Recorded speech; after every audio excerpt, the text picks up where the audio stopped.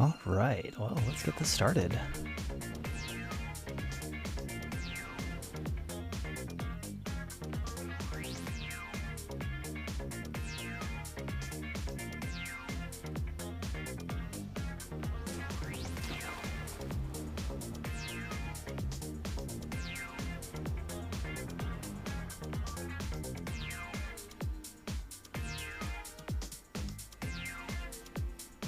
$69 or die trying.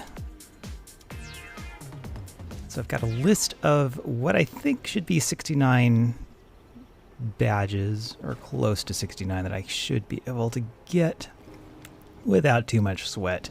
I kind of wanted just a chill stream today. I've got enough drama for today already. It's only 9 in the morning. So let's kick it off with some Explore badges. Now, we won't do all the Explore badges back to back to back, because even I'm going to get bored of that. So I'm thinking we'll do maybe one zone of Explore badges and then knock out some of the other stuff.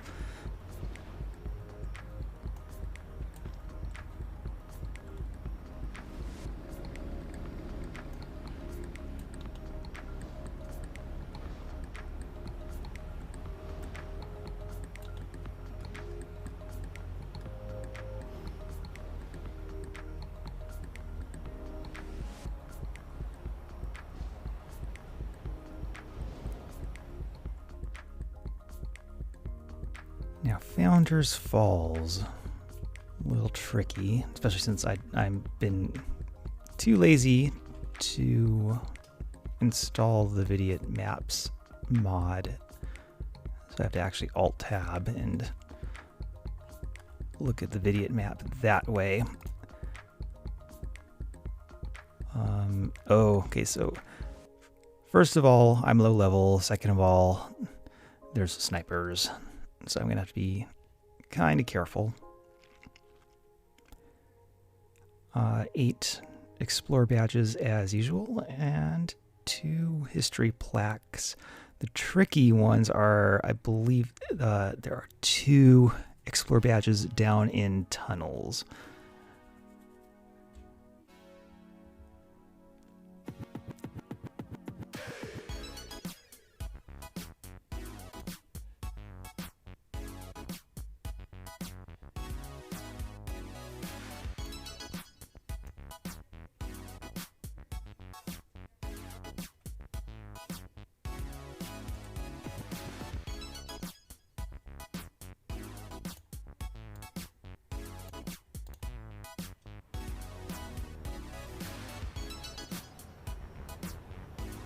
I just saw someone's doing a Mortimer Cowl strike force. Oh my gosh, normally I would jump all over that, but I promised 69 badges, and 69 badges I will get.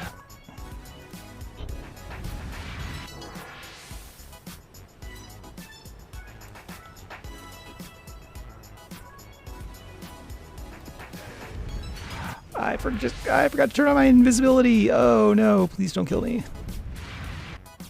Okay, I think I got away with it. Phew. Alright, so let's start with the easy one here. I think it's over here by the trainer somewhere. Oh yeah. Easy, easy, easy. I'm gonna also blow up my, looks like my map settings got a little messed up, so I'm gonna simplify that down a little bit.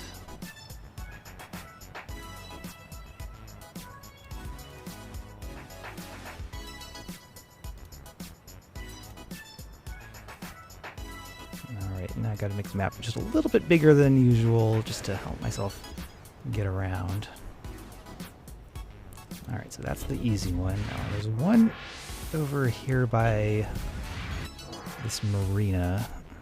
Let's see if I can remember where.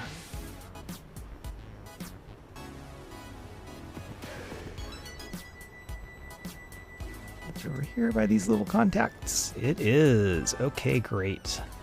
off to a great start. Now, since I'm in this part of town, might as well hit the 2 down in the tunnels. Which tunnels, though?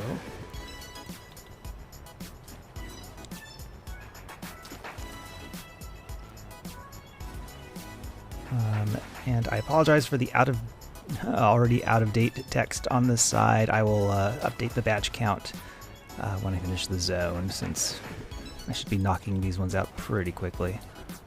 Alright, so there's another one down here. Is that number 3? It is number 3. Alright, we're on a roll. So either I'm getting lucky, or there is a very sad part of my brain that actually remembers from live where these badges are.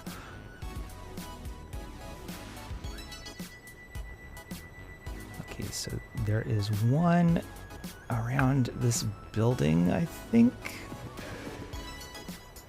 I think it's the Foggy badge. It's not in a tunnel. Somewhere around here. Maybe? Okay, so if I don't find it, I will consult the Vidiot map. 1, 2, 3. This will be 4 if it's here. Is it in the fountain? It's not in the fountain. Maybe in the wrong spot. So I'm going to consult the Vidiot map. One moment.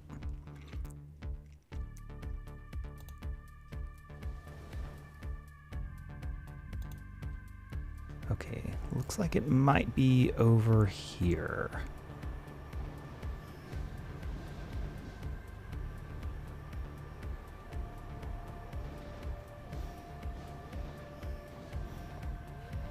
Aha! There's 4. Now there is another one down in one of these tunnels.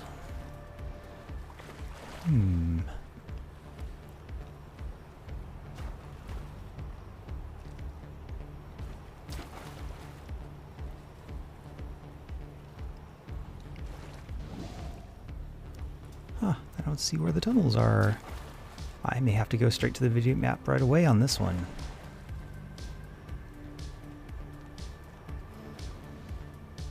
Alright, I'm going to check right now. I don't know where this one is. Ah, I am completely on the wrong track. Good thing I checked. So it is over here. This will be badge number 5.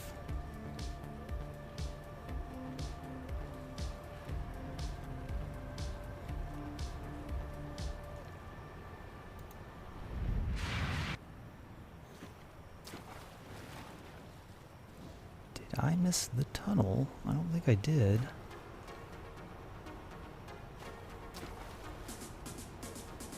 Here we go. Oh boy, pick a tunnel. 4 of them. Well, here we go. It's like a Mario Maker nightmare in here. Is it this tunnel? It is not this tunnel. Is it this tunnel? It is! Alright, that is 5 badges out of 8. And one of the history plaques is over here, so I might as well just swing by and get that.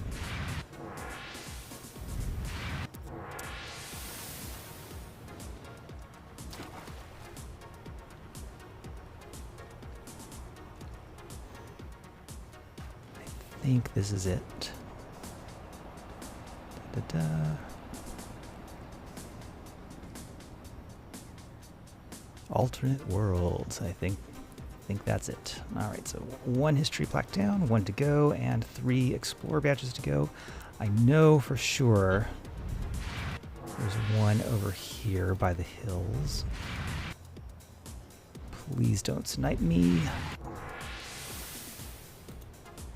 Oh, ouch! I said don't snipe me. Oh, please don't snipe me again. I don't want to have to hover back from the hospital. Okay, there is... Aha, that was easy. 2 badges left. 1 is in the southwest corner. I don't remember where the 8th is I will check the vignette map quickly while I sort of hover in that direction. Oh, they are both in the southwest corner. Fantastic.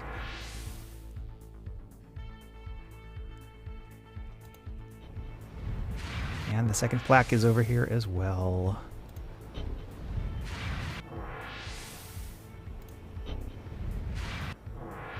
Well, thank you for joining me on this. This is going to be a even chiller than usual stream, it appears.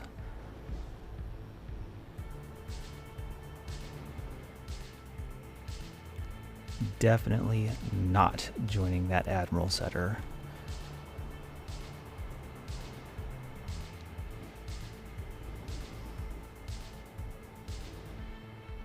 Now let's see, there is a plaque around here somewhere. Oh, I've probably just missed it. Is it over here?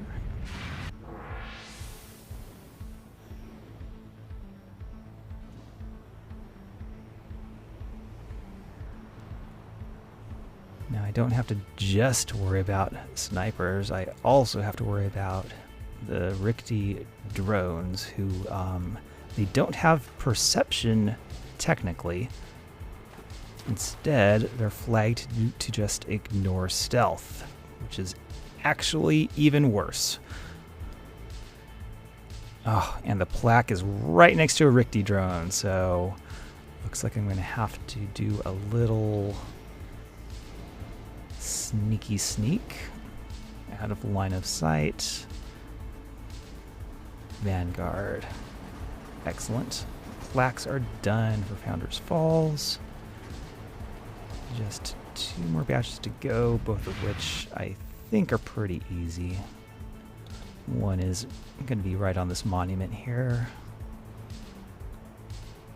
I remembered that one, and but the other one that I had to look up is also easy. It's right just down here by the gate.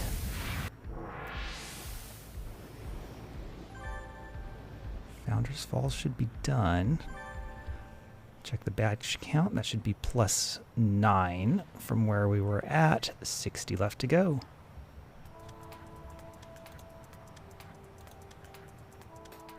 $800. Nice. So I will update the notes really quick. We'll find something a little more interesting than explore badges.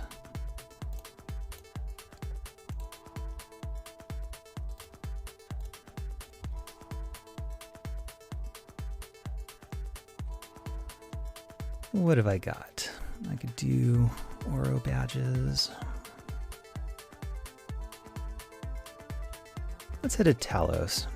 Take on some Sioux, and I know I'm mispronouncing that, but I don't know if anyone pronounces that right.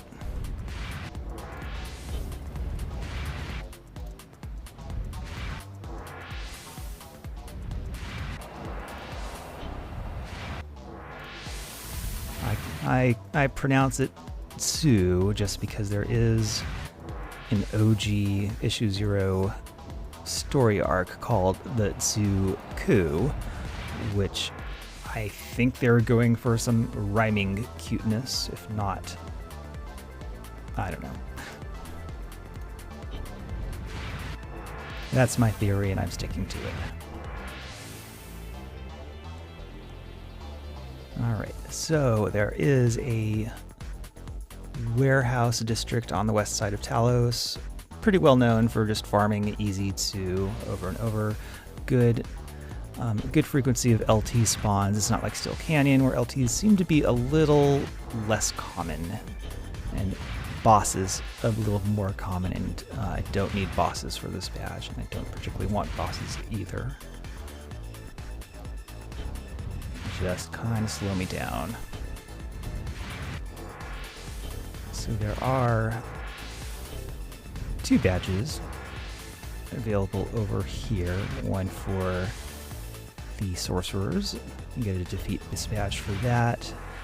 And then one for the ancestor spirits. You'll get a gladiator badge for that. And I don't think it's actually a Ancestor Spirit Gladiator badge. I think it's something else.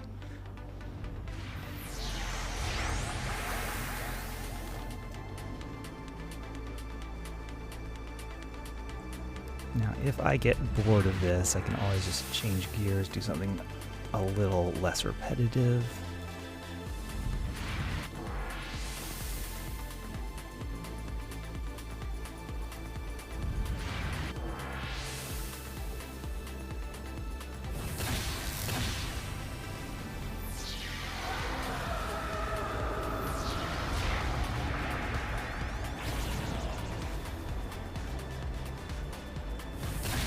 Oh yeah, I will definitely be taking that Siphon Speed.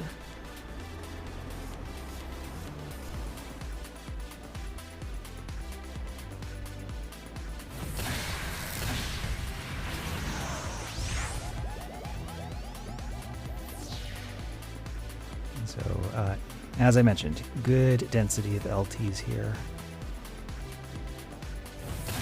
So we are not the lowest level 2 in the game. That is still canon.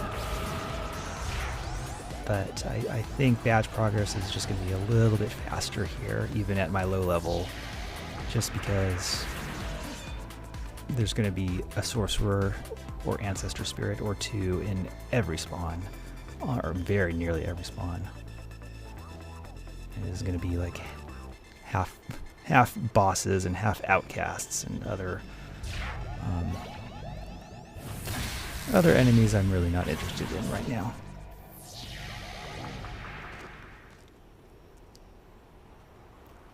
So when I get bored of this, or if I manage to get the badges before I get bored, which would be great, we can change gears, go try some Blue Ink Men out in Siren's Call.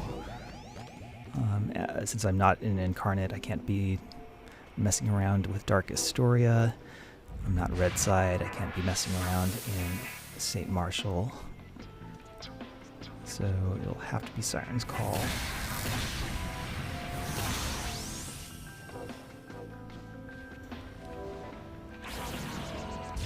Interesting fact I discovered about Blue Ink Man. I'll probably mention it when I get to that point. It's a bug. It's kind of an annoying one too, but since I know about it, I can work around it. But for now, let's focus on these sorcerers and ancestor spirits. This is one of the old defeat badges, so it requires a very high kill count.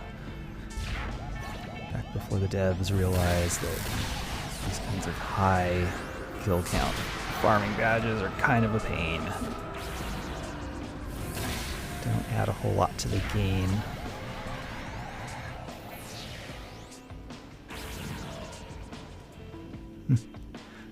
Sort of amusing feature of Psychic Blast animations, that slow travel time can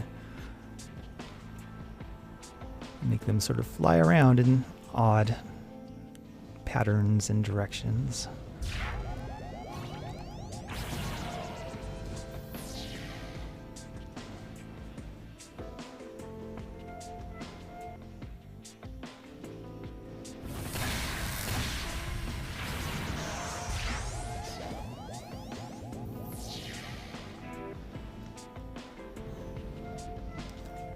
Now, if you've seen my earlier streams, you may have noticed I don't usually stream at this hour.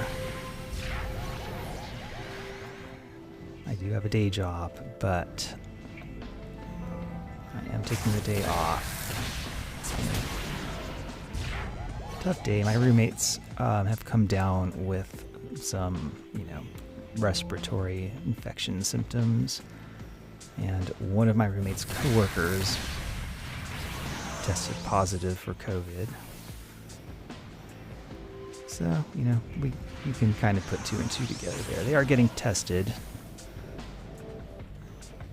I'll know the results by the end of the day. They worry about me because I have asthma. I'm on an inhaler, so even though I'm vaccinated, this is not a disease I want to get. I could well land in the hospital if I get it.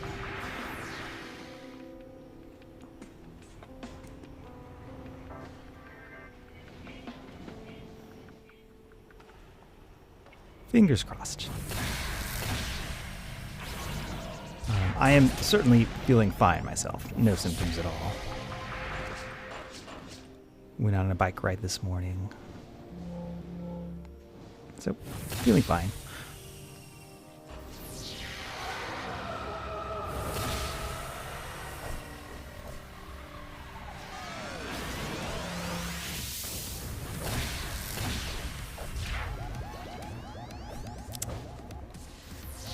In the early days of the game, I tried not to be that guy that leaves, you know, a spawn half defeated, just farming the badge monsters and leaving the rest alive. But because the population is so low here on Homecoming, and I'm sure there's nobody else around, and, and these will all respawn without affecting anyone else. No problem.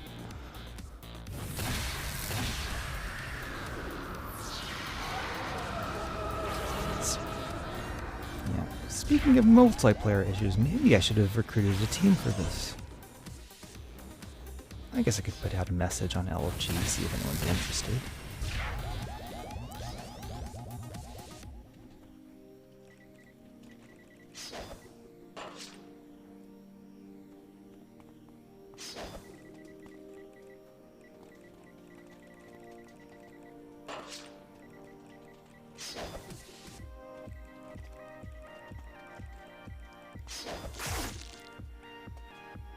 Alright, so I put out a message. I usually don't get responses for badge hunting teams, especially since neither of these is needed for an accolade, I don't think. The Ancestor Spirit one, definitely not needed for an accolade. Sorcerer, I don't think it is.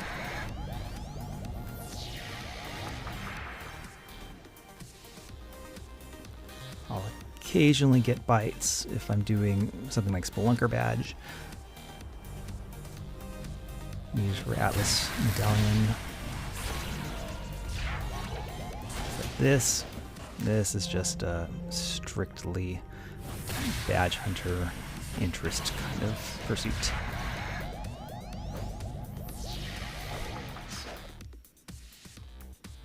I wonder if I'm halfway. Are there 1,600 badges in game? A little more, a little less? I think I'm halfway.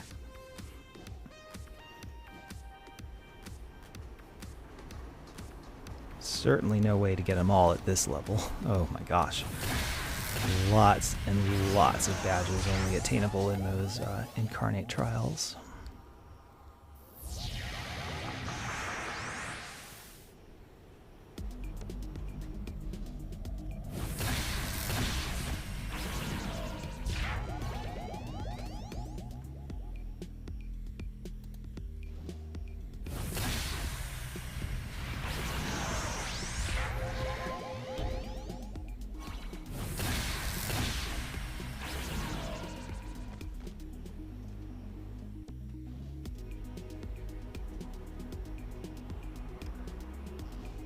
How many times have we gone around these warehouses? 2?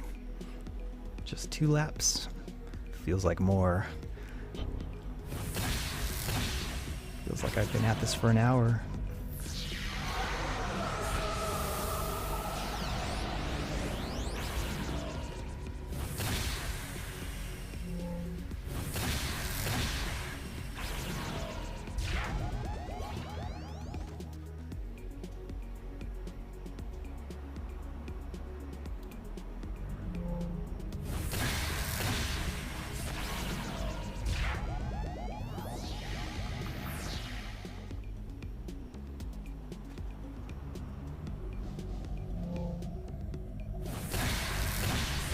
So my City of Heroes streams are already the more chill of my streams. My other game being Phasmophobia being pretty much the opposite of chill.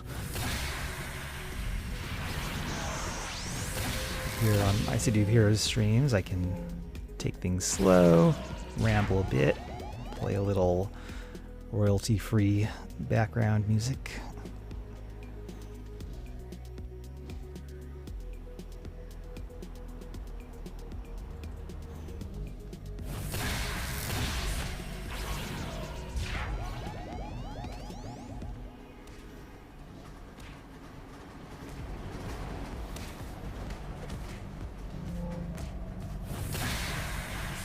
Ancestor Spirits, another one of those NPCs that greatly resists, or perhaps is even immune to speed debuffs. But Siphon Speed ignores resistances.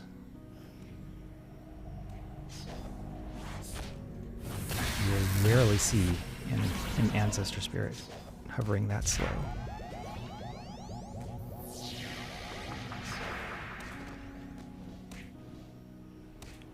Works on archvillains, works on giant monsters, works on everything.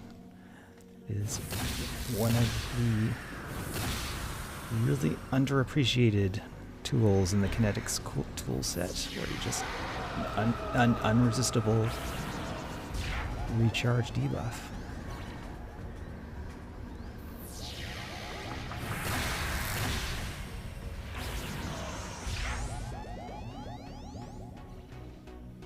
One of the main reasons I think of this character as an archvillain bully. Very easy to stack 2 of those debuffs on an archvillain.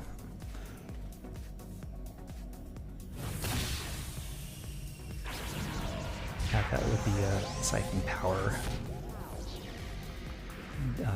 Power debuffs, which archvillains don't have particular resistance to. And you've got some very, very slow recharging, not so hard hitting archvillains. That should not be much of a threat to your team.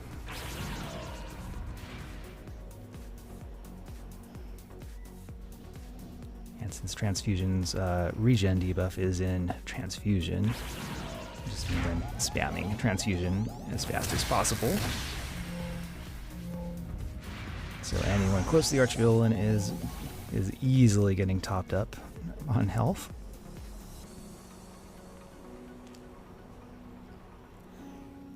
It's pretty much easy mode for archvillains. I can't think of any other way other than perhaps radiation emission to make an archvillain even easier.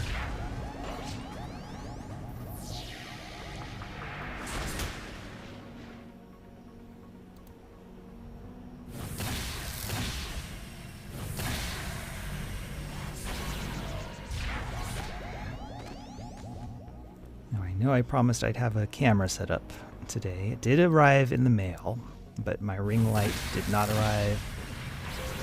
Neither has my green screen.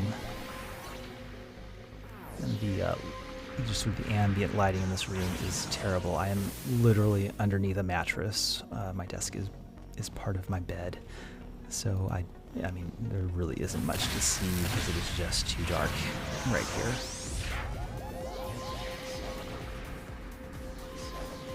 But once that ring light's here, I mean, I hate to call it a face reveal. I've literally just been streaming barely 24, 48 hours. I've never really intended to keep my face off stream. It's just a matter of getting that part of getting the video set up.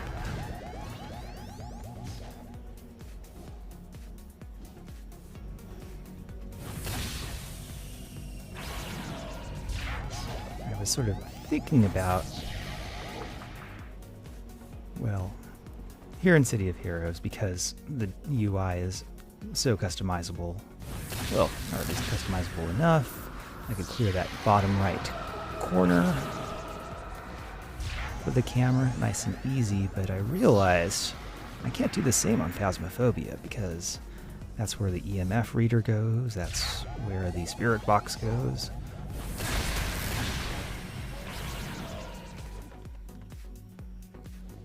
So I'm going to have to probably have 2 different setups. Okay, I'm going to have to go ahead and put myself on mute because it sounds like my roommates are back with COVID results, and I want to respect their privacy. I will be right back.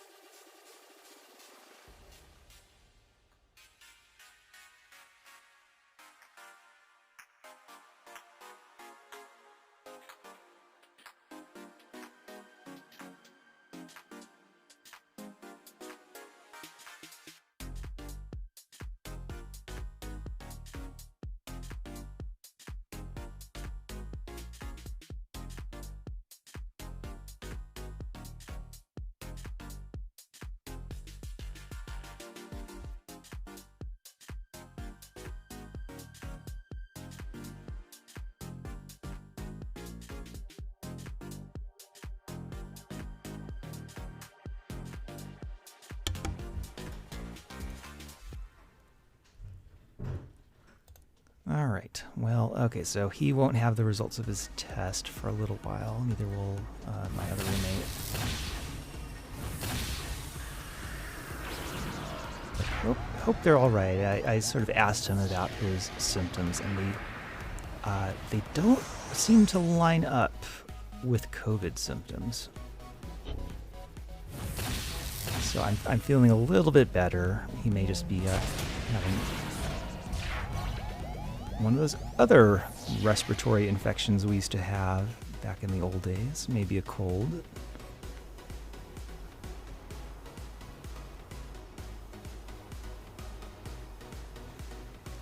That would be nice. I wouldn't mind getting a cold. I mean, even with asthma, a cold is pretty... yeah.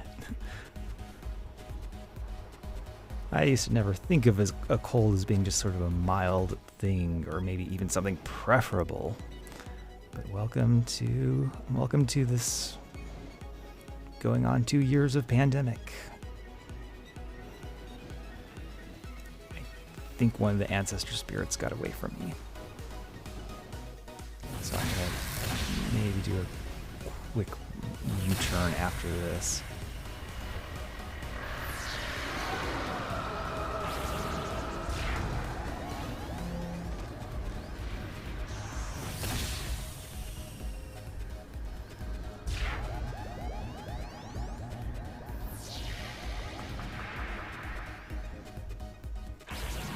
Will Domination Blast is nice for turning off some annoying toggles. It's only an 80% chance of sleep, but that's pretty darn good.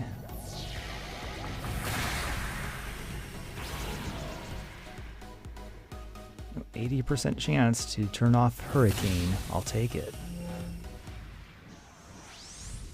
Whoops. Bit of a misfire there.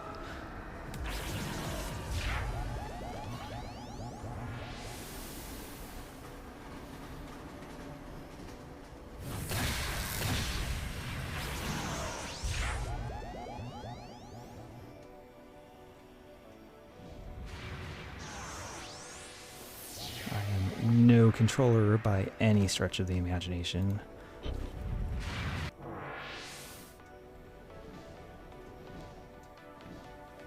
But what little mez I have does come in handy.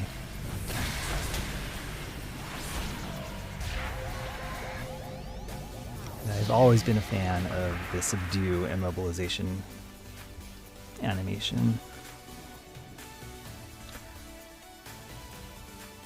Am I right about will domination being 80% or is it 60? It is 80. Okay, that's what I thought. And I think subdue is also 80% chance to immobilize. Pretty useless, but it's pretty to look at. It's like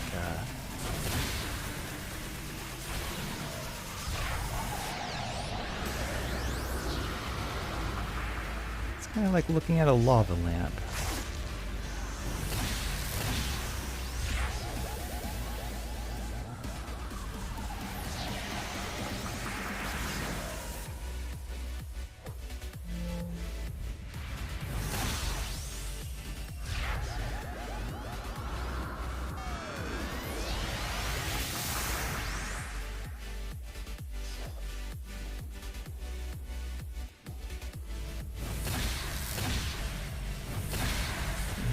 Just to sort of break things up, I am going to double stack Siphon Speed on this Ancestor Spirit.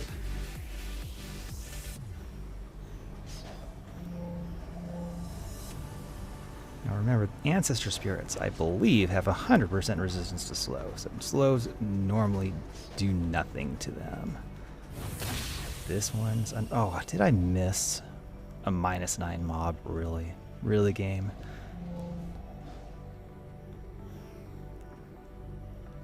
Well, you get the idea.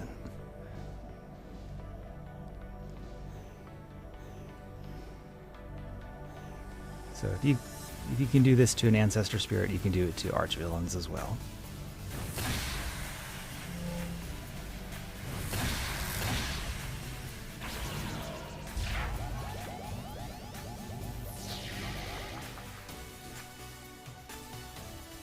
Where did that sorcerer go? Yeah.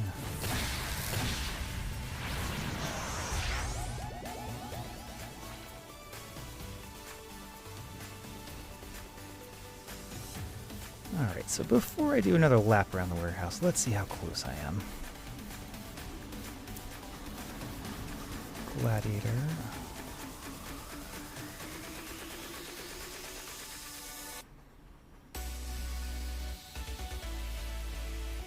I'm halfway on Ancestor Spirits, that's nice. And I'm almost done with Sorceress, so let's at least finish that one off.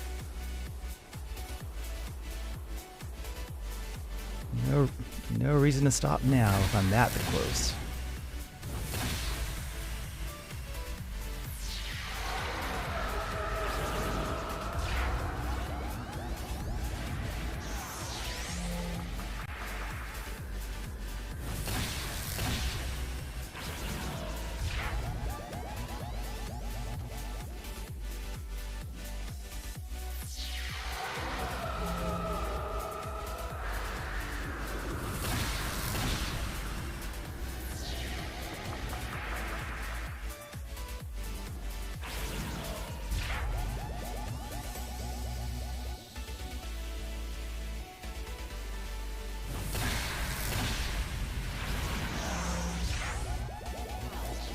This is one of the more annoying ones to get just because of the sheer number you have to defeat. So I'm very, very happy that I'm going to knock this one out.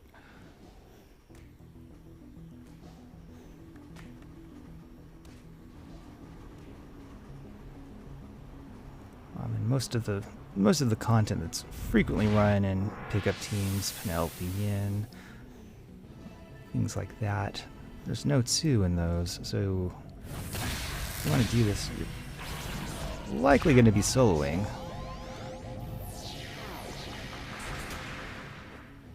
Which is kind of a shame.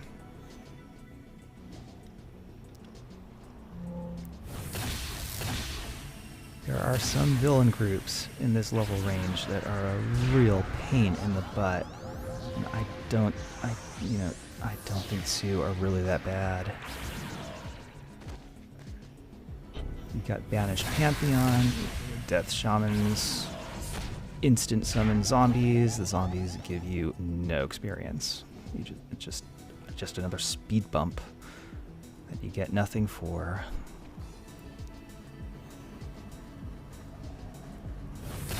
On top of a different kind of Hurricane Lieutenant with the Banished Pantheon.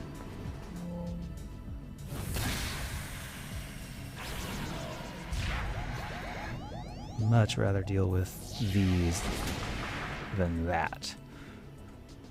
And I think the villain group that takes the cake in the level 20s range, where if I get invited to a team and they're running this villain group, I will find a reason to quit the team.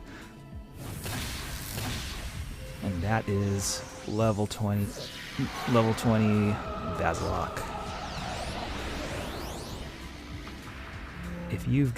If you're running Agent Watkins, level 20 to 29 Vazalok, please do the server a favor and solo it.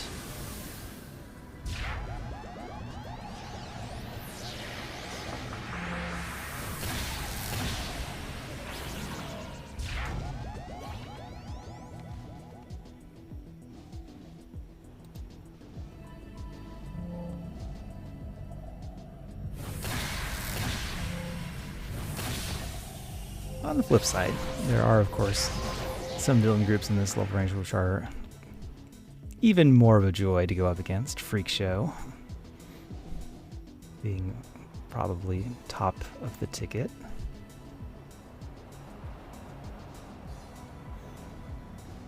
Council's also very nice.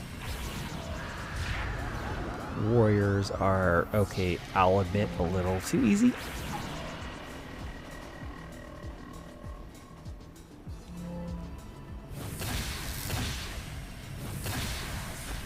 I can see why they're redoing the Warriors here on Homecoming.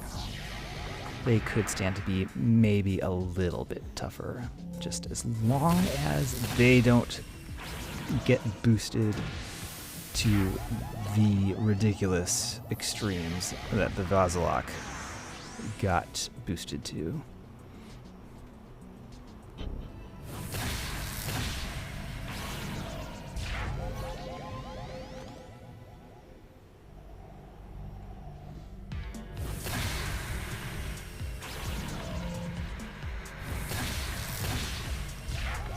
Because if that happens, they are one of the radio mission options, and we all know how players deal with an enemy group that's just too overpowered, and you just avoid that group when you pick your radio mission. You'd fight 2 instead, or Council, Sky Raiders. Plenty of other options if they somehow mess up the Warriors here on Homecoming. I shouldn't be so negative. They may end up changing none of the combat attributes on Warriors, leaving them easy, and that's fine.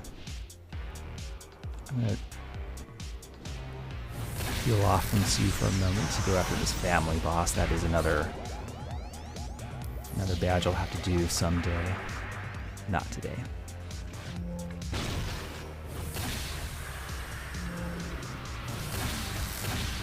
So I must be very close to being done with the sorcerers by now. Whoops. Sorry, button man buckshot.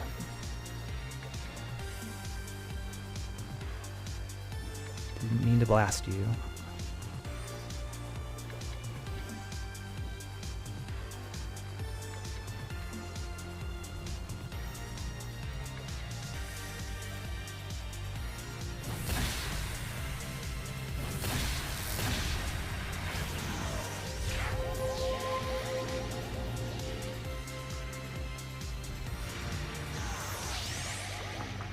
When I first played a Psychic Blast Defender, so this would have been a long time ago when only the Defender archetype could have Psychic Blasts.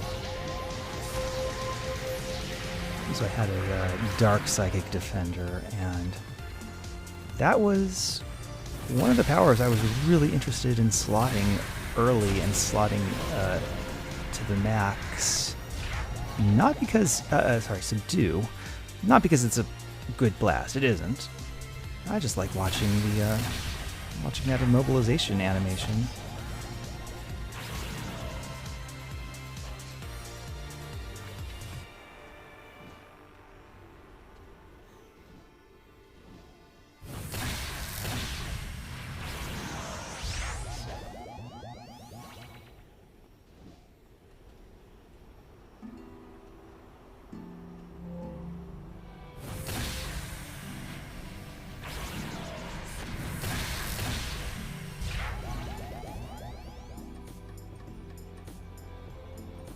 And that's another lap around the warehouses. Still no sorcerer badge. One more lap should do it. So assuming I get that sorcerer badge during this lap at some point, we'll go ahead and put the Ancestor Spirit badge on hold. Change it up. Do something else. I know I said I was going to do Blue Inkmen, but I'm kind of thinking maybe I should really change gears and go after those Ouroboros badges instead. Do some actual missions against mobs that are a proper level 29 against me, or at least even leveled against me. Ooh, sorry about that container geometry clip there. There is our sorcerer badge done. Fantastic. Oh, that's 2 badges. Okay, so that's a defeats badge and a gladiator badge. I did not know that. And then the I can go ahead and Skip sorcerers from now on. See if there's any ancestor spirits around this lap. And for these, it's not a defeats badge, it's just a gladiator badge.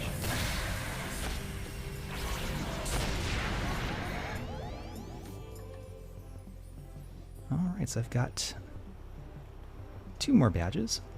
Oh, don't need sorcerers anymore. I'll update the count as soon as we make it around.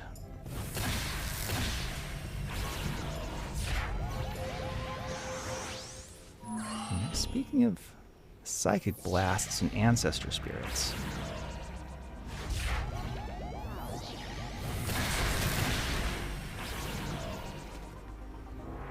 if I remember correctly, ancestor spirits kind of have some damage resistances going for them. But clearly, I don't need sorcerers. Clearly not against psychic damage. I'm dealing with them just fine. So, I know I say this a lot, but to all my corruptor and defender friends with exotic damage type blasts, that is another reason to use them.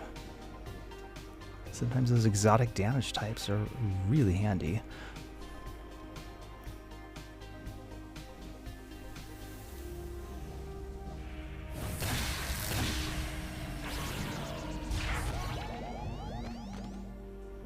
Alright, so last lap. Let's see, how did we do? Sorcerer is done. Ancestor Spirit, quite a ways to go. So let's stick a pin in that. Let me go ahead and update my notes for the stream. Got 2 badges out of that.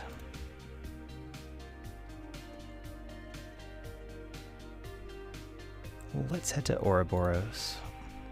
So I've got a list of arcs that can be run in each level range, and so I can sort of look through the list, see which one's shortest. It's usually a red side arc. If I'm doing 16 to 19, yeah, so I'd be looking at things like the Zuku for blue side, and that would be what, an hour each? Soloing as a casual player? Yuck, no thanks.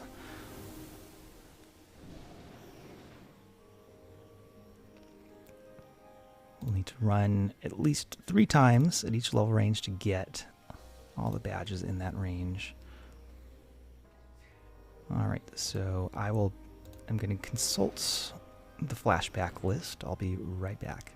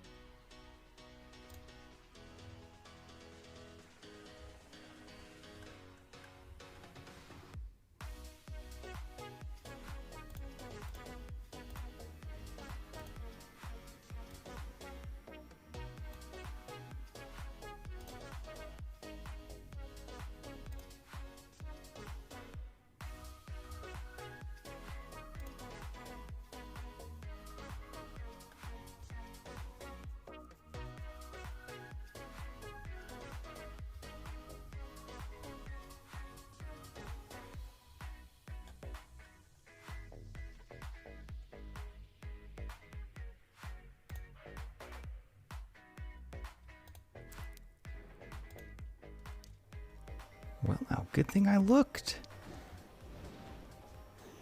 So a lot of people aren't aware, but the sorting of the levels here in the crystal, they are accurate for your exemplar level. So the level you fight at when you do these flashbacks, but they are not necessarily accurate for badge credit. So the level of badges I'm going to be looking for are the 16 to 20 badges, but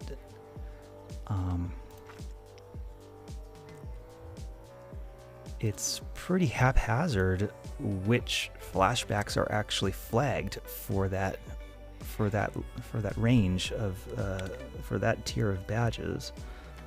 And one of the short arcs that will actually give that tier of badges is going to be, where is it? It's going to be the Lockhart. Is that her name?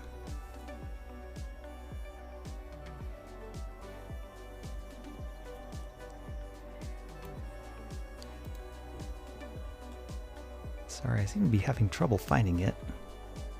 There it is. Collateral damage and last rites. Now these are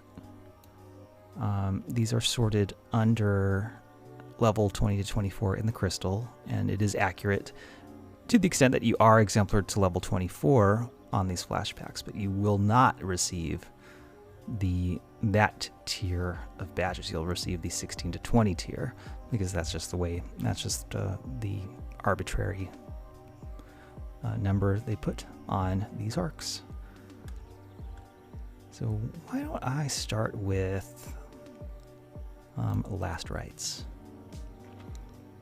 So I'll have to run this 3 times, one for each of the power limits. You can only pick one. I like to start with no travel powers. That is not much of a restriction at all. Then I also add the players are under constant debuff, which is an extreme restriction. So I don't have to worry, since I'm doing this, the constant debuff, pretty much in isolation. The travel powers is not really a serious restriction.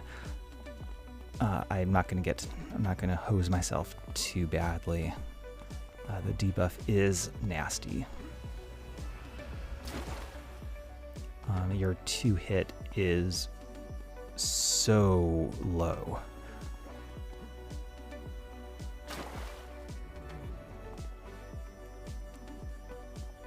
All right, so what I should have done, I'm sorry, I haven't done flashbacks in a while, of course. Should have talked to the crystal, teleported to the contact, of course. And make sure I'm at -1. This is a chill stream, and I am going to be under a very nasty debuff.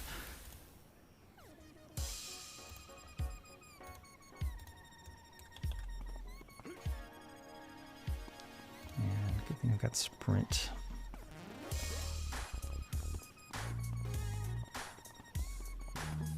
Alright, so with no travel powers, sprint will be my travel power for at least for this run.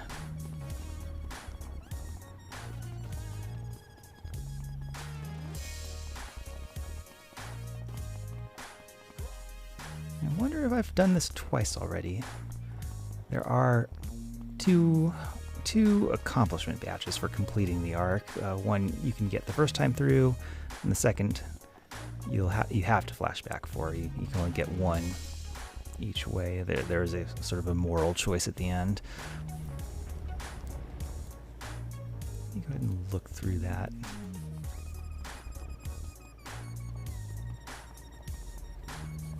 I kind of feel like I haven't flashbacked this yet, so I would only have one of the 2 for finishing this arc.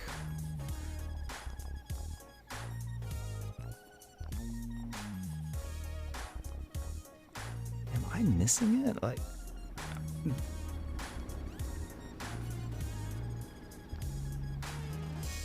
I'm a hardcore completionist. There's no way I forgot to do this contact.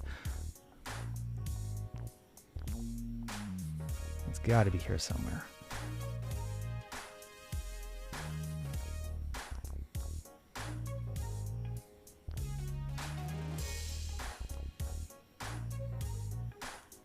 Is it an achievement badge? Am I looking in the wrong category? There it is. It's an achievement for some reason. So I did get the dignified combatant, which means I'm going to go ahead and get the other one in this run.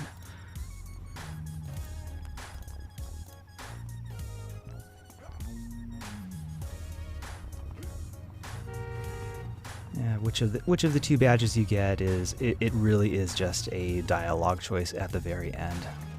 The gameplay is no different between the two.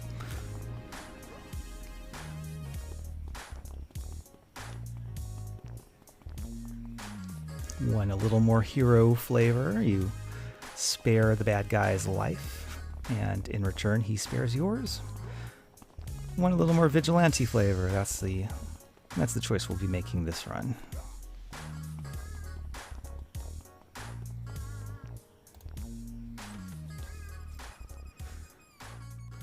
Now, because I may be doing this 2 or 3 times, I'm going to go ahead and stealth this, get through it as quickly as possible. Even fighting these -1 minions will take a long time because my my accuracy will be so awful under the debuff.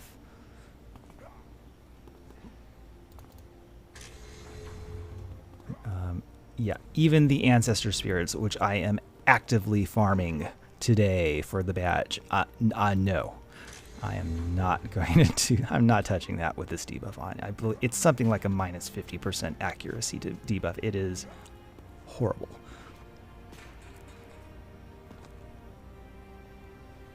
So I'm going to just listen for that glowy and grab it, and it'll spawn an ambush. I'll have to defeat the ambush, but that will be it.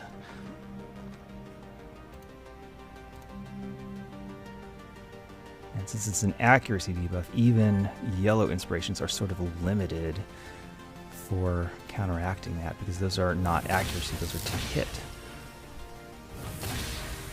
Sure, they help. If I switch to the combat tab, you can see my 2-hit roll, which would normally be 95%. It's closer to 74%, 72%. This is -1 to me. And it's still barely pulling a 70% hit chance. That's rough. I'm also going to turn off solo bosses. I need to take it to extreme casual mode like this, but I cannot overstate how bad the Ouroboros challenge debuff is. Like, I could actually die in this fight, because if my transfusion has a 30% miss chance, I can get in some serious trouble. In fact, my miss chance is so bad, I am even running out of endurance.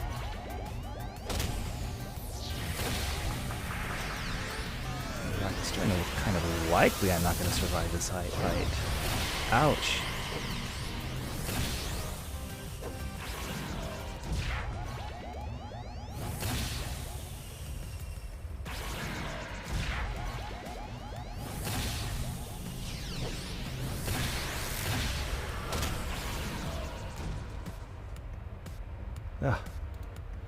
All right.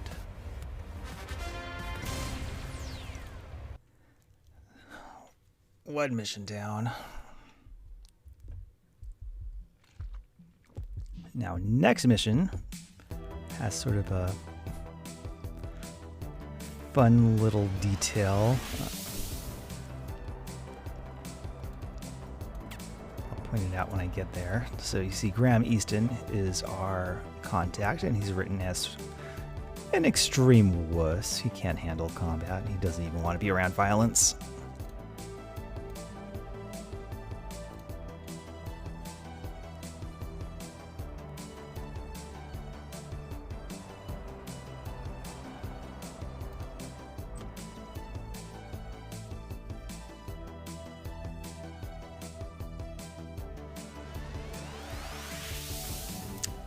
here he is in the mission, and for some reason he's got Archville and purple triangles. He's lieutenant rank. He might be boss rank and just leveled down to lieutenant because of my notoriety settings, but the fact that he has purple triangles is just, I don't know, confusing, weird, strange.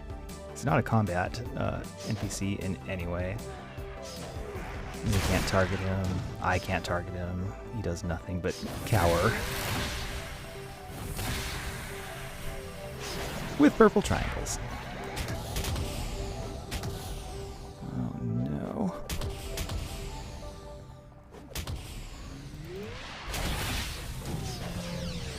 Oh, this could be bad.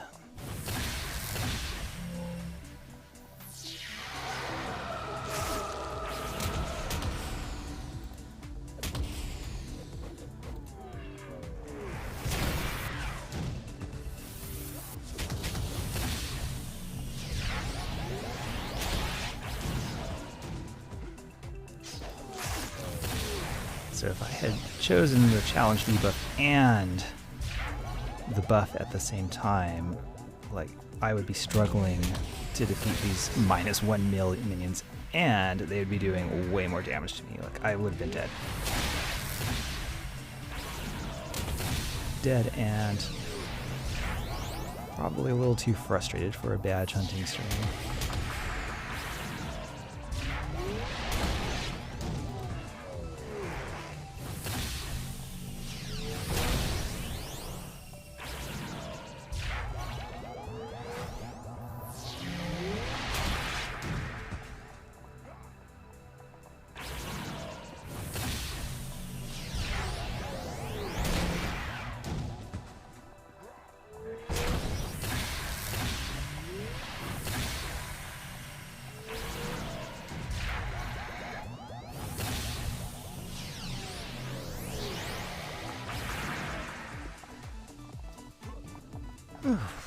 That's one ambush.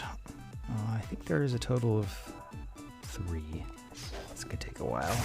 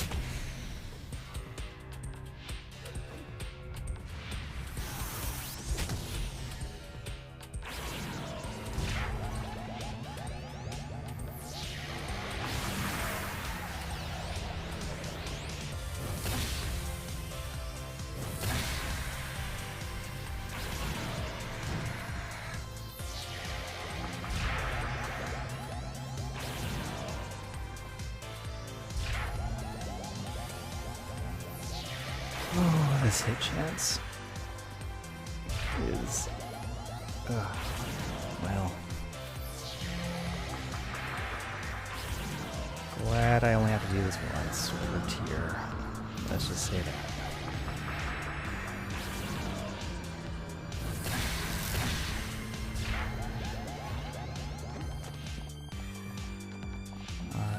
Another challenge you really should not run the debuff with is enhancements, no effects, because your accuracy enhancements will counteract the debuff to an extent. So if my enhancements had no effect, my 2-hit would be even lower than 70%. It might even be lower than 50%. It would be absolute frustration.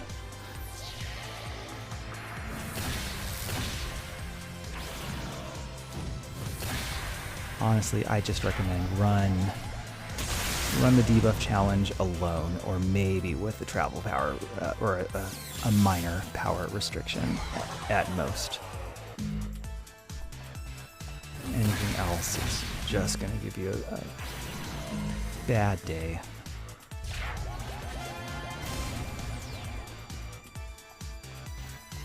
Alright. 2 missions down.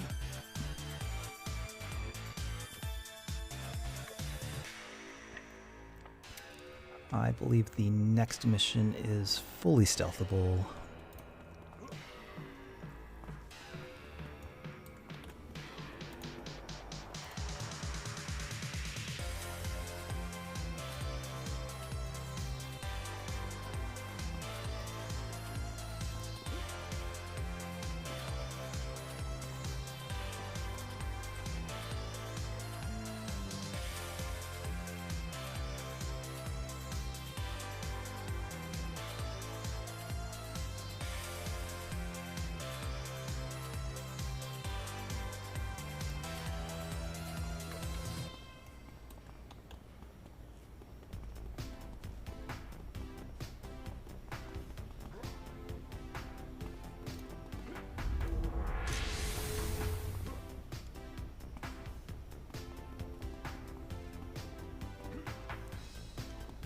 This is one of the few characters I don't mind being invisible on, since, you know,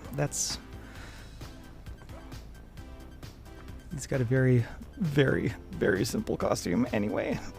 Not a whole lot going on.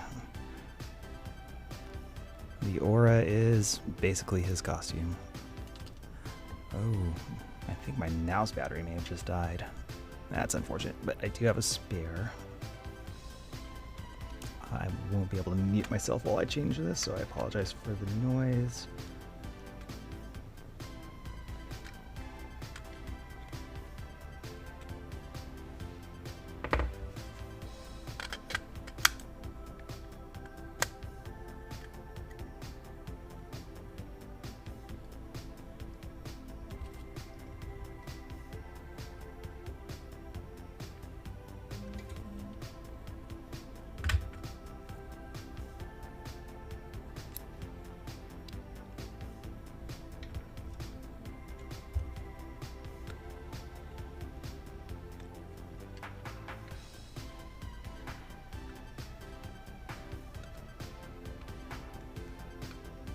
Looks like my spare battery is also out of juice, but I do have a wired mouse backup. Make sure. Okay, so I'm gonna have to move some things around. Sorry about all the. It's gonna be a lot of real life noise.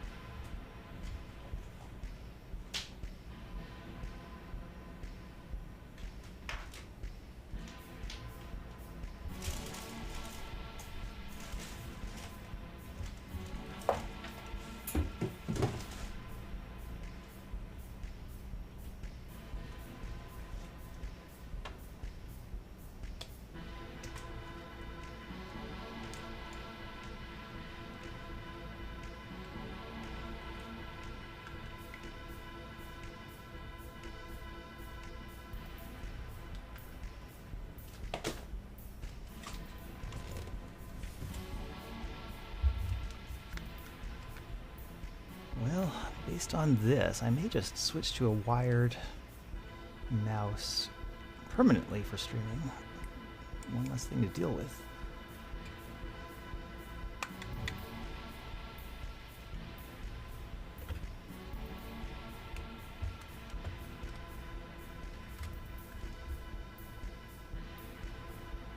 All right, now where are my USB ports?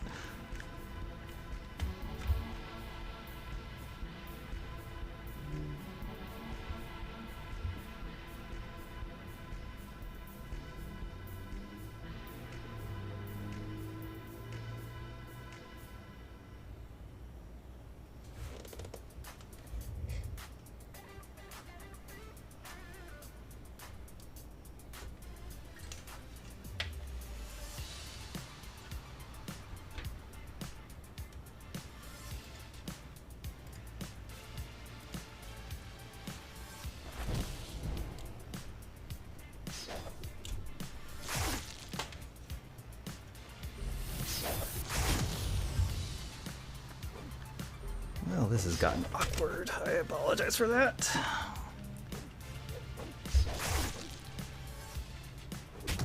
Now, fortunately, I do not actually have to fight any of this. I just have to get out.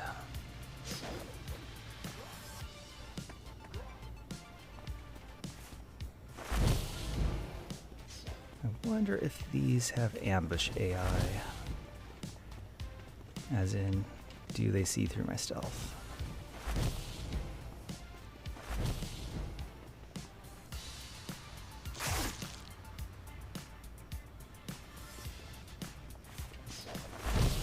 They do.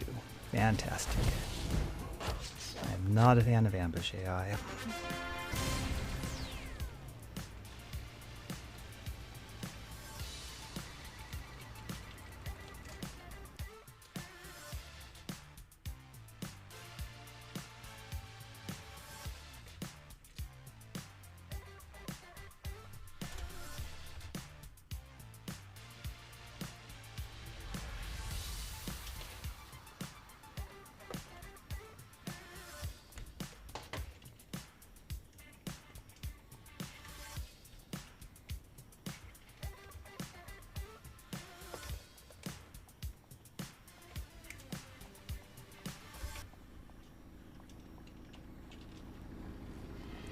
Alright, so now if I do switch to a wired mouse and a wired keyboard, that's a lot of USB ports. I know where 2 of the USB ports on my computer are.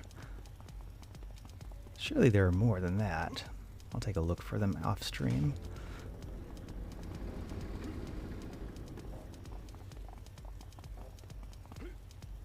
Ah, here we are. Final mission of this arc.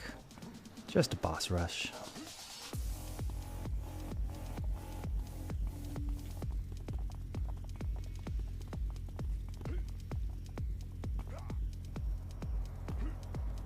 Out of the 2 Steel Canyon arcs in this range, the Linda, is it her name Linda Lockhart and Graham Easton, I'm pretty sure this is the easier of the 2. Not sure if it's faster, but I'm pretty sure it's easier.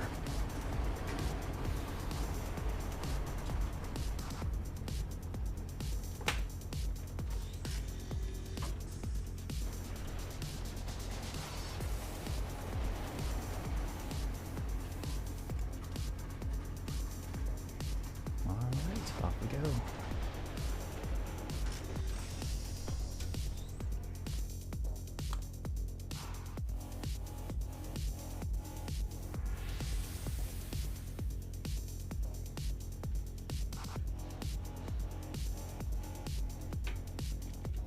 Alright, so this is actually just a boss rush. Nothing's going to attack me till the final room. Those of you who've done this arc before, you already know.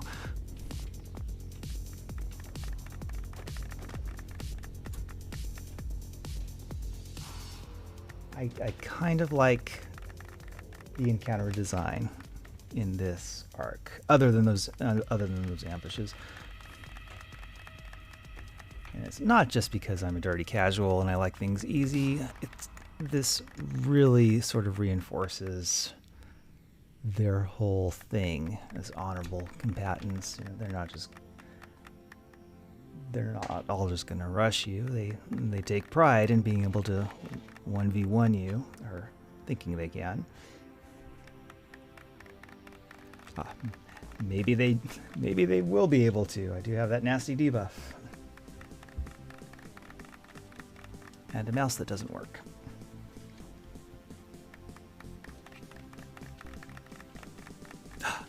Wait a minute. Why isn't he attacking me? Does he not have ambush AI?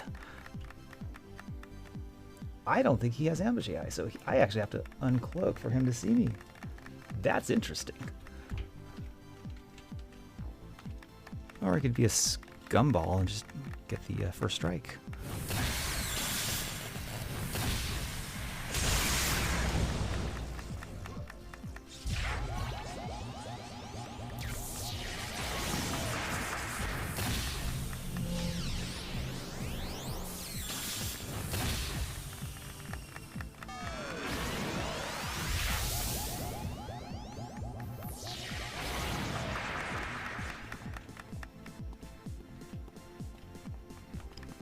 you know, all told, not having a mouse in this game is not the end of the world.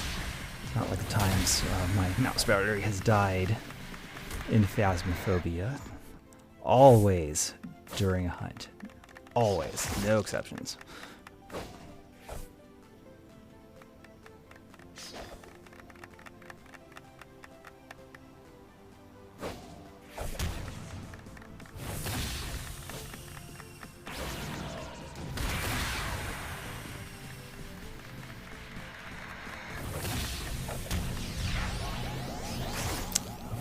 Very glad I dropped the bosses down to lieutenants for this, or I would be here a long, long time.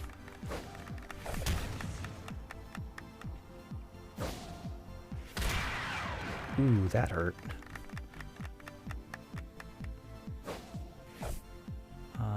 That was a very long mez. It's possible that your mez resistance is negative from this debuff. I remember something like that.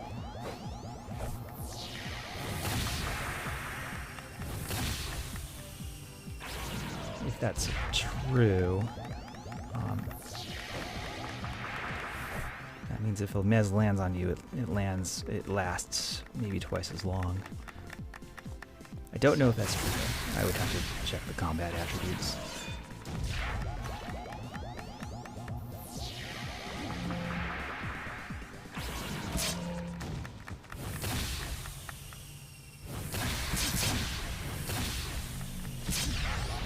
Seems about right. These are -1 LTs, and that one had me stunned for a really long time.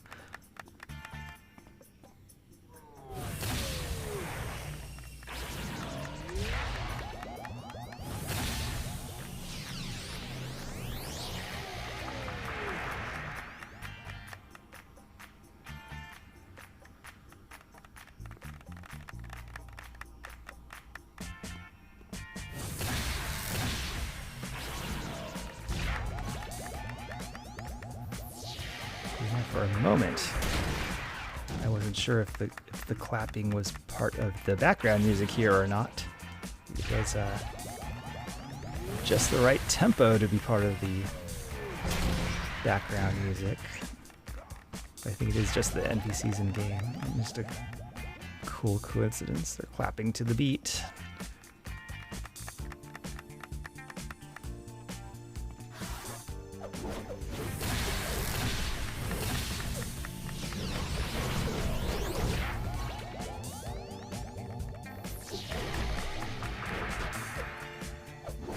See how long this stun lasts.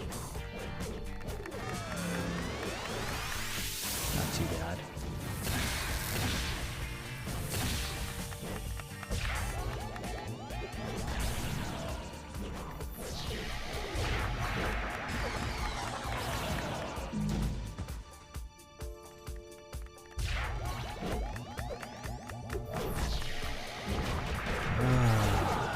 Time the Scourge kicks in. Alright. So now the big moral choice.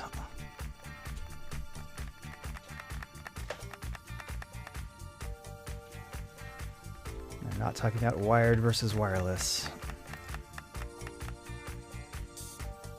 Alright, so this time I'm just gonna kill him. Get the Deadly Combatant badge as a bonus. On top of the Ouroboros challenge badges, I should be getting 2 of those. Making good progress.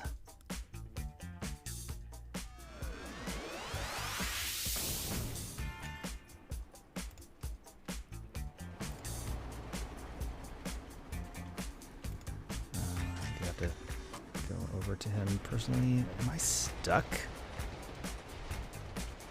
Am I actually stuck?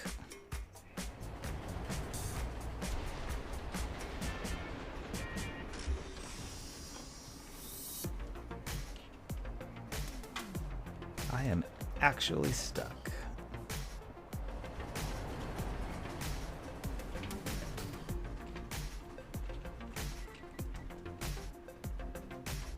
There we go.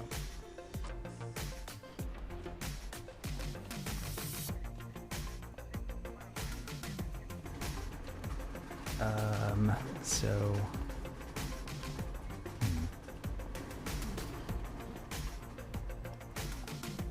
I should probably fix my camera angle.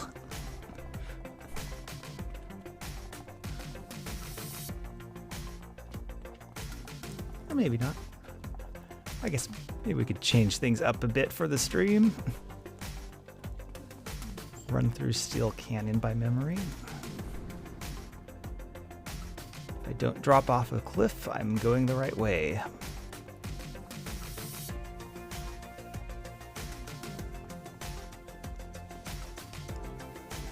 And I believe this part of Steel Canyon is part of the Safeguard and Mayhem mission, so I'm pretty familiar with it.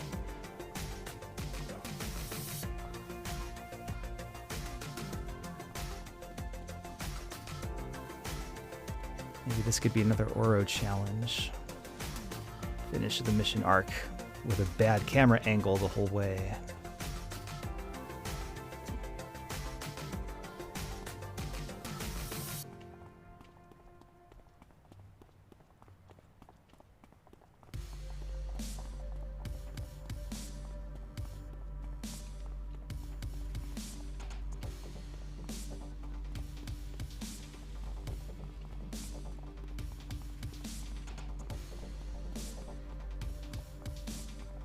Almost there.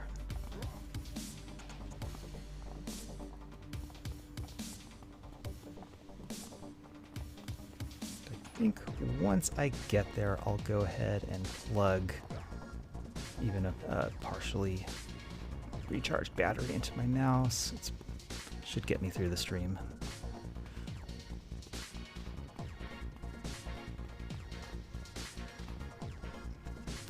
Alright, so let me go ahead and do that.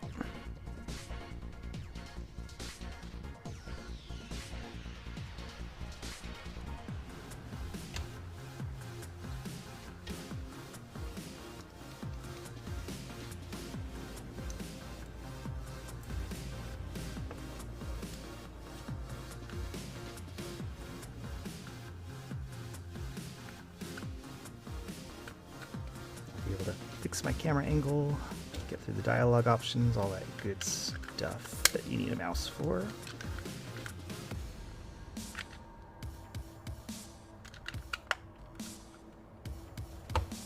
Alright, that's just enough juice to get by.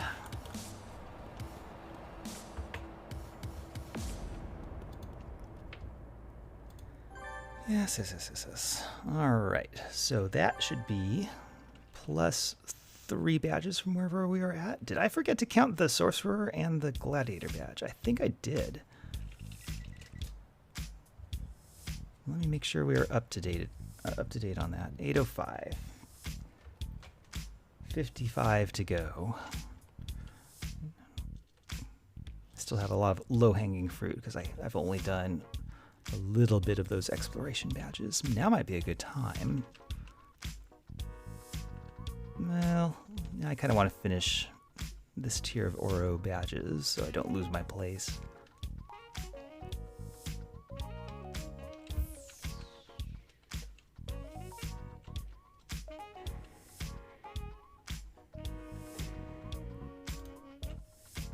All right, 805. Let's head back to Oro. This time, I'm going to go ahead and do the other arc because if I haven't flashback to Graham Easton, then I'm pretty sure I have also... Wow! What is even happening with that? That was in-game, that was not the stream. What is her name? Is it Laura? Laura Lockhart. Okay, yeah, so if I haven't flashbacked to Graham Easton, then I haven't flashbacked to Laura Lockhart either. She has a... there is an accomplishment or achievement badge for her arc that can only be obtained through flashback for plot reasons.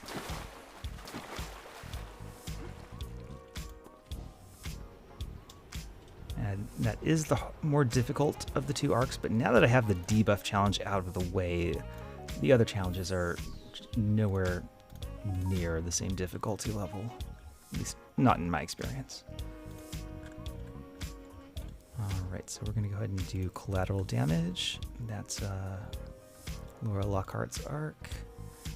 Which power limits? Since this is the more difficult of the two, so I will go ahead and take some fairly. I'll take the less dangerous challenges here. No temp powers. I don't really use temp powers. Inspirations. You may have noticed I don't really use inspirations. I should, but I don't. Just not good at this game. And enhancements have no effect. My enhancements aren't that good anyway. I won't be missing them. Now leave two moderate difficulty challenges left to do. I can repeat Graham Easton on those, and it should go more smoothly than the last run.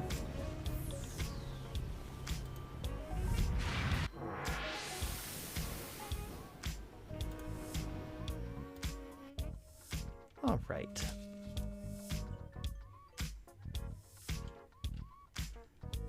Now, why is my phone telling me I have a work meeting coming up? That can't be right. I'm gonna go ahead and check that real quick, make sure they're not expecting me, because I am out today.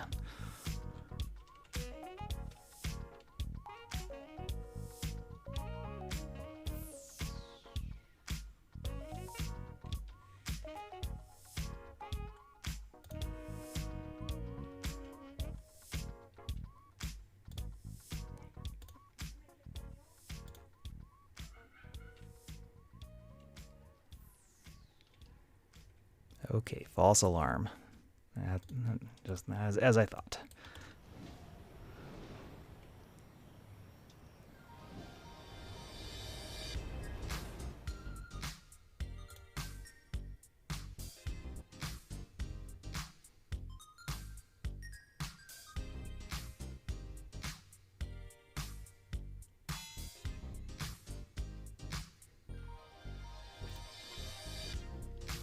All right, well, sorry about that work-related distraction on a non-work day. Oof.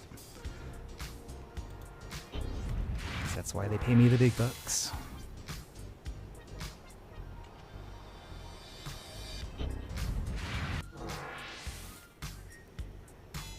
Fifth column, yeah.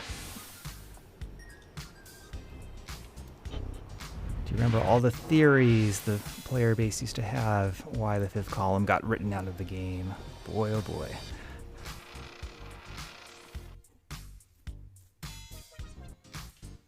None of them really made sense to me, but the one that just came out post-Homecoming, now that everything's sort of out in the open, that one sounds the most plausible. So the way that rumor goes, I don't know if it's confirmed, so I'm just going to keep calling it a rumor, even though it's plausible. So early in the design phase for City of Villains, so goes the rumor, the devs were planning to let player villains join existing in-game NPC villain groups. And of course, if one of the villain groups is literal Nazis, that would have been problematic. So, the Nazis got written out, but eventually the City of Villains design changed so that players were not necessarily affiliated with any in-game villain group other than the new villain group they wrote for City of Villains, Arachnus.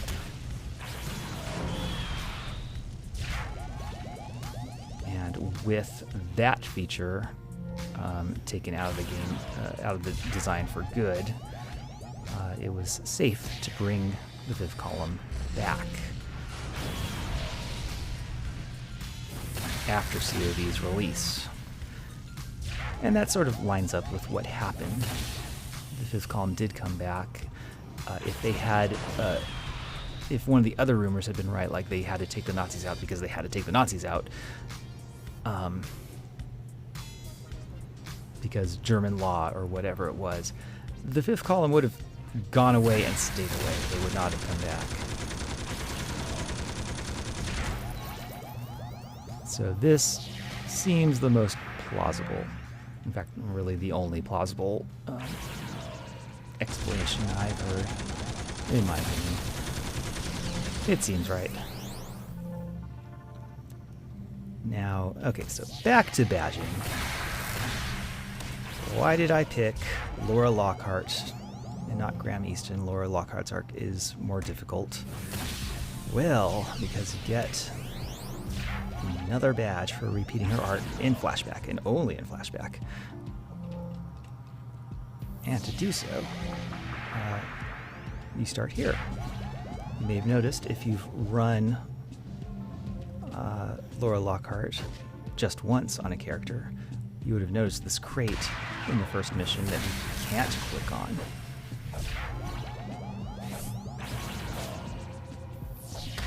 But if you repeat the arc in flashback, now this crate's clickable.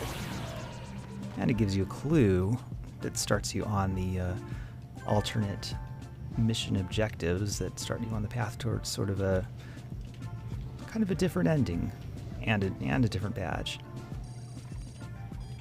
So you do have to collect that glowy that you couldn't collect before.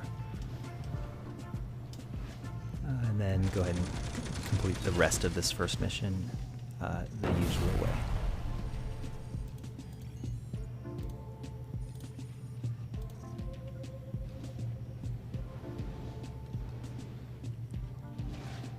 Interesting fact about this Leon.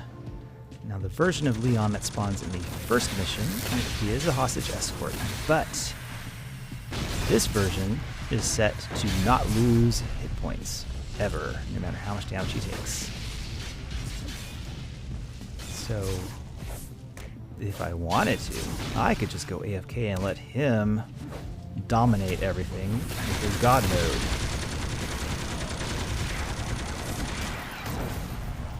Kind of tempted. I wouldn't mind being able to get up, grab a drink. In fact, maybe that's what I'll do. Why don't I go ahead, go AFK? I'll leave the stream on just so you guys can watch Leon, God mode Leon go. He might be more entertaining to watch than me. I'll go ahead and be right back. Enjoy the show. Go Leon, go.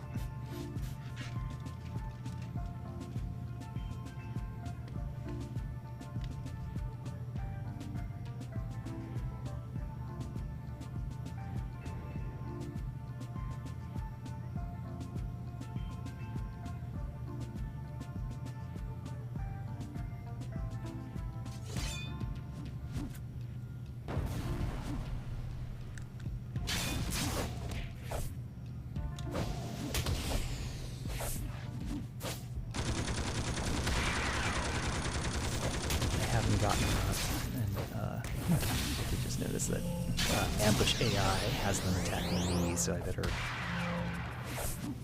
fire off a quick heal before I really go.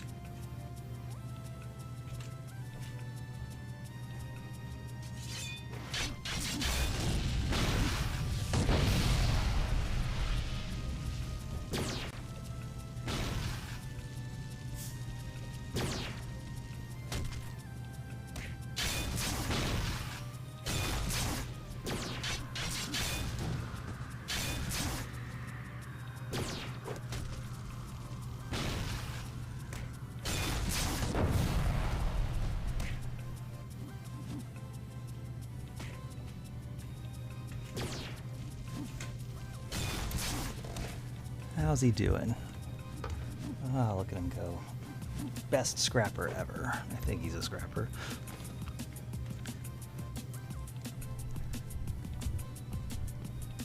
Now Don't attempt this on any other missions in the arc. He is only this God mode version of Leon only appears on the first mission. He can be taken out of action in further missions.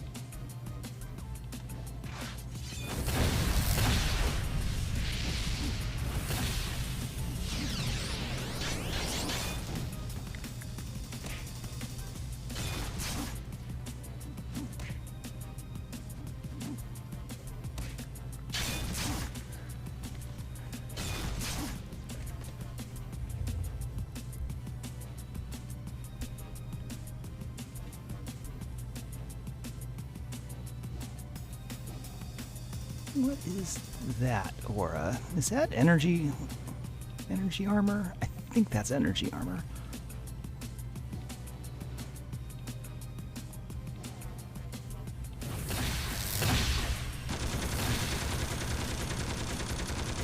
Or energy aura, whatever it's called.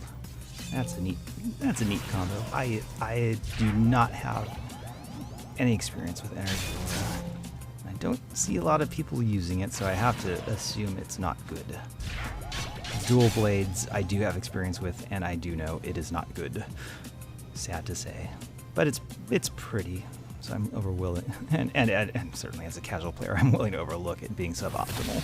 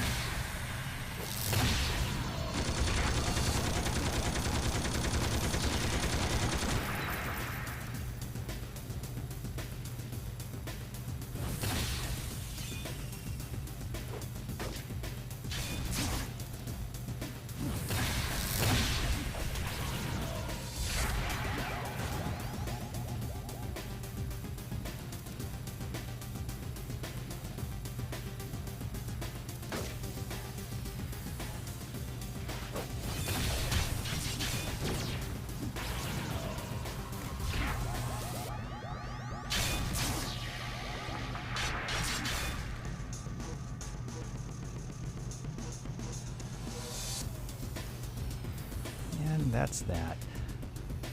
Now I have a feeling I know why they did this, because he is a required objective to escort him as a hostage to the entrance. So if they made him killable, that would really kind of open up a potential for a very not fun experience. So I think they made a good call giving him the God mode, even if it is a little bit exploitable.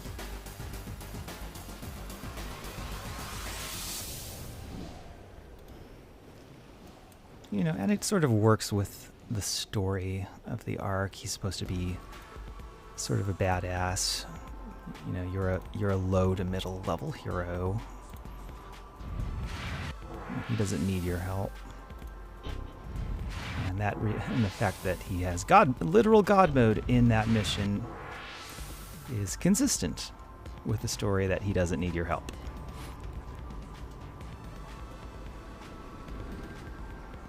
So having that NPC and encounter design matching and reinforcing the story, it's a nice thing. I can appreciate it. So all the things I said about, you know, the Agent Watkins arc and the NPC, the enemy and encounter design and the problems it has, flipped on its head here. The mission design here is just great. For those of you who don't play Homecoming, Agent Watkins is a Homecoming. You know, hate to be harsh, but it is very much a fan arc.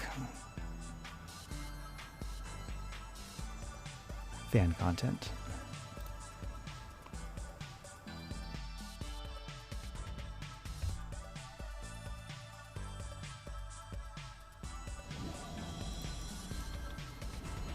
I run it because I'm a completionist and for no other reason whatsoever.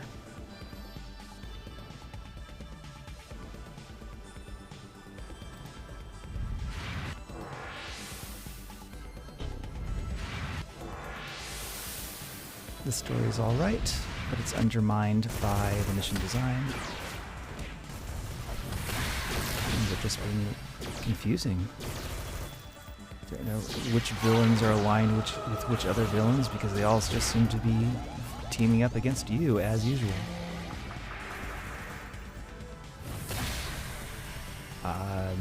Counterpoint right here, the fifth column are literally killing the council or vice versa before I even get there.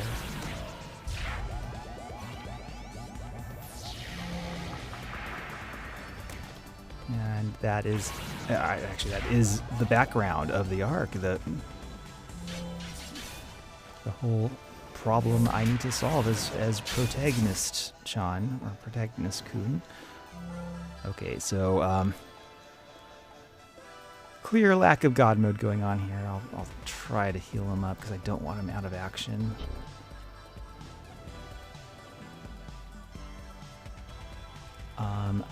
It looks like I have...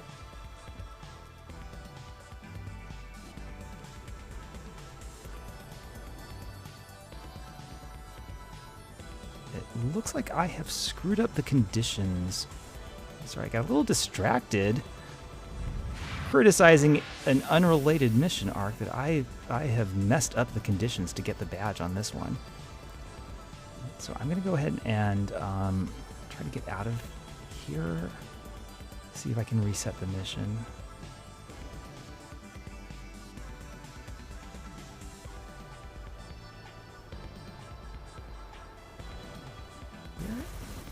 Was it a truck that I came in on? Yes, it was. Okay, so hopefully I can reset the mission. Worst case scenario, I can just repeat that first mission with the God mode. NPC helping me, no big deal. In fact, that might be just what I do. I'm going to go ahead and quit this and just restart. I apologize. But I don't want to repeat this arc, the more difficult arc, twice when I can repeat the easier arc twice. And probably save more time that way.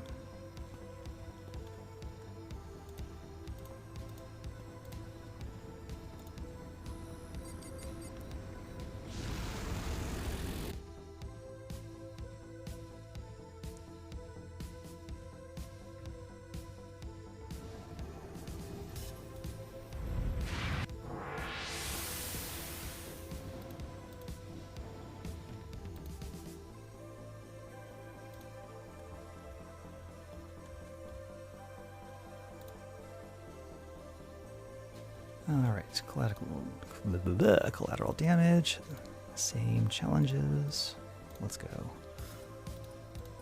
Teleport to contact, I will try to get this done quick as possible. I already knew this stream was going to be repetitive, I don't want to make it even more so.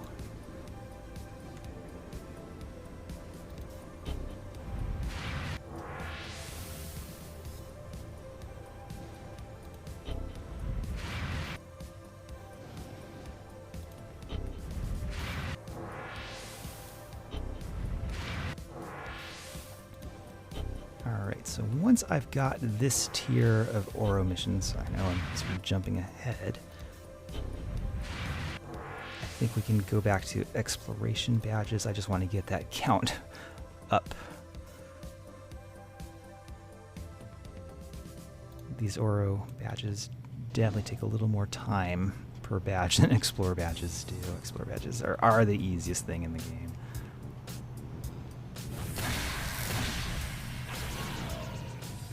Well, at least the easiest thing in badge hunting.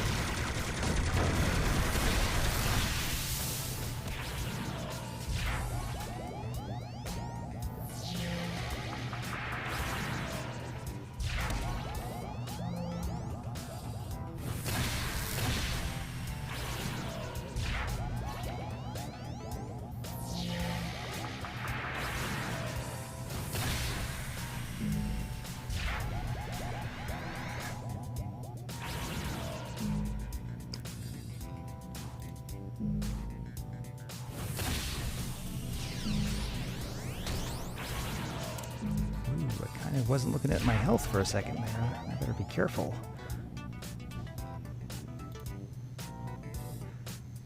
Weird resting on this character. He's got such a great heal that I rarely have to do it. I have to kind of really screw up like I just did now if I need to rest.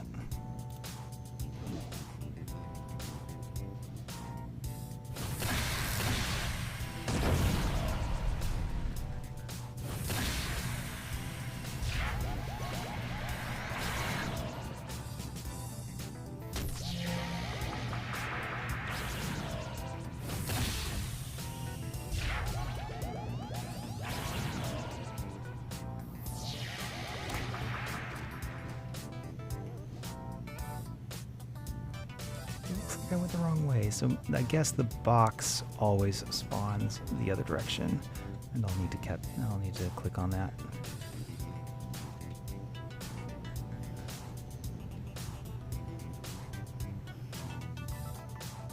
I can stealth it.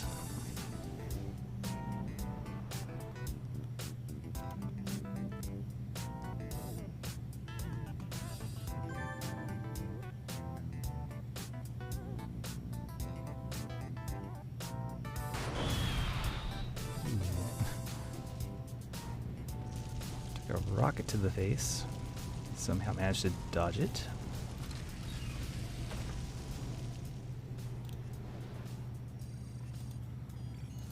Alright, my god-moded friend, let's get ourselves out of here.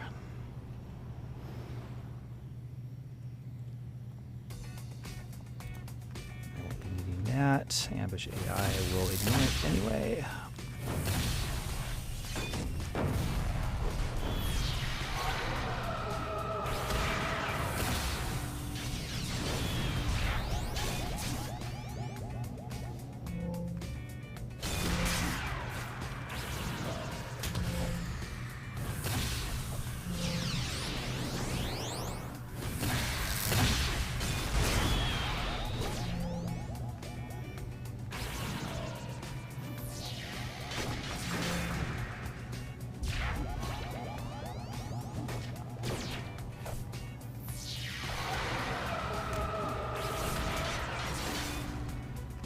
Wondering why my damage seems low. And I remembered, yeah, my enhancements are off the challenge settings. That's unfortunate. I didn't know my enhancements were quite that good yet. But I am definitely missing them, so I guess good job to me for having actually decent enhancements in my powers.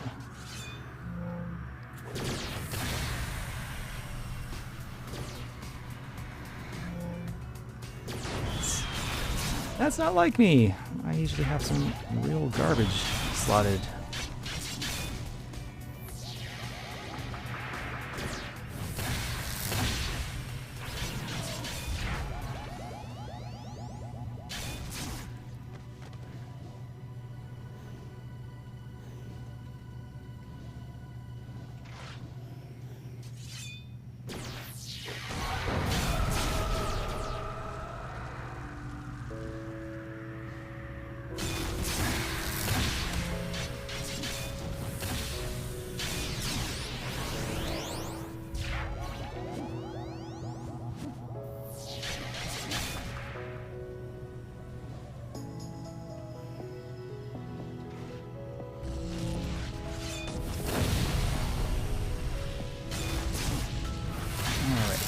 first condition for the alternate ending.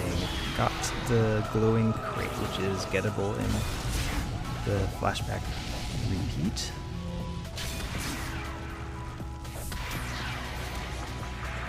Second requirement, I'll have to talk to an NPC before I begin the next mission. I think. I'll read the clue. God mode, dude, you take care of this. I will read. Okay.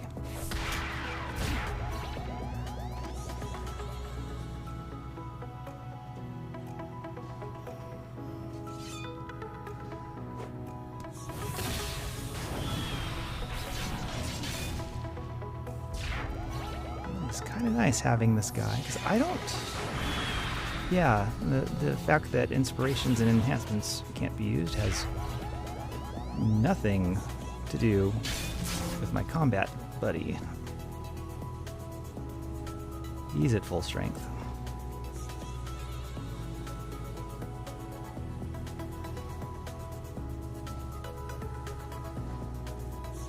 Alright, out we go. I will finish the... Oh, looks like he got distracted. That's fine. No, he just got lost.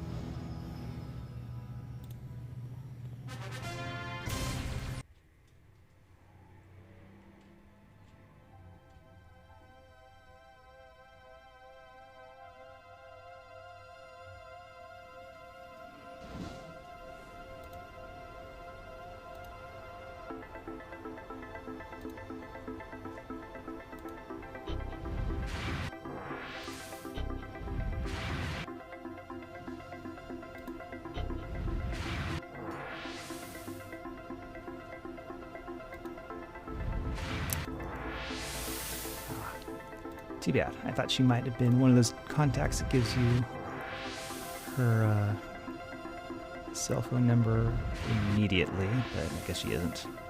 That's okay. I've got travel powers this time. Alright, so second condition for the alternate ending. We'll have to go to... After accepting the second mission in the arc, but before starting it, go to Ouroboros, talk to random Mender who has figured in no story arc whatsoever before.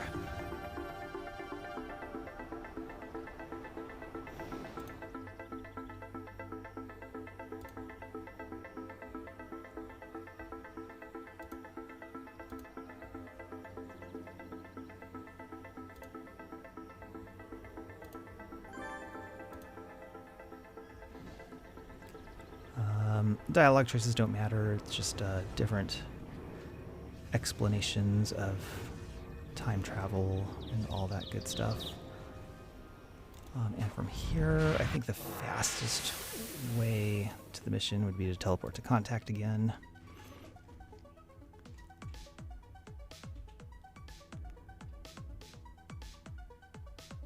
Alright, so that is the second step to get the alternate ending. Third step in this mission, finish the optional objective. It's the same optional objective as your first run through the mission. Defeat the last spawn before the time runs out. It's the same objective, just that it's required as part of a chain of objectives now to get the alternate ending. I'm pretty sure I already have the badge for that. It's the Steel Savior badge.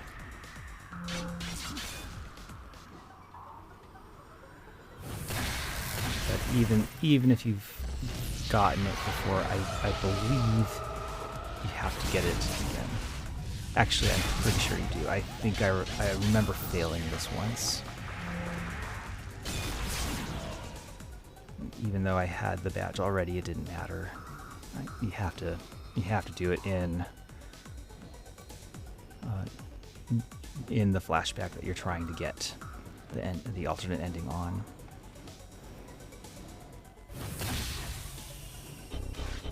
It was a little sad. We'll try our best. Without inspirations, without enhancements, I think I can still do it. I really got to keep Leon alive, though. He is going to be my DPS.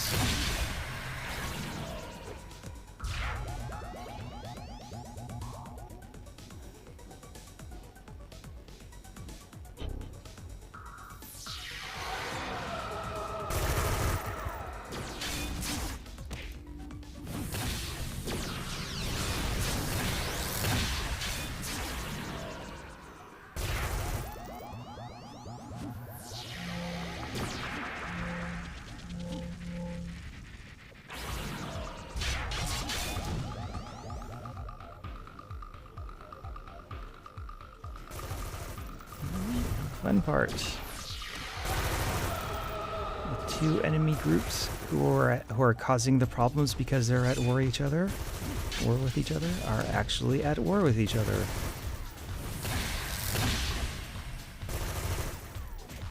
So even if I hadn't been reading the script, I would at least understand this much.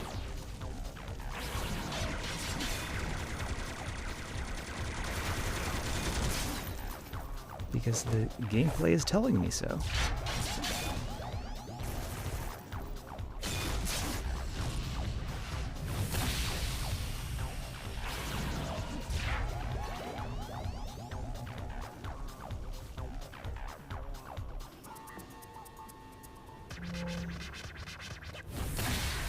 Now it's interesting, the council actually wins some of these fights at random, whereas the open world Steel Canyon Boomtown fights, Fifth Column versus Council fights, they're kind of rigged for the Fifth Column to win every time. So if you've never noticed, take a close look, you'll see that the Fifth Column enemies in the spawn will all be a level higher than the Council enemies in the same spawn. So it is absolutely rigged. They will win. The Fifth Column will win every time. Not sure why they did it that way. Were they setting it up to be in canon that the Fifth Column beats the Council? I'm not familiar with the higher level content, whether that actually happens or not. It sort of looks like what they were trying to set up.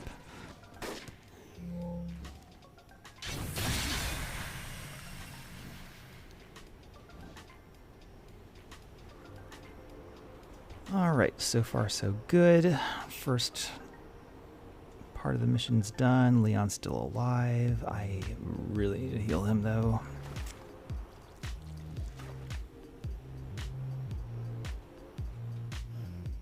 Find a small spawn to take care of that.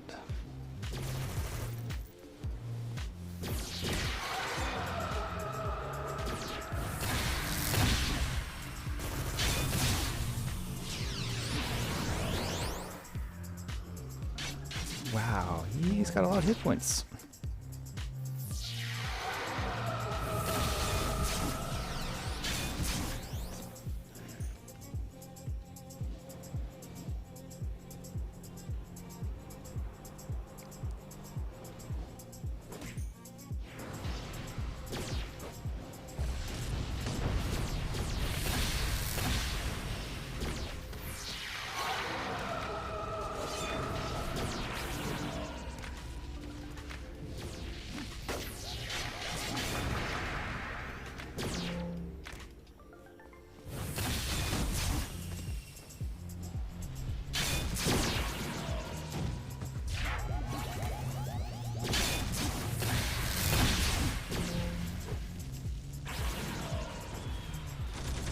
One unfortunate consequence of the open world fifth column council fights being rigged against the council is if you're in that level range, you've got contacts that ask you to go defeat 10 council and wherever. It's a lot harder to do. The fifth column kills them too quick.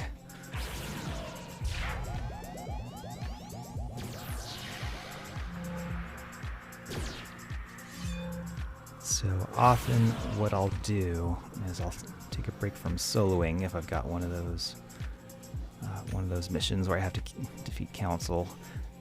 I'll actually just go to PI and actually join one of those council radio mission teams. They're usually not picky about low levels joining.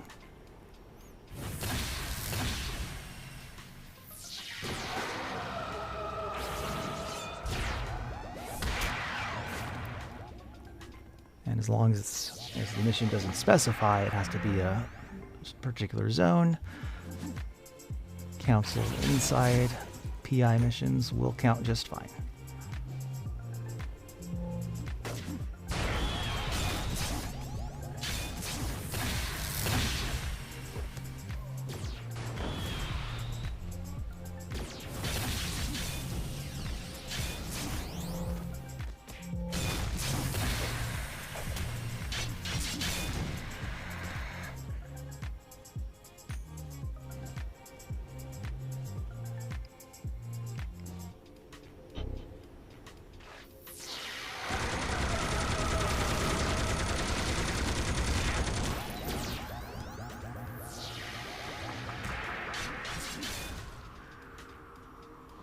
All right, now our 3-minute timer is up. Let's do our best here. Don't want to have to repeat this another time. Where are you, Leon? Come on. You're my DPS. I need you.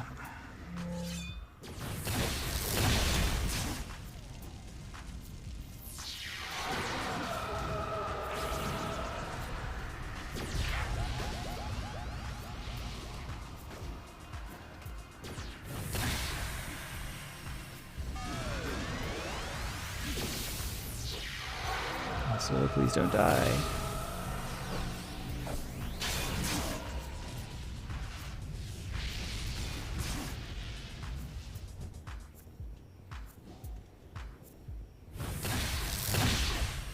Making good time. I think we got this.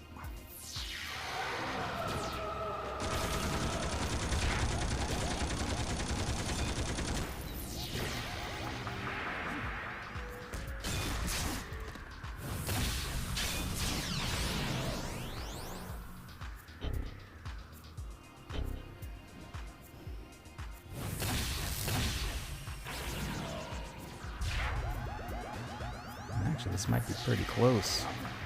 Yikes. If I fail this, I'm not going to restart. I'll just get it off stream. No challenges.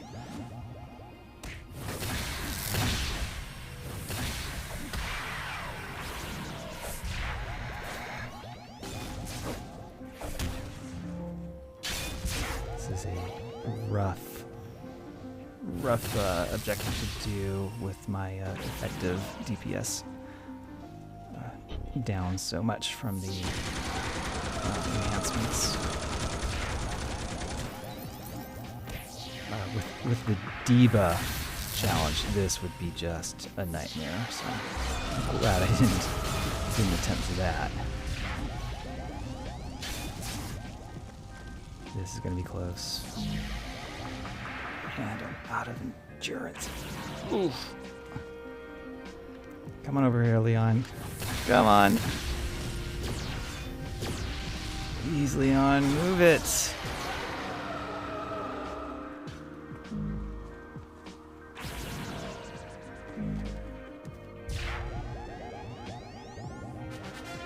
Oh, 5 seconds to spare. Oh.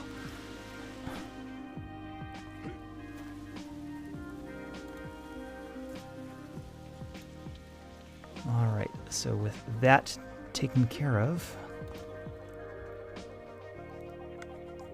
the next requirement for the alternate ending is pretty easy. It's just a dialogue choice.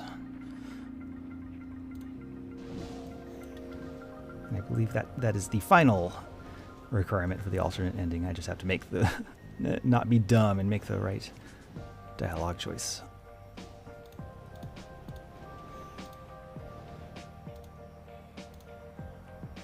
Okay, so it is not this mission. Whoops.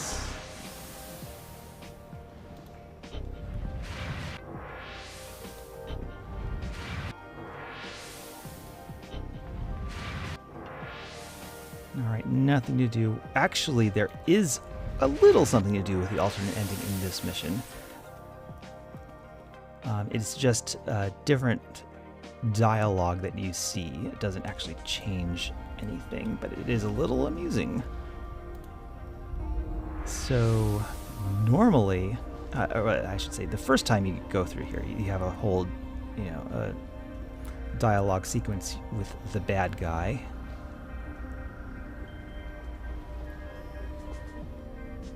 But nice thing is, the second time through, your character acts like he knows what's going on, which he does. And he just sort of skips to the good part.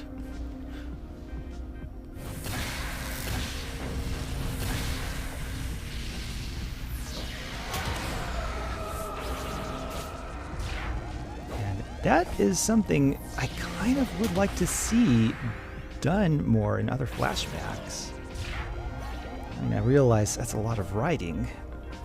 At the same time, it would be neat for your character to be aware of the fact that they are they're in a repeat of something they've done before,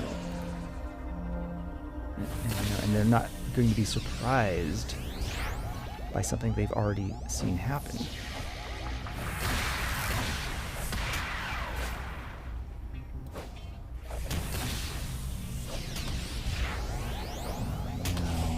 That's embarrassing. Why you always got to do this to me on stream?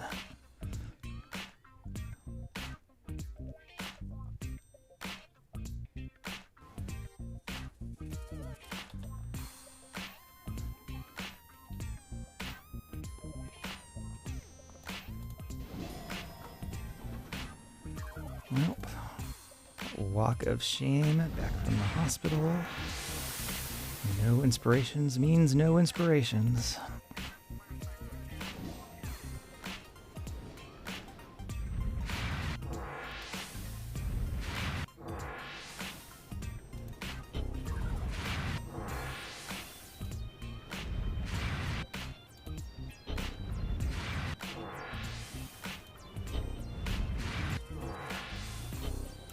I wonder how long the stream will go. 69 is a lot of badges at this point. Don't have a lot of really easy badges left to collect. Well, aside from some of those exploration badges listed right there.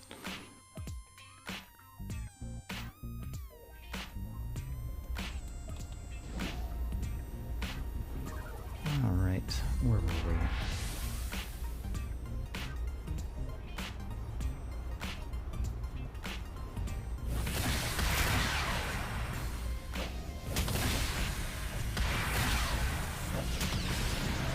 This guy does not miss.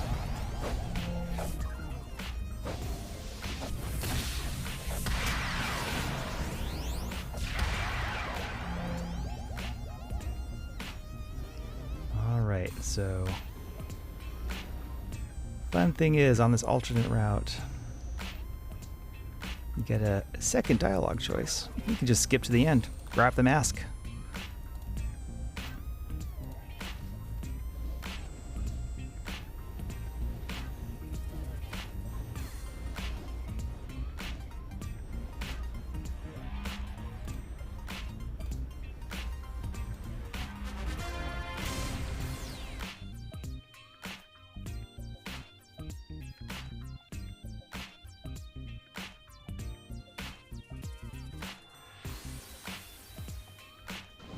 right, and now this mission, this will be the final requirement for the alternate ending. As I said, just a dialogue choice. It'll be the new choice that's offered that wasn't available before. Don't make any other choice, it will not work.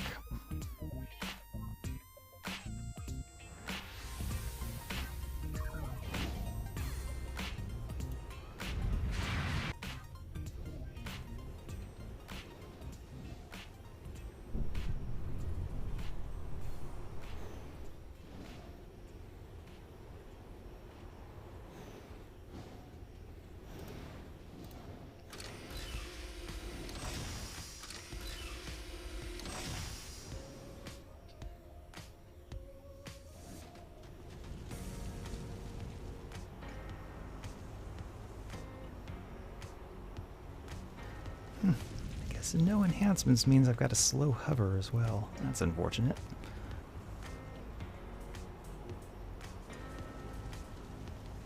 No. I know it doesn't matter, but I like going down the shaft instead of taking the elevator. Does not matter at all, but it's fun.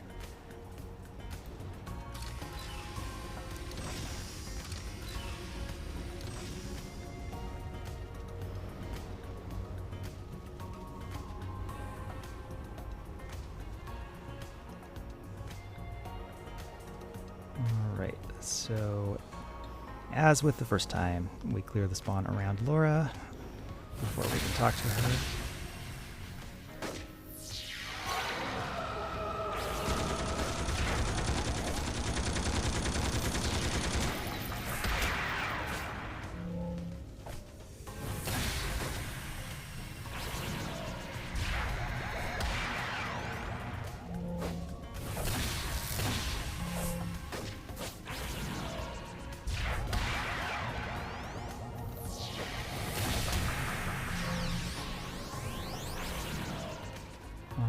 And now we have a new dialogue option that you must take to get the alternate ending, and poof, off she goes instead of dying.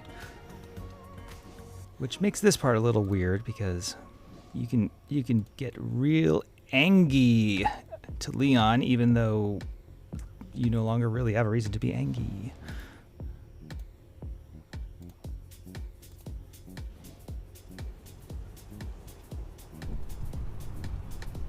Well, I guess you do. A lot of other NPCs, unnamed NPCs, died here today, not just Laura.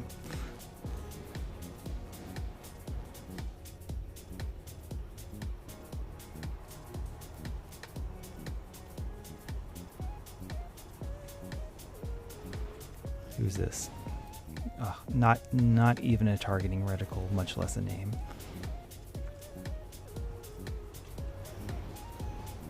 And now for what I believe is the game's very few underling rushes. This is a little bit rough because these underlings kind of hit like minions. And they've got numbers. So for a casual player, 8 of these at a time? It's a bit rough, but I'll do my best.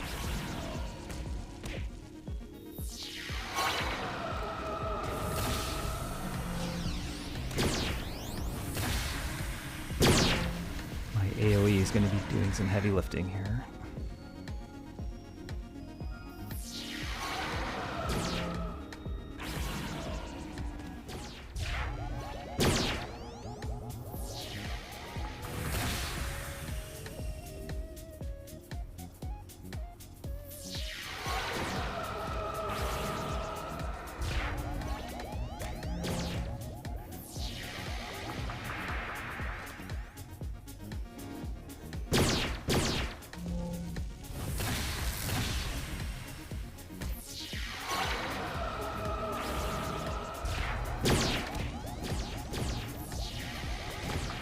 Fortunately, they definitely have fewer hit points than the minion, so I can still take them down even with no damage enhancements.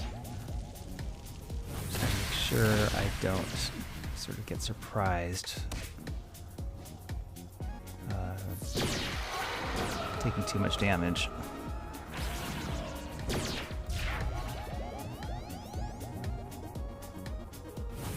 And once all these are out of the way, we've got this elite boss ranked down to boss because of my notoriety settings, but he's got purple triangles, which is really unfair on an elite boss.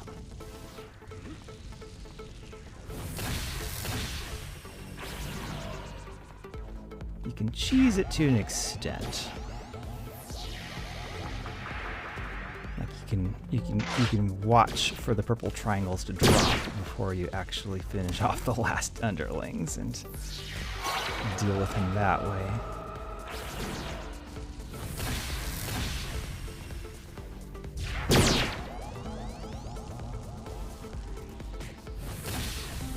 I see what I mean. They've got marksman attacks, and marksman is a minion, and that damage really does add up.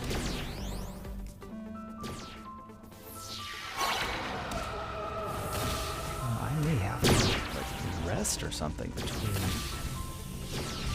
these fights.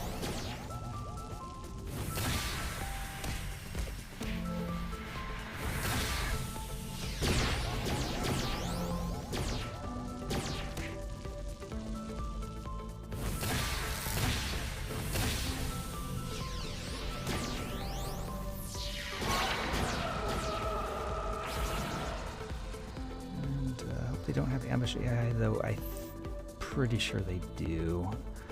I think the last time I had a rest during this fight, they all charged over to me. Ooh, why am I... Oh, I did not pick a good spot to rest, but I guess I'm getting away with it. Alright, I'll take it. And what hit me?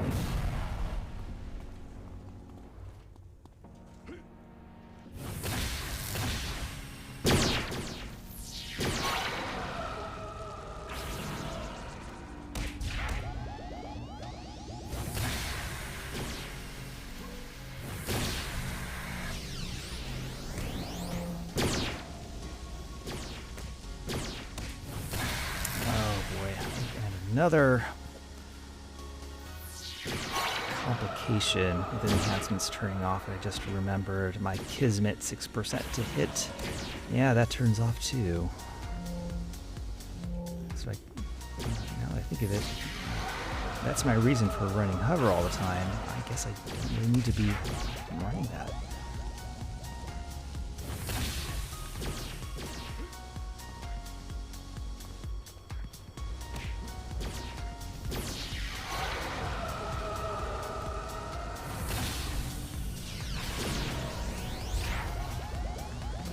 Almost done.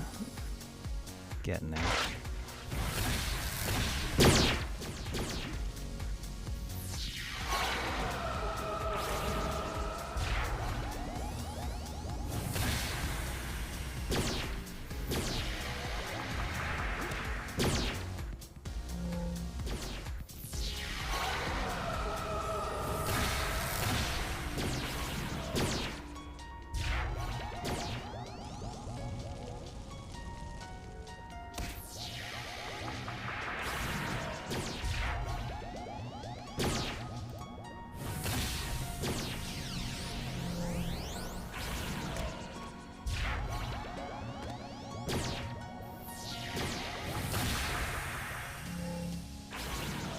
Okay, last spawn. Nothing I can dish out is really affected by purple triangles, so I'm not going to time it or anything like that. But if I were doing this on a Dominator and I had tough Oro challenge settings, I would definitely take advantage of the timing.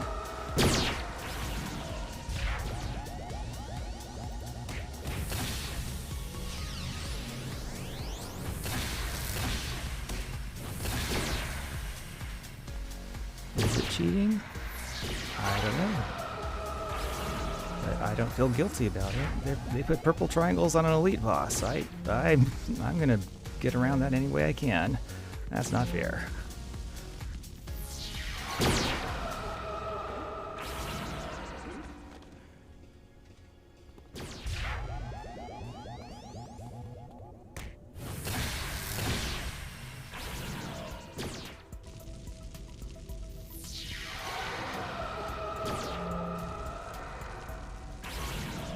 Go ahead and rest up one more time. I don't want to be caught without endurance. Ooh.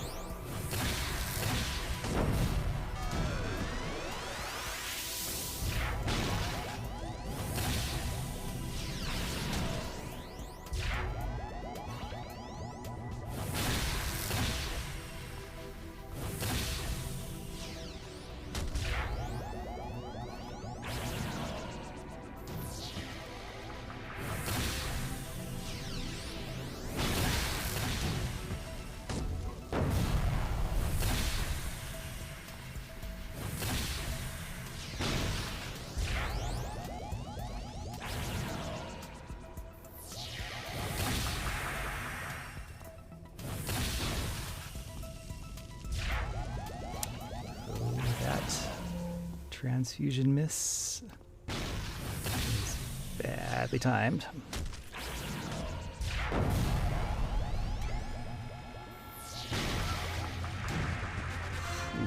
There, oh my gosh. I don't know how many hit points that was, but it was not many. Skin of my teeth.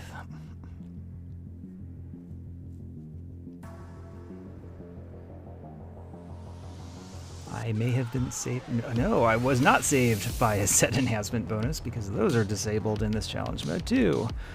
I was saved by just good luck, I guess. All right, and now for alternate ending.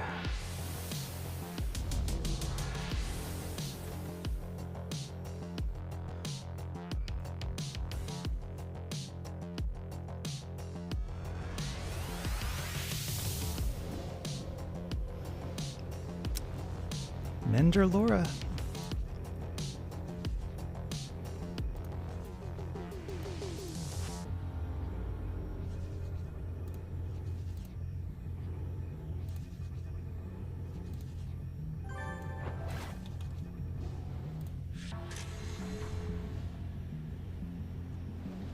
That's the Guardian of Forever badge.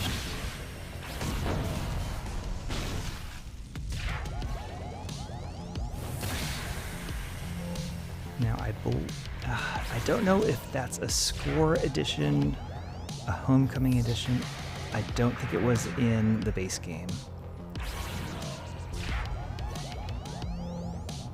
But that's a pretty polished edition. It does not feel like fan content. Like they added enough little details that really they didn't have to.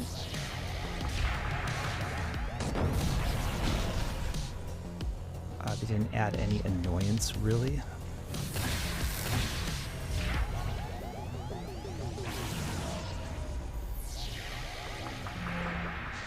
It's just a good addition.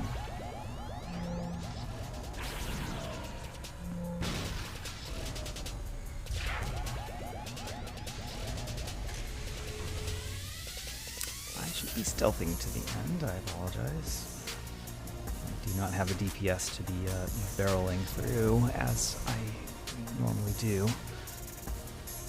So let's go ahead and get through this.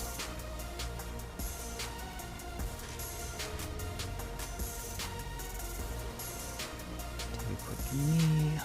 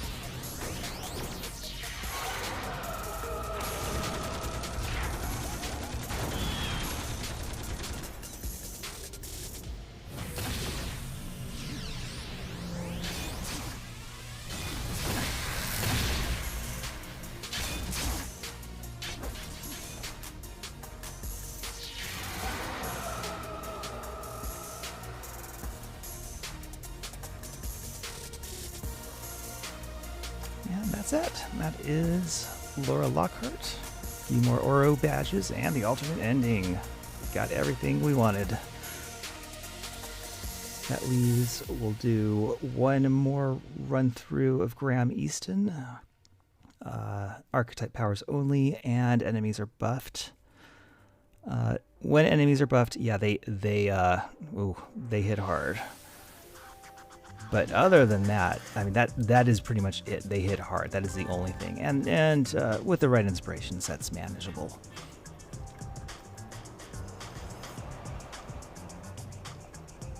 All right, so let's get Graham Easton queued up.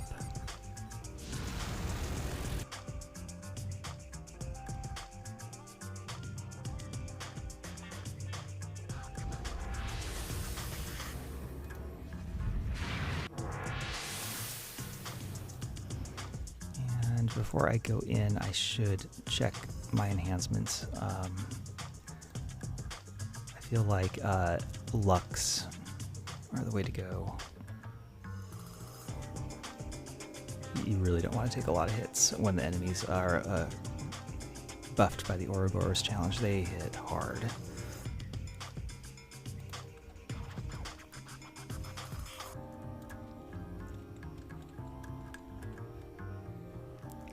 Last rites. Enemies are buffed. Only archetype powers. Those are the last two challenges I need at this tier. Let's go.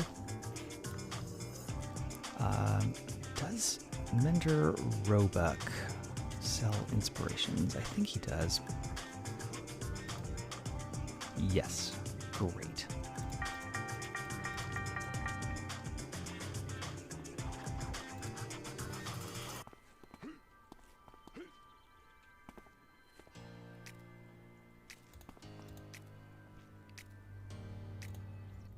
I'm not normally quite so on the ball with luck inspirations, except when I've been spanked enough times by content that I don't forget. Enemy buff challenge in Oro is one of the things that has spanked me enough times that I don't forget. The other thing that has spanked me enough times is Positron 1, the final mission. You know what I mean. I bring insps for that every time without fail. I just tried to teleport. I can't. So this challenge setting is a little weird. It's weird that it's so redundant with the no travel powers. You would think, I don't know, if I were to sort of give it a redesign tweak, I would say, travel powers would be enabled in this one, just so it's not quite so redundant.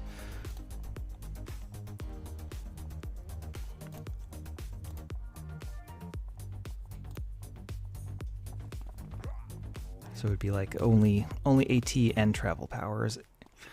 Then if you took, well, you can't take multiple power restrictions,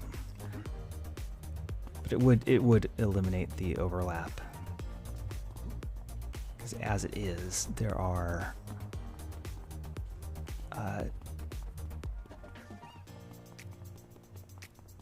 4 power restriction challenges in Ouroboros, and 2 of them disable travel powers.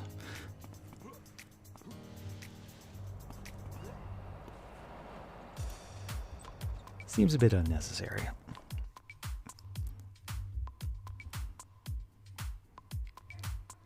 Means you gotta sprint around at each tier twice.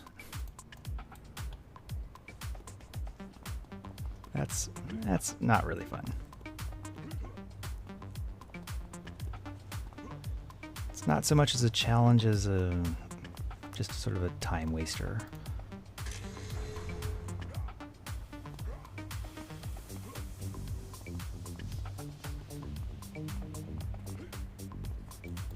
Might help my stealth power. So I'm gonna hope I can juke some of this aggro. Okay, looks like I got away with it. Click glowy.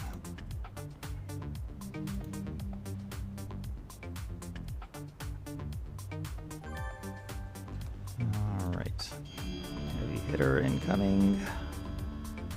I do not want to take a lot of hits. Where is he?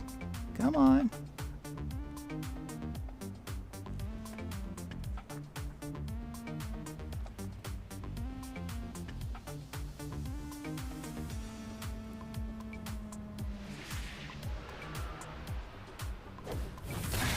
Interesting. I'm pretty sure this was a different boss last time, so it must be random boss. Alright, so enemies buffed. Their damage goes up. They are not particularly more resistant, so if you can burn them down with fast DPS, that is another way to handle it. They are only buffed offensively, as far as I know, or at least in any significant way. They might have some sort of defensive buff, like maybe they're a little more mez resistant or something, but that does not affect this alt whatsoever.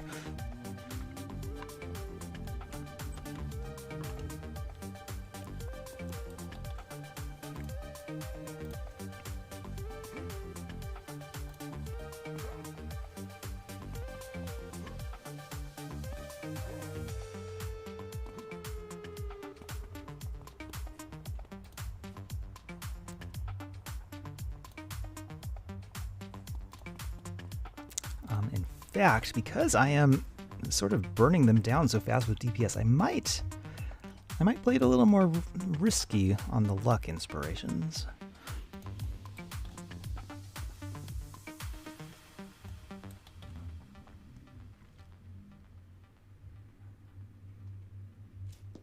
You know, this means there are also 2 out of 3 challenge settings disable my Kismet 6% to hit. Not 2 out of 3, but 2 out of the 7.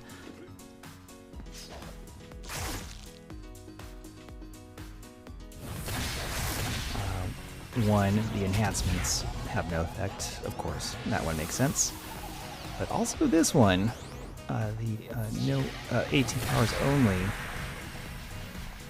because Kismet 6% to hit uses the proc mechanics. So if I don't use the power it's slotted in, which is hover, I don't get the 6% to hit.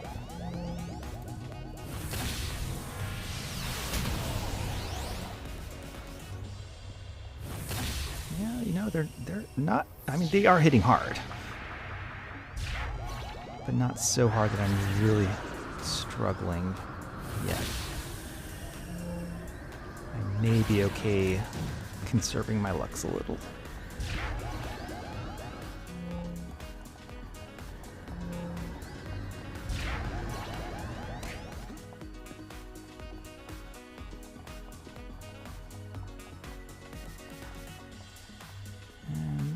Ambush number 2. This is going to be another sorcerer. Looks like it will be. Oh no, I'm stunned. Okay.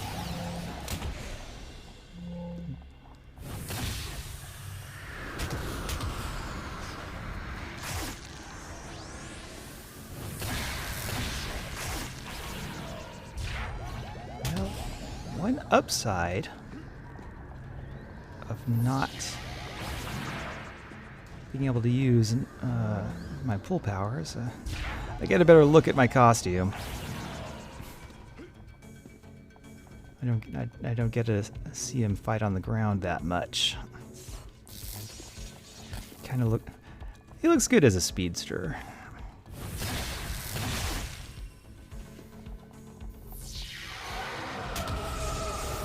He does have the speedster costume. Now, I'm pretty sure that this is comic book theory. I don't know for sure, but I feel like the reason speedster comic book costumes are the way they are. If you've ever looked at a Flash comic book, oh gosh, I got distracted by nerdery. That's okay. I can keep rambling on my way back to the hospital. So, Flash. So one of the ways the Flash artists depicted his super speed is they draw him multiple times, running in the same frame. So, they draw him running in a line behind himself, and that would just sort of be sort of the visual shorthand for running really fast. I don't know why, but that is the way, and that's become the standard. If you don't draw a streak behind them, you just draw multiple times. So the problem with drawing a character multiple times per frame is, it takes time to draw a complex costume, and you're on a deadline. And in those days, they didn't have computers, so you bet they're going to give the Flash a simple costume to draw. They'd be out of their minds not to.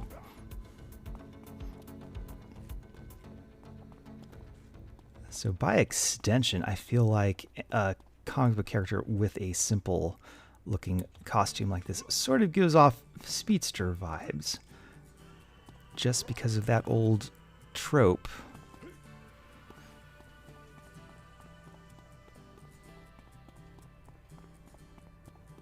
Oh, I can sprint. I can athletic run too.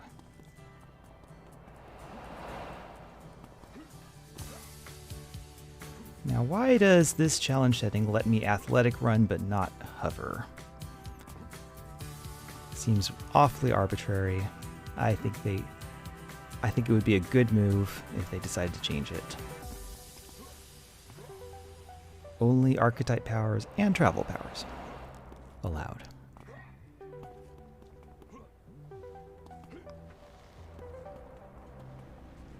As I said before, that adds no real challenge to this run. It just adds time.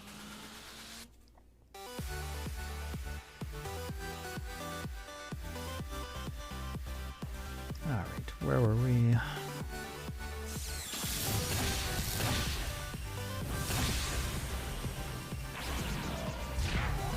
He seriously just popped his PB AoE when I was nowhere in range. That's interesting. Not as interesting as Graham Easton's purple triangles, but interesting. Can I still see the purple triangles? Oh, his purple triangles must be down. Aha. We'll be back up in a moment. There they are. That's bizarre.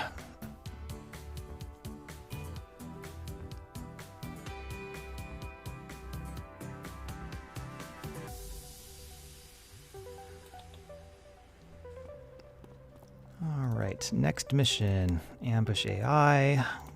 I can't stealth it anyway, so the loss of stealth is no big.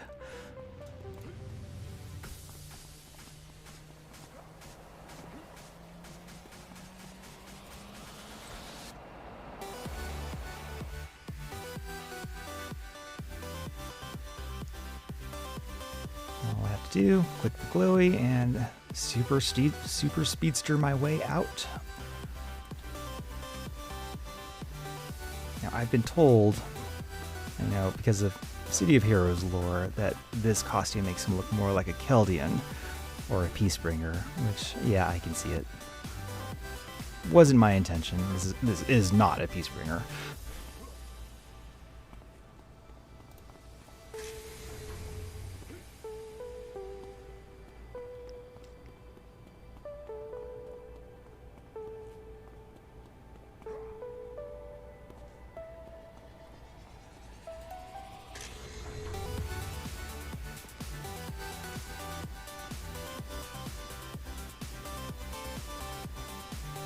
So to speed this up, I'm going to siphon first enemy I come across, and then we'll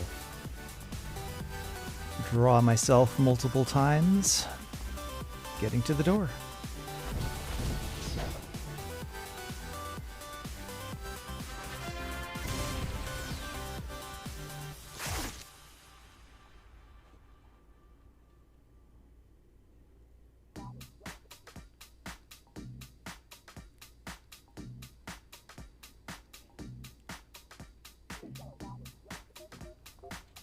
Last mission. Wow, we're almost done. Yeah, this, at least the way I play, this is far faster than Laura Lockhart. Maybe some other people play differently, but for me, it's not even close.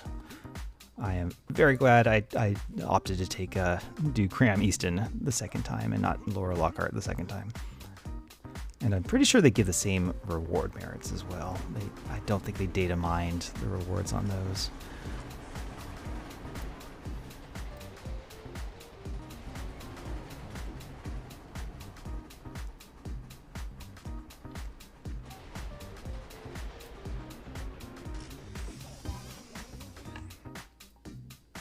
So the rewards are terrible on Laura Lockhart, but that's okay. The story is still good.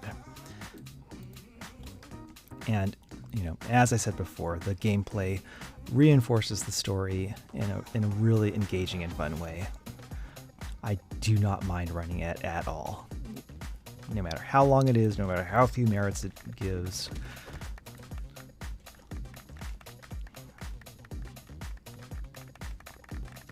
It's fine.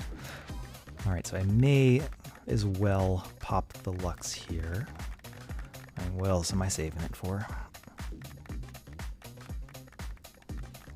I'll just try to burn through these as fast as I... sorry.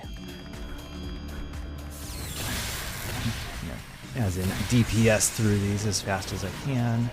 I am a corruptor after all. My enhancements are now working. I can do okay damage.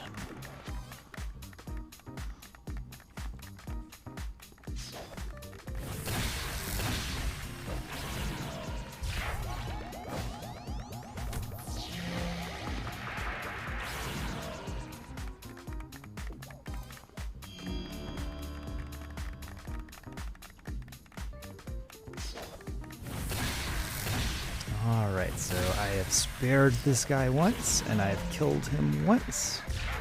What shall I do this time? You know, I'm a hero. I'm gonna spare him again.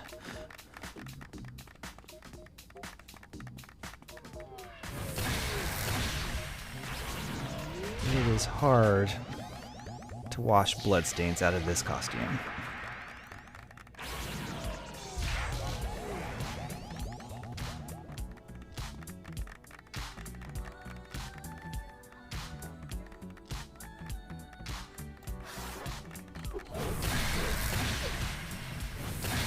Is there even a bloodstains pattern in the costume creator? I'm sure one could be sort of faked.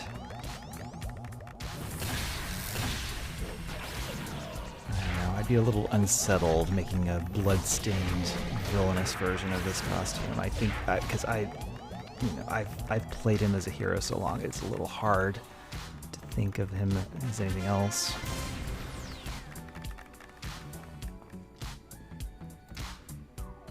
Alright, so this should do it for the Tier 2 Oro badges. As I mentioned before, these are, even though these are exemplar to level 24, they are set to grant only the 15 to 19 Tier 2 Oro badges. You basically have to have a list of them. It is totally arbitrary. So we need a list of which flashbacks are which tier. You can't go by the exemplar level because they're wrong.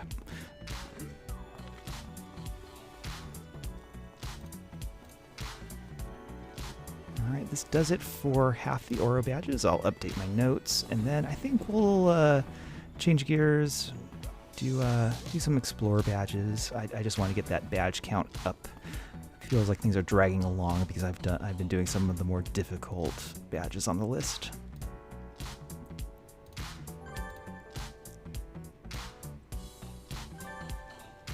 All right. So where does that leave me?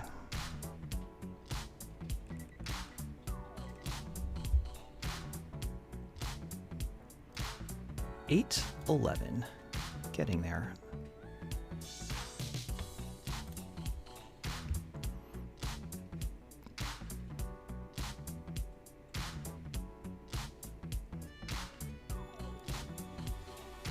$49 to go. Oh, excuse me, 49 to go. Just off those exploration badges, that'll be 36 at least. That leaves 13. 7, 8, 9, 10, 11, 12. So there may not be enough badges on this list to get to 860, but I'm sure I can think of some other low-hanging fruit to go after. Worst case scenario, I can always go to Null the Goal, go red side, get some Explorer badges over there. I was just planning to keep it heroic today, just to set the mood for the stream. But I am a badger. I am not above changing alignment just for shinies.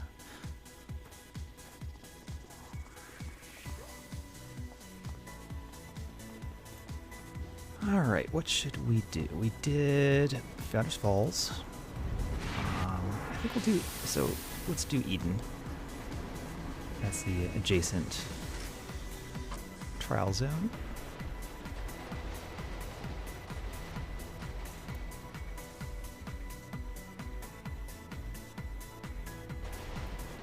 And I'll load up my video map.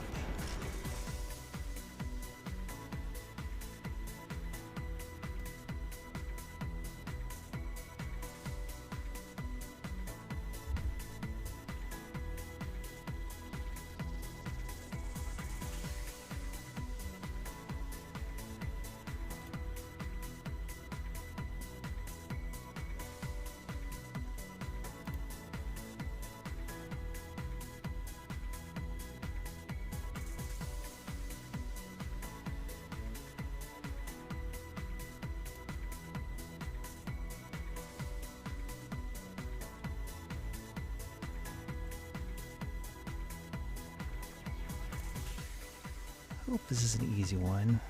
Alright, so there should be 8 Explorer badges as usual. Yes, there are 2 plaques.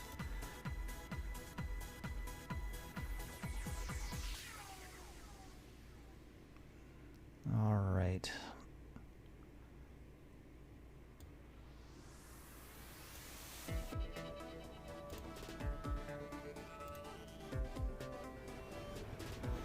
Alright, let's get started.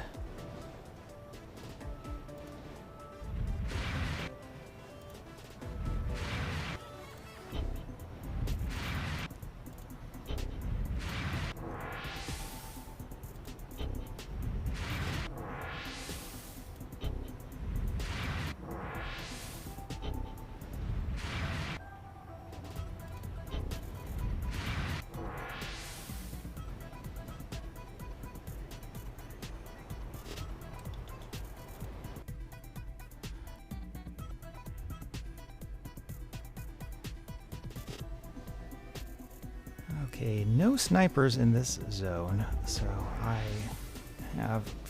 can roam freely. Oh, there may be Rikti. I don't think they're a Rikti.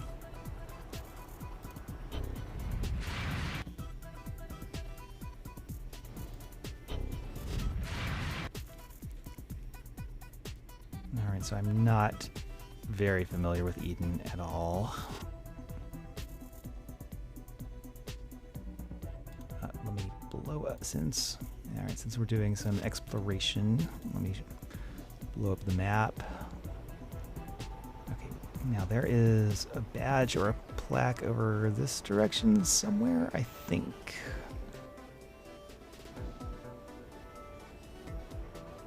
Ugh, I should have just installed the dang Vidiot maps.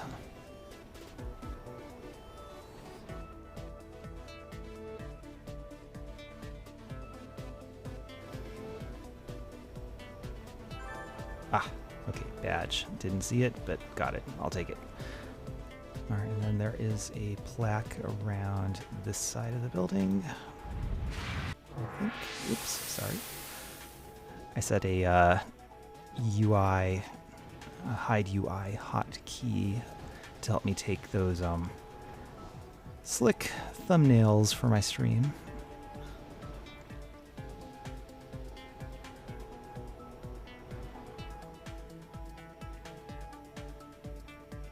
I don't even know what I'm looking for. It's got to be around here somewhere.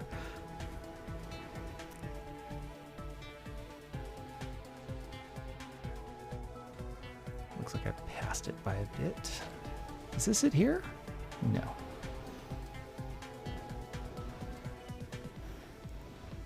Whew.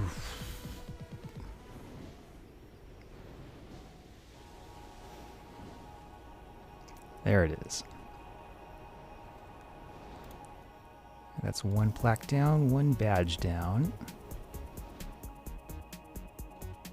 Alright, so there's one over here on a grassy knoll of some sort.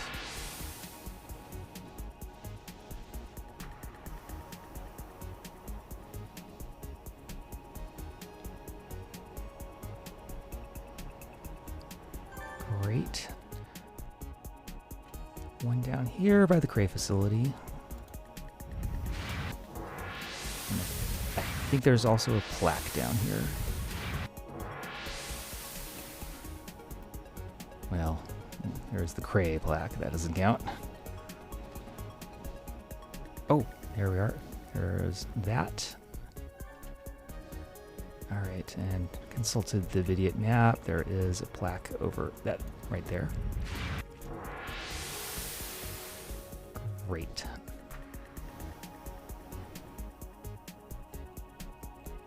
Two badges in the maze. No way I find these without Vidiot Maps help.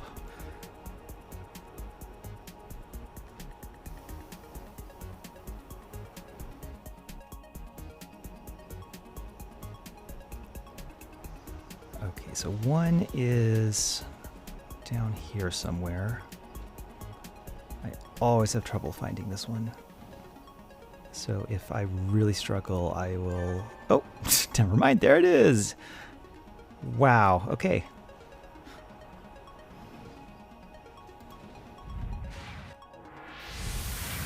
One a little further north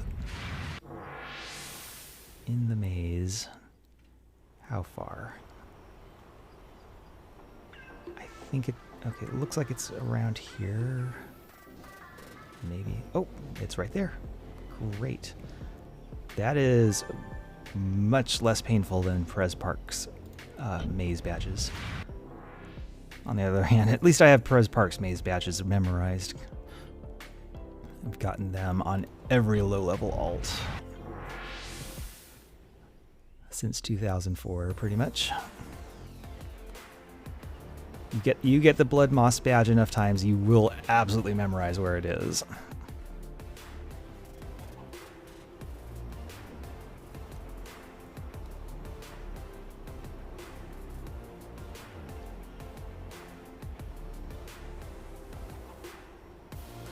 Alright, so there's one badge on this slope of the Eden Hive. Okay, great. And there's another badge around the other side of the hive.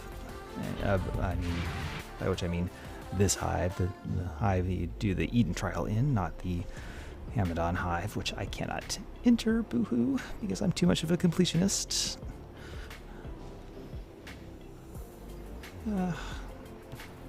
I'm a very disturbed person. This is my therapy.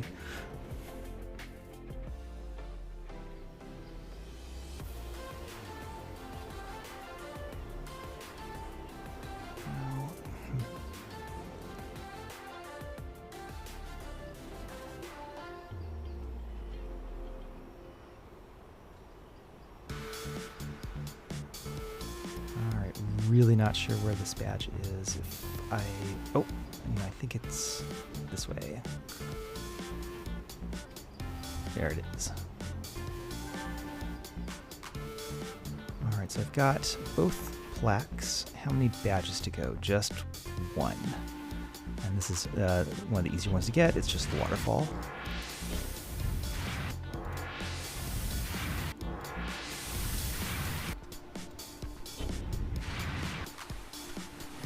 Actually hear the waterfall. That makes it nice and easy.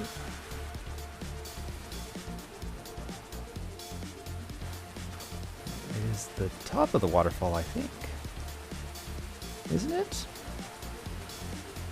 Is it the bottom? Do I have the wrong... Oh, okay, there it is. Okay. That is Eden done. Let's update our badge count.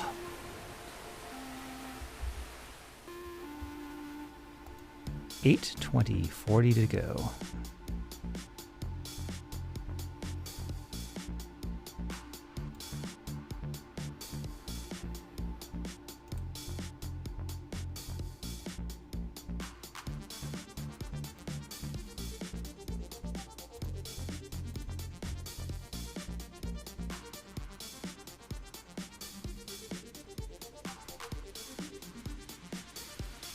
All right. That's that. What can we do next? I kind of want to go kill skulls. Now I have the badge for killing many skulls. I need the badge for killing skull bosses. I don't actually know if all the skull bosses count or if it's just bone daddies. But we can learn today for science. I'm going to head to Perez Park either way. Skulls. Where are skulls?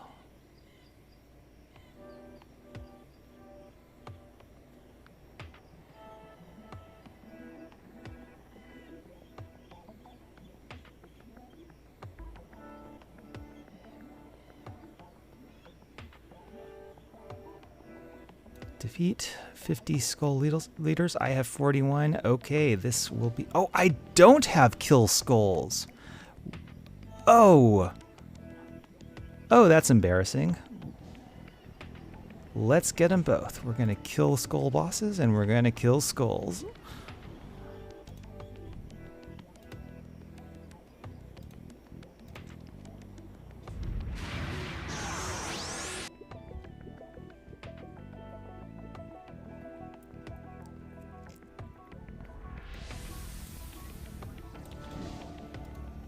Alright, so I have credit for 41 skull leaders.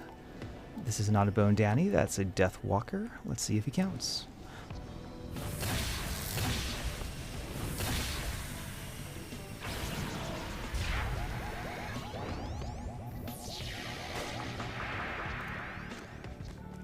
He does count.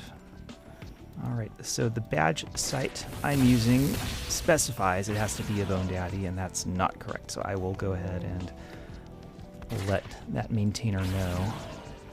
Maybe update the wiki as well if I don't have a page on it.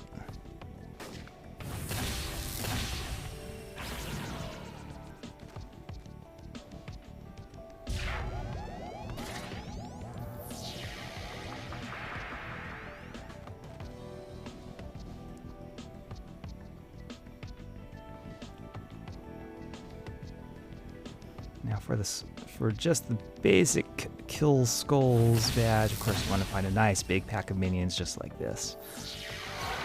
Kaboom. Kill a bunch, just move on.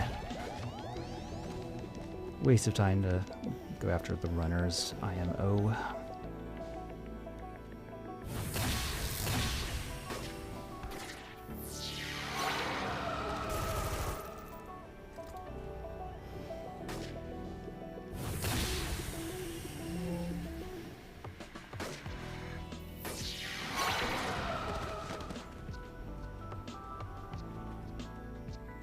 I got here another Death Walker. I mean, yeah, okay, yeah, I'll defeat the Death Walker just because I need the credit, but I kind of want to check the Death Doll, see if those also count. They should, but because of the way badges are coded, it is. There are two ways for defeats badges to be coded. Either it's the enemy group.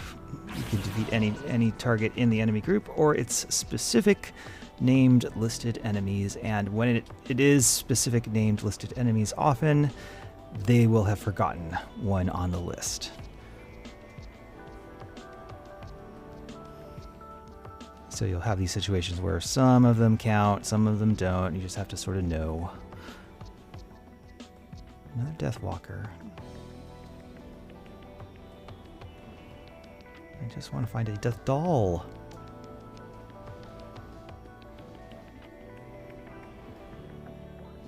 Do they not spawn in Perez? Maybe I'm just unlucky.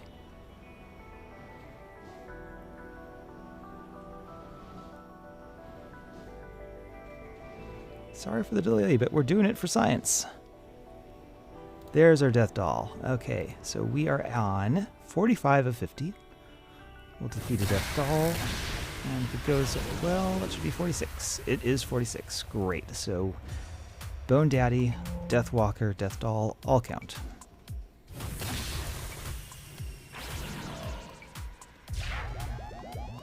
Now, as for Skull archvillains and that kind of stuff, would they count? Well, it sort of depends. Have they been named on the list, or were they left off? You have to really check. You either have to look in the hex editor, see if they're there, or just check them in game.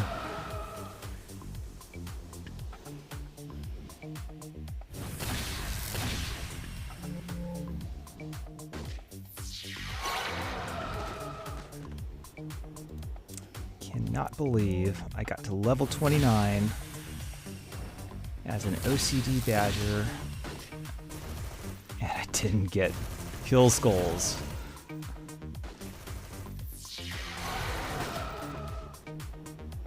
Happy to rectify that here.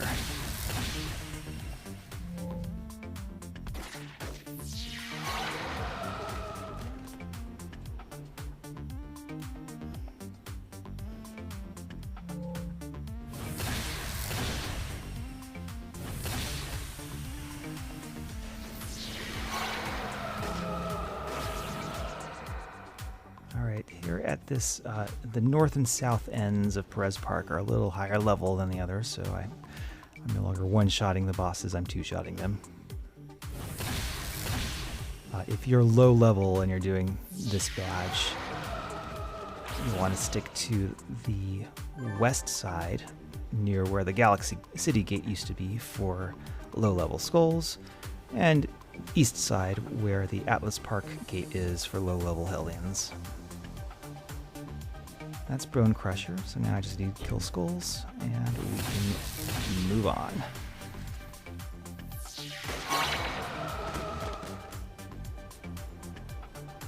And since I just need kill skulls, I am really focusing on the big minion packs. May be only level 29, but I can definitely one-shot level 7 minions.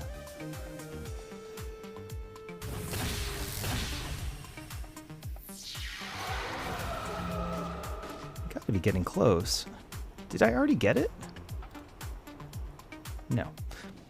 But about to. The target cap on Psychic Extreme is 10. So two more blasts should do it. Unless I get an awful amount of misses.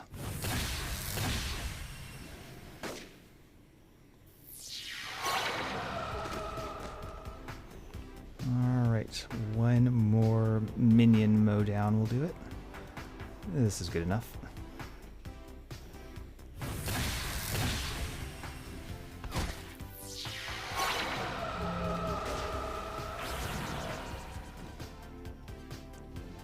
Ooh, that wasn't it? Hang on. 12 more? Oh. Hang on. Some of those skulls defeats didn't count, I don't think. Maybe the new ones. So let's continue the science. Slammer is an OG skull. Assailant's a new one. Let's see if Assailant counts. We're on 488. Last in Assailant, 489. Okay, maybe I just miscounted.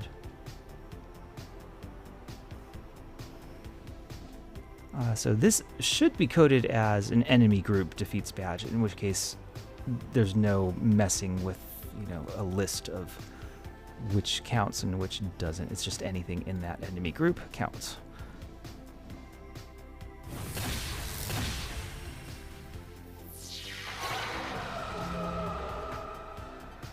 Hang on, 489 to 494. Only 5 of them counted. 1, 2, 3, 4, 5. 1, 2, 3, 4. Ooh, okay. I definitely defeated 8 skulls there, at least 8. Only got credit for 5. 3 of them didn't count. That's very mysterious. So I'm going to go ahead and finish the badge on this because this is a badging stream and not a wiki or research or science stream, but we've definitely got a topic for the next research science stream. Kill skulls, but which skulls can you kill?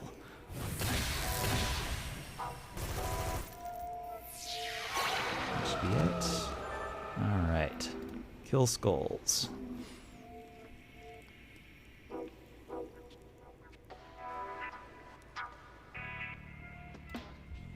Where does that take us? That should be 2 more on top of where we were, I think. 822. Great. What's left? How close am I on Devouring Earth? How close am I on Warwalkers?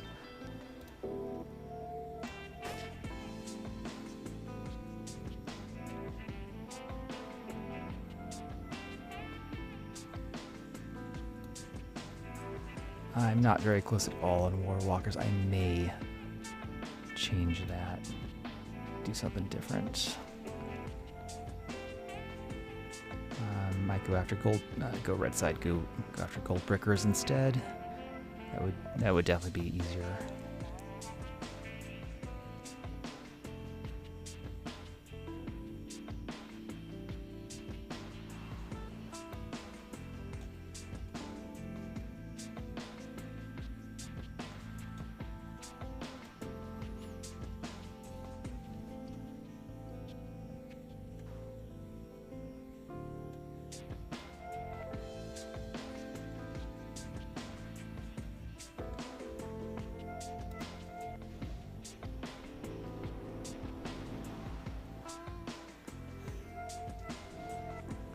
Not see Devouring Earth. Oh, that's not a defeats badge. That is a gladiator badge. So I was looking in the wrong place. Ugh, 1 out of 300. Let's not. Let's not. Ancestor spirits. I think I already established I'm kind of not very close on that one. How about Inkmen? I'll have to go to Sirens. Sorry for the pop. Sirens Call for that. Is this it? I don't think that is.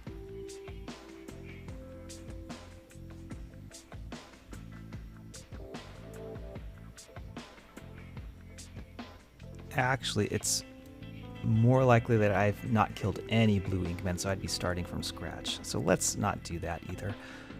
All right, so let's take out these gladiator defeats, and I'm going to go ahead and substitute some easier gold side prey. We do gold brickers.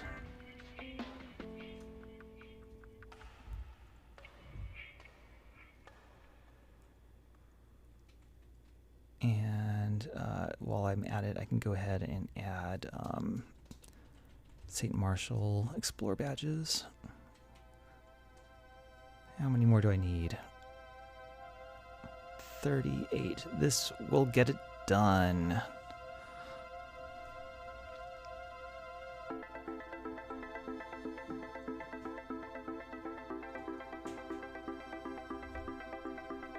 Alright, so now before I go red side, let me check the Ouroboros flashback list. I need the tier 3 badges, which are, you know, I wrote down 21 to 25, but really, you know what, I'm going to delete that because that is just misleading.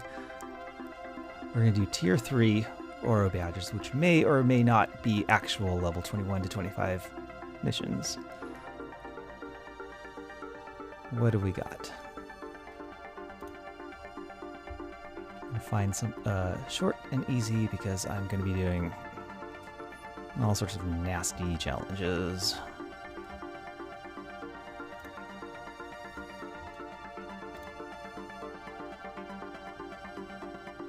The Magic Man. Maybe the Crown of Glory. The Crown of Glory is not a super short arc, but it does have an awful lot of warrior bosses. And I have to defeat warrior bosses anyway, eventually.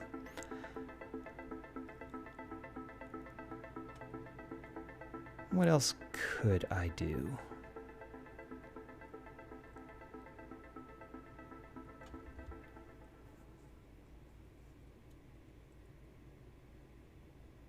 I could do Dirge of Chaos. And I could do Magic Man. Actually, all of Mercedes Sheldon's arcs are fine for this. They are set to level exemplar level 25. So they happen to be correct as far as their tier placement, tier 3. I think. Are they? 15 and 19. No, they're not. Tier 3 says it's for 20 to 24, but Mercedes Sheldon, level 25, it is also tier 3. And will get us the badges I want.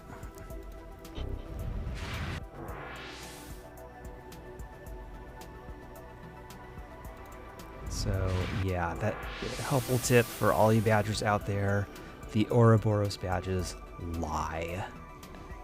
The levels are just wrong. Find a list of the actual flashbacks for each tier. You will save yourself a tremendous amount of time and frustration. Okay, so Mercedes Sheldon, her blue side arcs are what we're after. Oh, I've had this giant map. Let's get rid of that. Sorry. And let's get started on Oro again.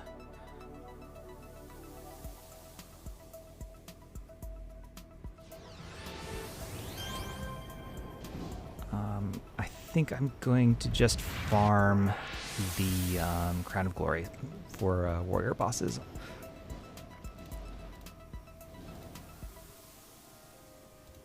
And also because warriors are easy.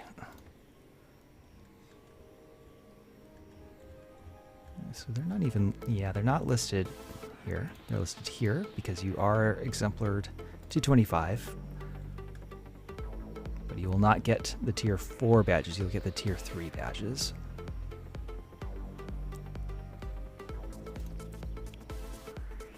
Alright, and then I will just repeat the same order I did before. No travel powers, not really a restriction, paired with debuff, which is hell. Let's go.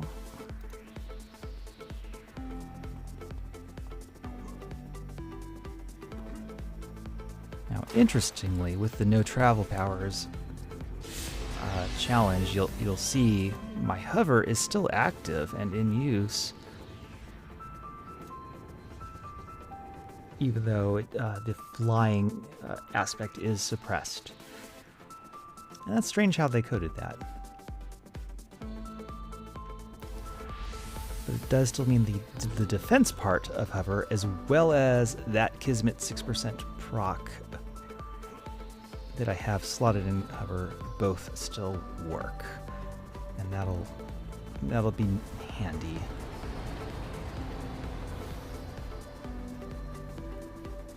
I can't teleport.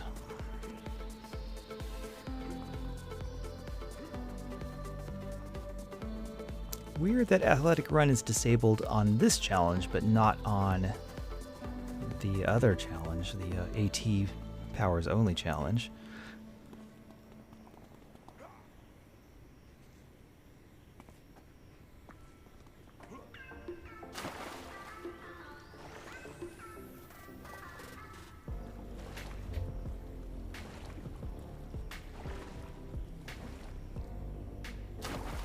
Alright, so if all goes well, we can just repeat this arc 3 times. Try to knock out as many warrior bosses as I'm able to on the way. Make some progress on that badge. That won't be a badge I'll be doing today. Warrior bosses are just a little too hard to find. Oh, yeah, I gotta find some stairs.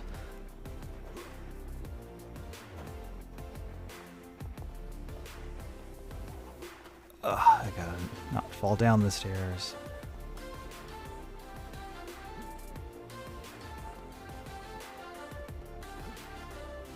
It appears the air control aspect in hover is also still working.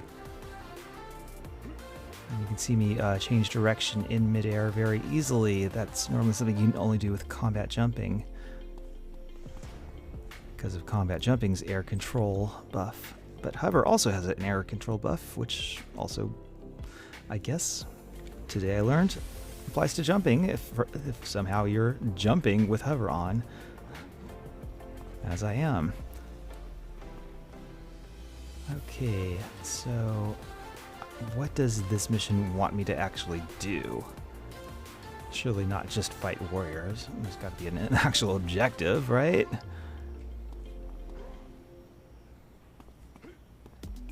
Is this a defeat all? I hope it's not a defeat all. I don't know if I've got the patience to do a whole defeat all.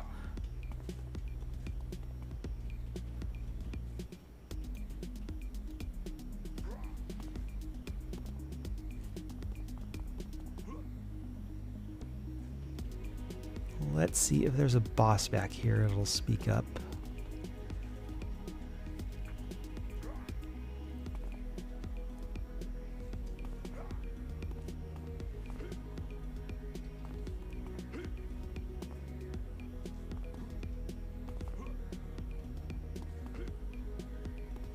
If this is an actual defeat all, my gosh, this could take a while.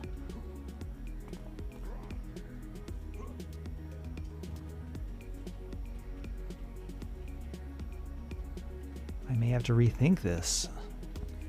I could switch over to the Magic Man.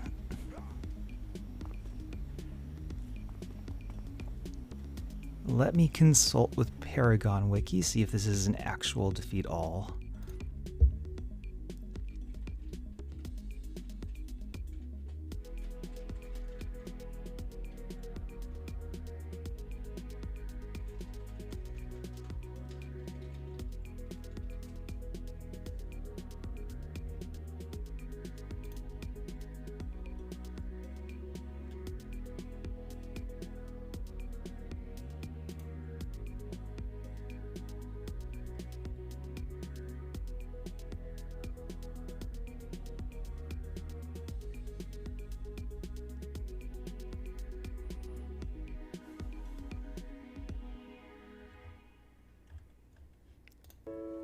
Paragon Wiki doesn't say, but it does say there is a named boss in here somewhere. Let's find him.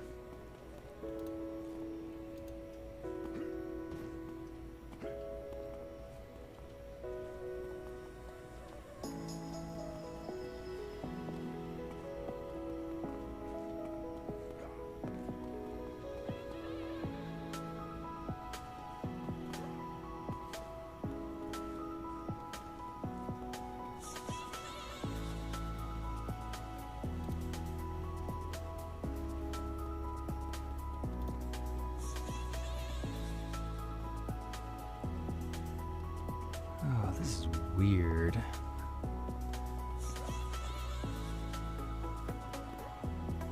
Normally the named boss should be in sort of the boss room, the back room. But I didn't see him there. Let's see what's over here.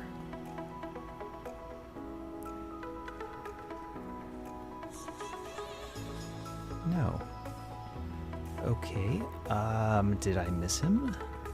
Did I misread the Paragon Wiki article? Let's see what's going on.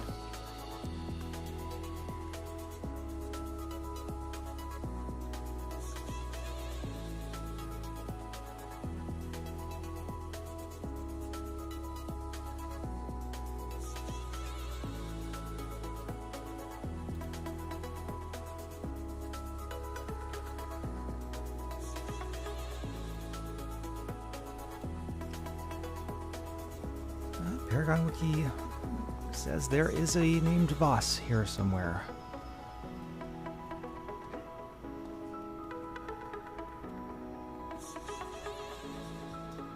Am I possibly sequence breaking somehow?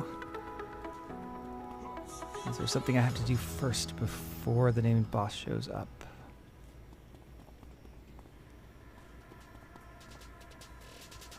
Let me take a look. It does look like there's a missing spawn back here.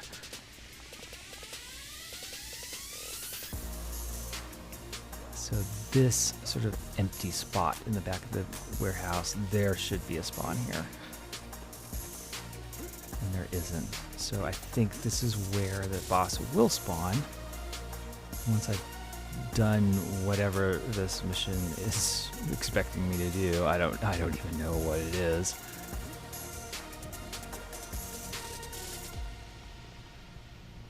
Paragon Wiki doesn't mention anything else happening in this mission other than the boss and some ambushes. I have not triggered the ambushes. I see no... I mean, I guess I could... so I guess I can blow up this spawn because they're talking. So I guess I'll try that.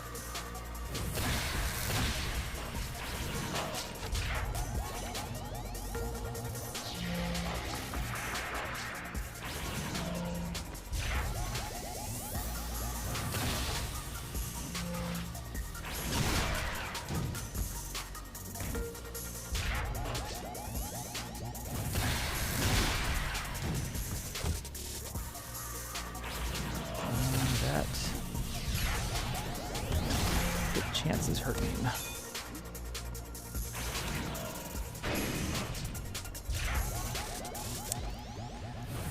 always kind of forget I have that placate power. It's kind of neat. It's also kind of neat that it actually hit.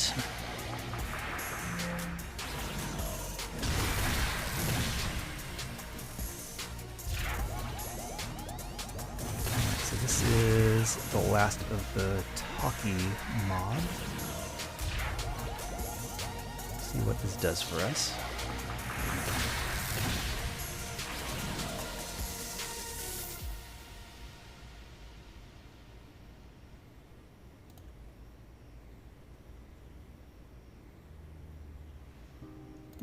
Looks like there were several talkie mobs.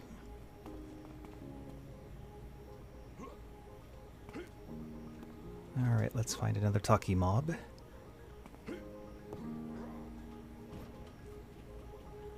I feel like that alone didn't really do anything. This is a patrol. let me try beating up the patrol and see if that helps.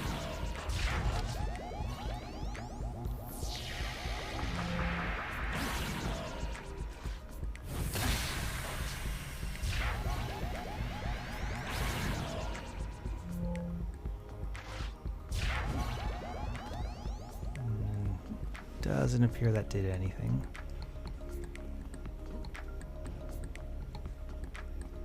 Well, it gets some enemies out of the way in case this is a defeat all.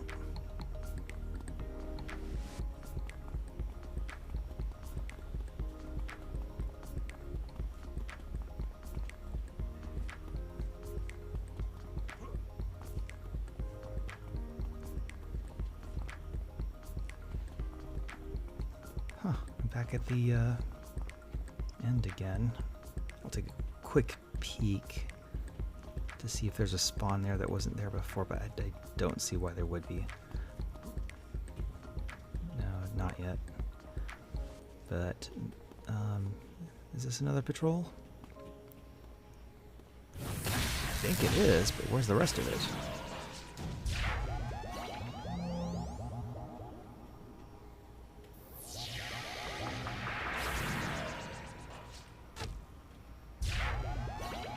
Be the rest of it. Great. Another patrol down.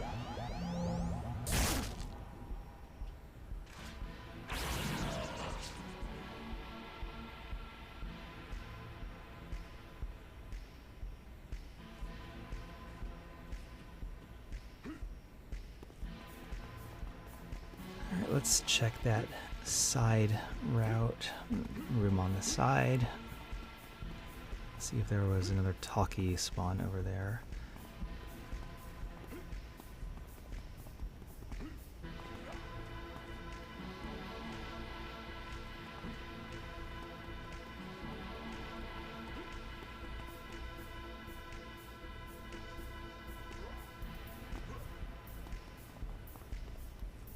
All right, well, go ahead and start acting as if this is a defeat all. And if something happens to prove me wrong, great.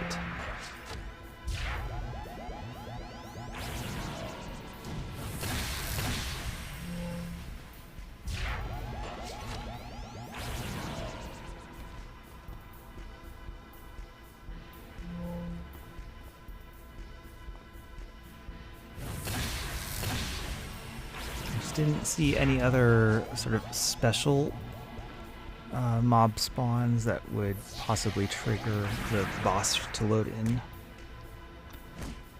And in fact, I don't even know how defeating all could possibly trigger the boss to load in. I don't know what I'm supposed to do in this mission. Hey, okay, we got an ambush somehow. It's making progress.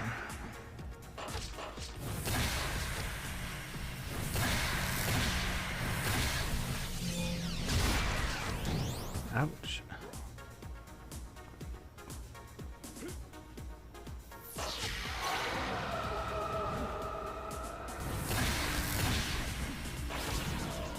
I imagine once I finally get to high levels, that placate power plus fulcrum shift is going to be a little bit abusive. Kind of looking forward to it. That's one ambush out of the way. Will there be another? I don't know. So I'll continue sort of defeating all as I go, see what happens.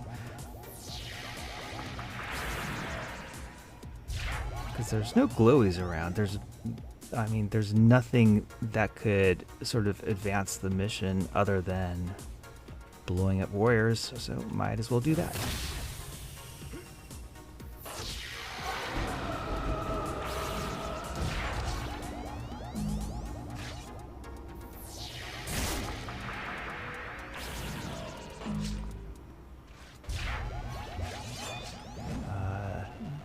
guess I won't need my stealth toggle on.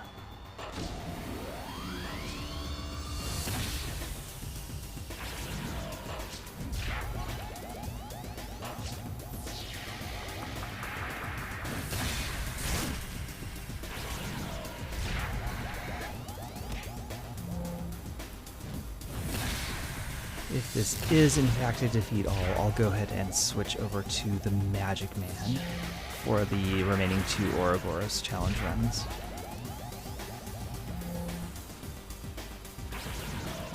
It is nice that there are so many warrior bosses in this arc, but I'm not going to slow down the stream just for that.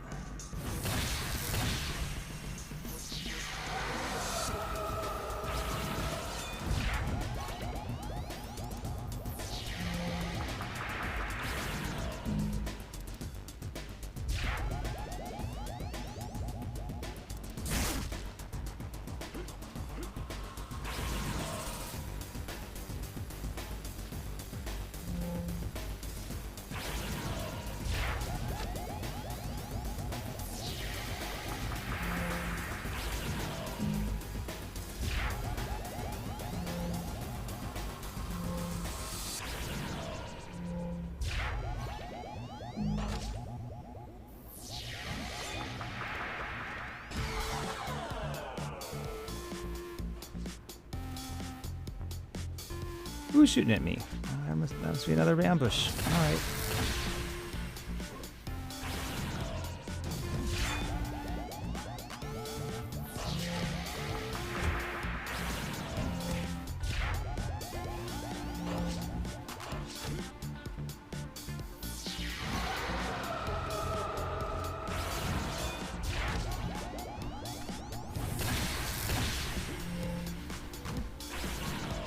This hit rate is so bad, it almost feels weird to call it a hit rate. I feel like I need to call it a miss rate.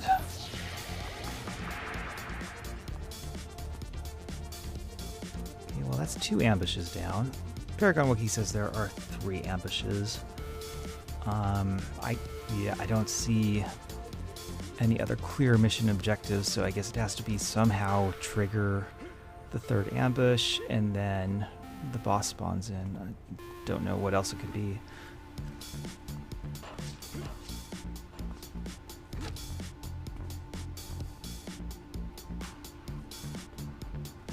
Ah, there's a patrol. You can give that a try.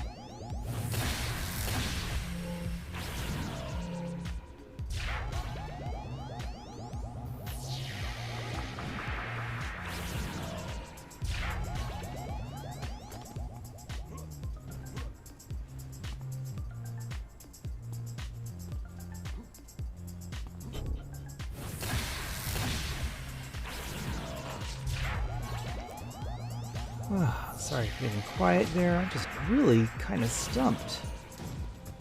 I mean, if you're familiar with architect writing, you know a mission detail does not get triggered off these just filler spawns. in the hallways and stuff. So it can't be these.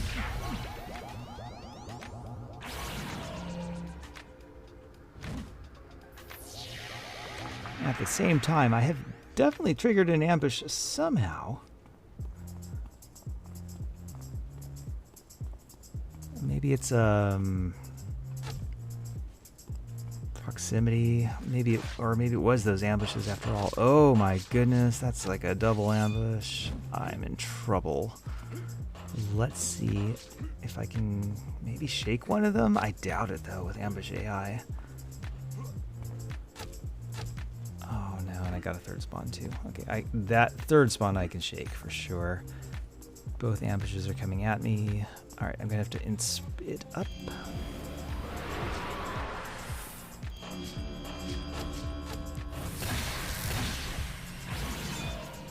And hope my enough attacks hit that I can sort of get through this double ambush.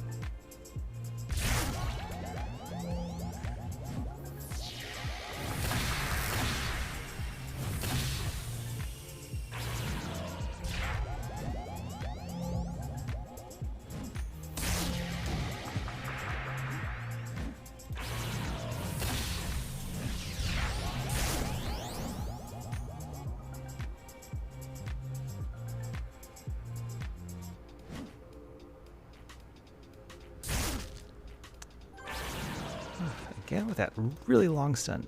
So let me check the combat attributes this time. See if I do, in fact, get a status effect resistance. Oh yeah. Okay, so that's nearly triple mez duration from the debuff challenge. That's rough. Good to know.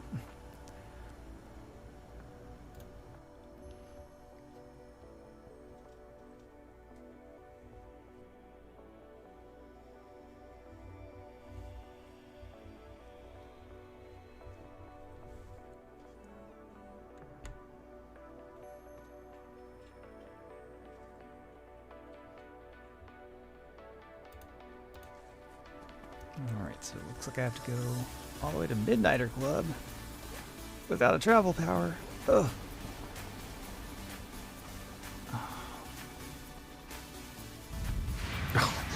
They let me use this though?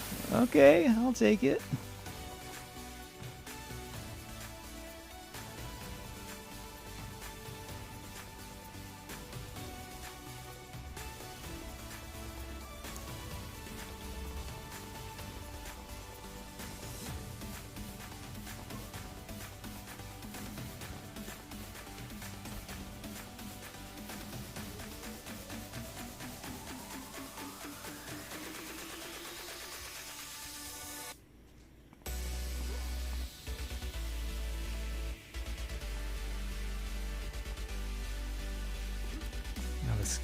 It's interesting that they cloned the scavenger hunt items, like the book, the skull, and all that, and it's clickable and everything in all 3 Midnighter Club lobbies, but they didn't clone Mercedes Sheldon. Maybe that would have been too weird.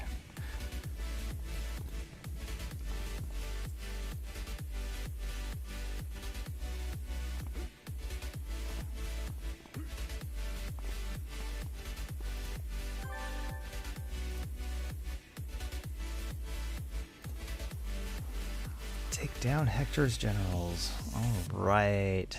That sounds like a lot of bosses. Just what I want to hear.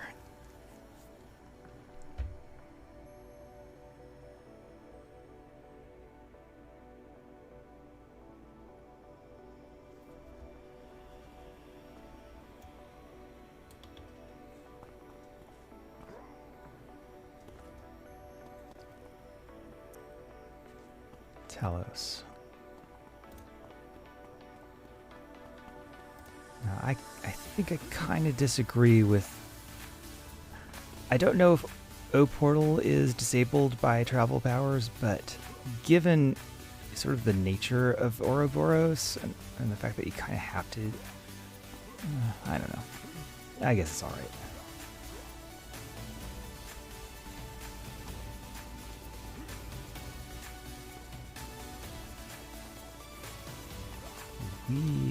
That hover air control when jumping, that is something.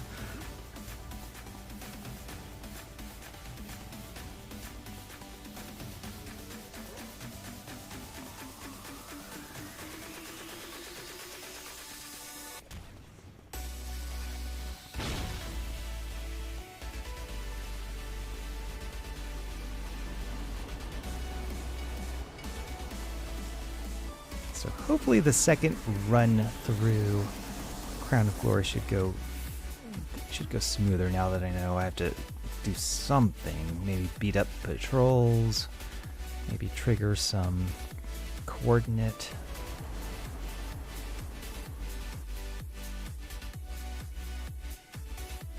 And stealthing to the end is definitely not it.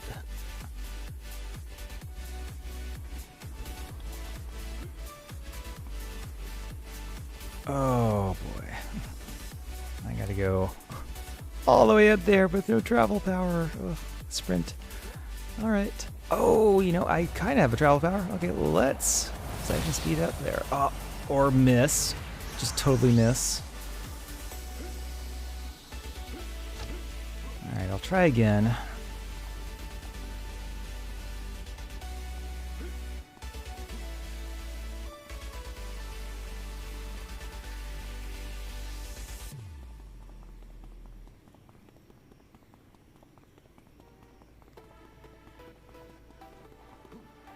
Homecoming's never really explained what's going on here. This used to be the most accessible arena, Blue Side. Why would they take that out? For apparently, I mean, no reason. There's nothing going on here.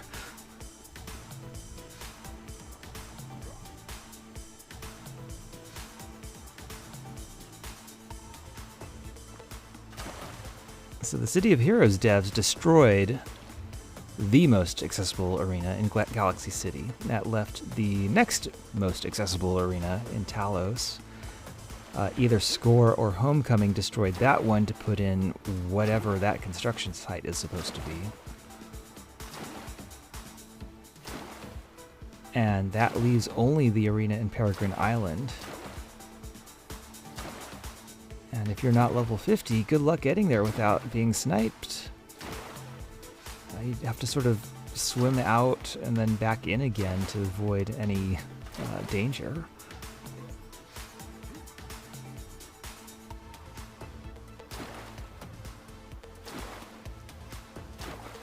Or true, you could just go to Pocket D. That would be the sensible thing to do. But it is still nice to be able to go into the building that was built for the purpose, the arena.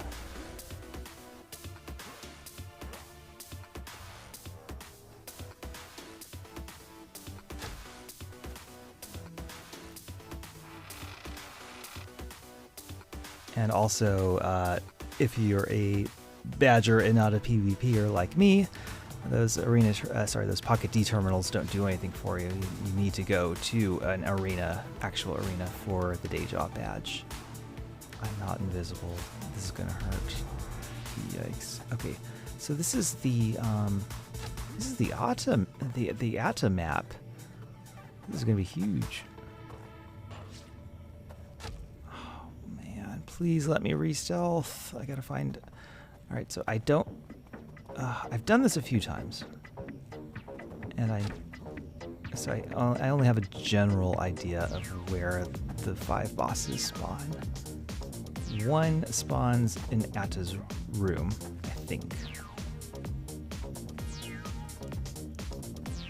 So I'll go there first, if I can. Let me. heal the map. So yeah, so I know what. So I can realize I'm going the wrong way.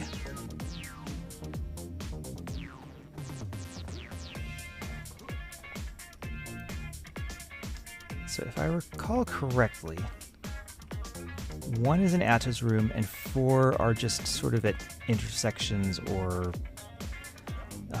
midway through tunnels. So I have to sort of look carefully as I pass.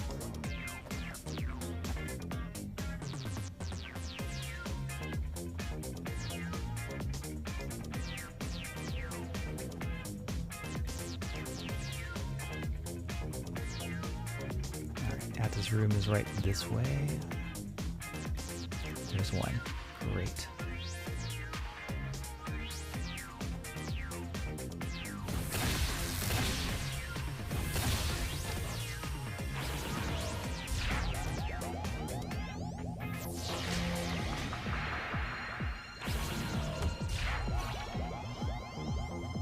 Is that an actual... Oh my gosh, is that a double ambush? Oh, this is going to kind of suck. Unless I can get this boss quick. Even then, oh, this is still going to suck.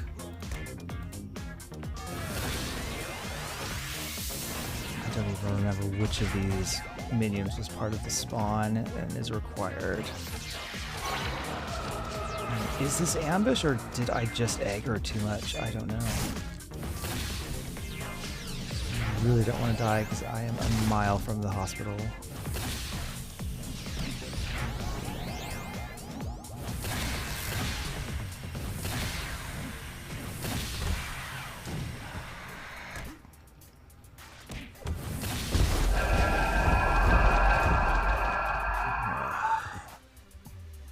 Even hit all the panic buttons. That's unfortunate.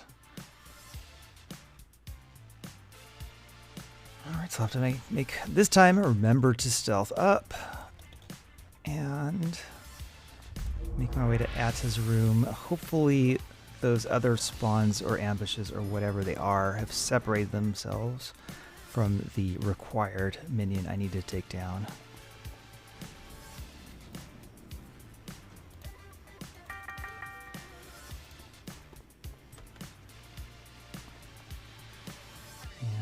Maybe this time I will actually hit a siphon speed and be able to get there. Nope. What's my hit chance on that? 35%? Damn. I'm not even hit. I'm so annoyed I was so annoyed I wasn't even heading the right way.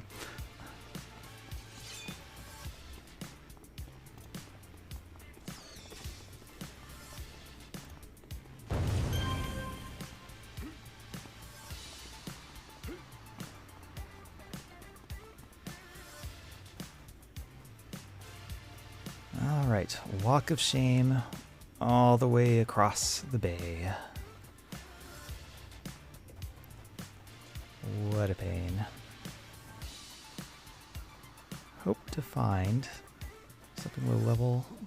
Please hit. It hits, thank goodness.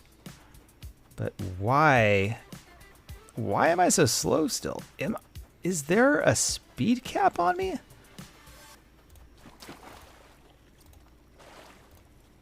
There is a speed cap on me.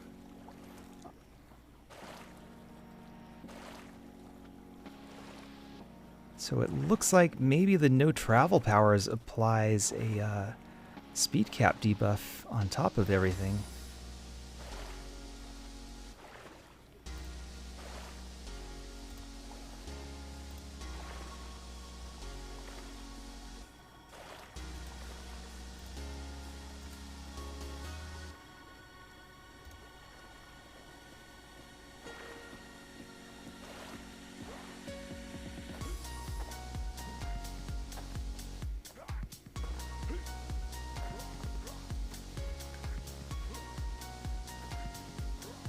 Did not know that.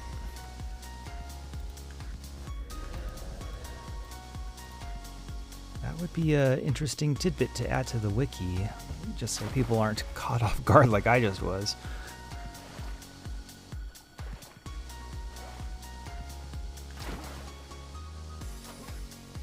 It looks like I can just forget about the siphon speed anyway, since I've got such a low cap, low speed cap.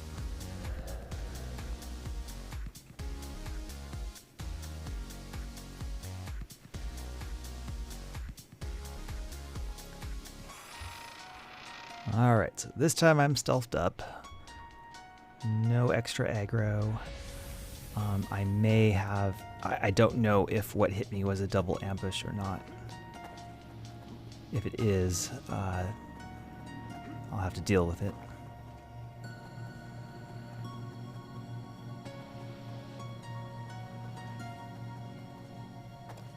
Okay, making my way back to Ada's room.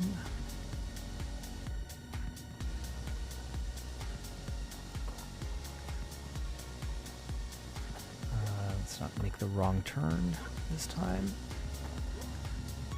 That is an ambush. That is a double ambush. Let me try to continue juking them until I can get to a sort of safe spot. There's the required minion. Get that out of it first.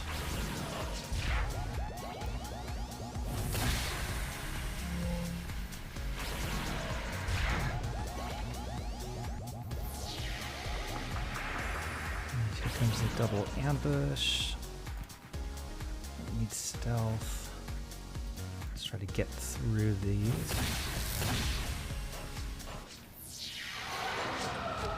Why is it a double ambush, though, I wonder?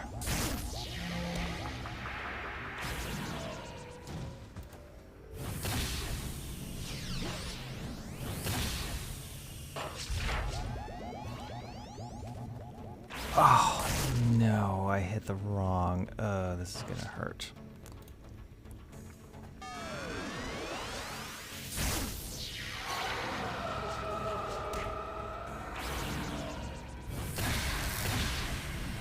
I really goofed up. Might as well pop the luck. Try to survive this.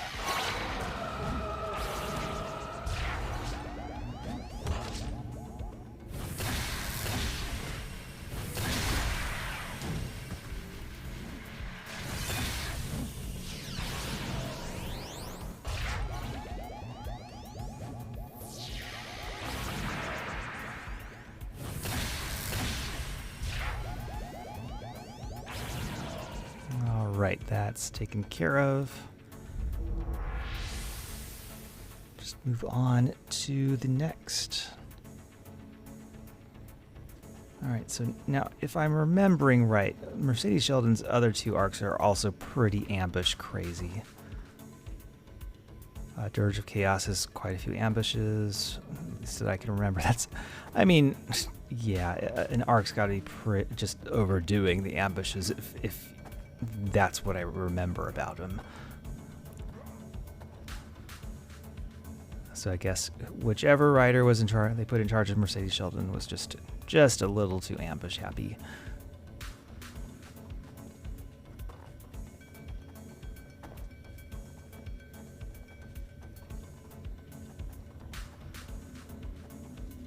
But let's see if the other four bosses have ambushes attached. Given what I'm seeing so far, given what I'm seeing so far, wouldn't surprise me.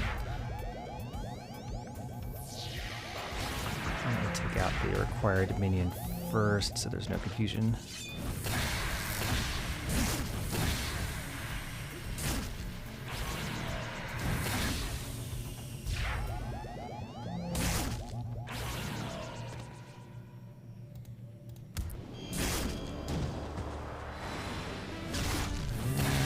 Boss doesn't miss. On the bright side, even though I completely blew that, didn't seem to be another ambush coming. So as long as I'm just a little more careful, I should be able to get through the other four bosses okay.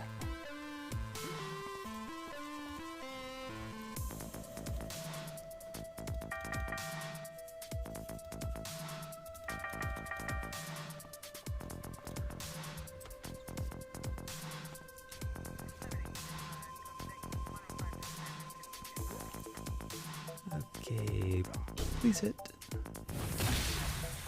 Yes! Oh, it doesn't matter that much. I forgot.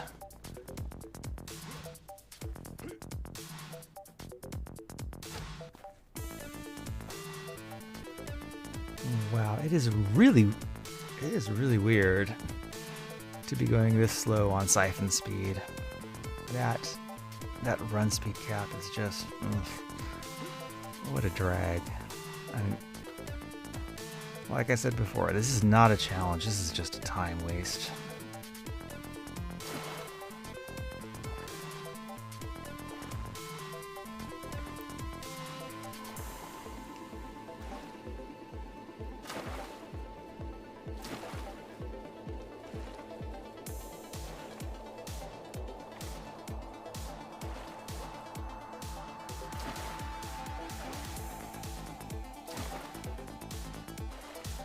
Alright, so I'm going to stealth up.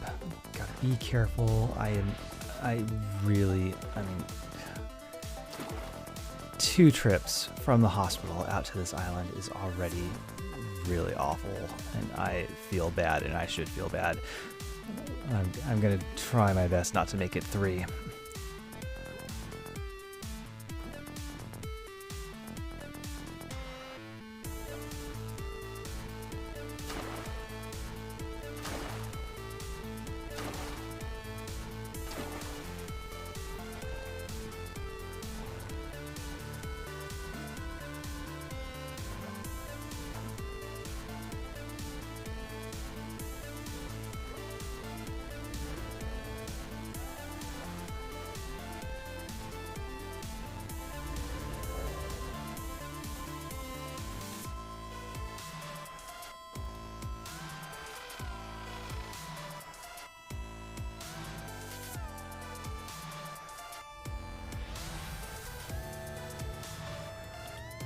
Alright, so pick up where we left off on that boss.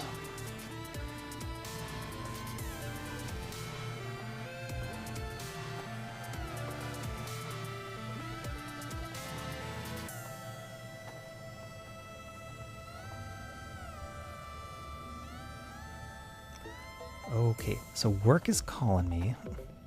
They must have something important to bug me on my day off. So I'm going to go ahead and take a short break. This should not take long, I hope.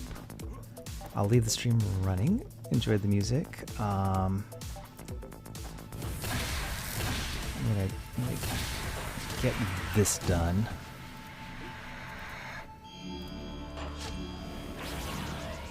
So I have a nice sort of a safe spot to stand while I'm AFK.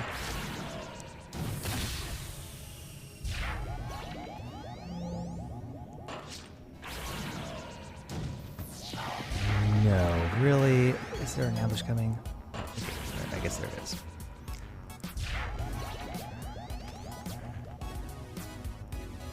Okay, there's an ambush coming, possibly a double ambush. Let's go. Come on.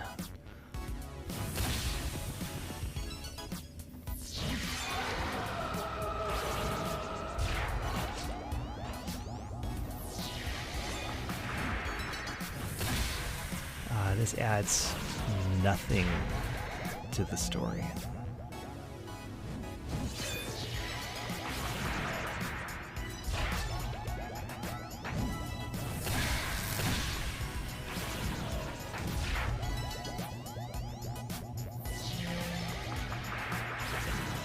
I get it. I already know. The plot is I'm fighting warriors. This does not enhance my understanding of the story. Okay, so I'm going to hope it's just a single ambush. I'm going to AFK here, take care of some of the work issues. Hope I'm not dead when I log back in. If I am, I'll combine and awaken. We're not doing the hospital trip 3 times. I'll see you in a bit.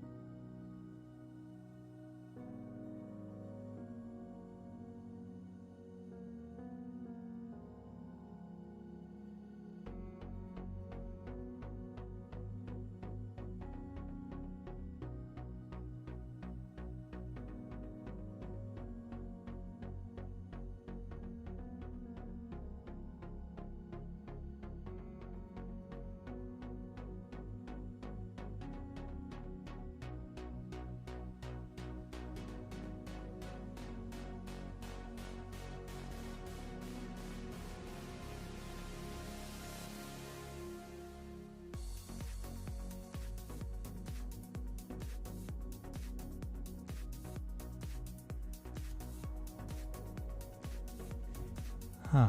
All right. Let's see. Looks like it gave me an opportunity to do a little sound check.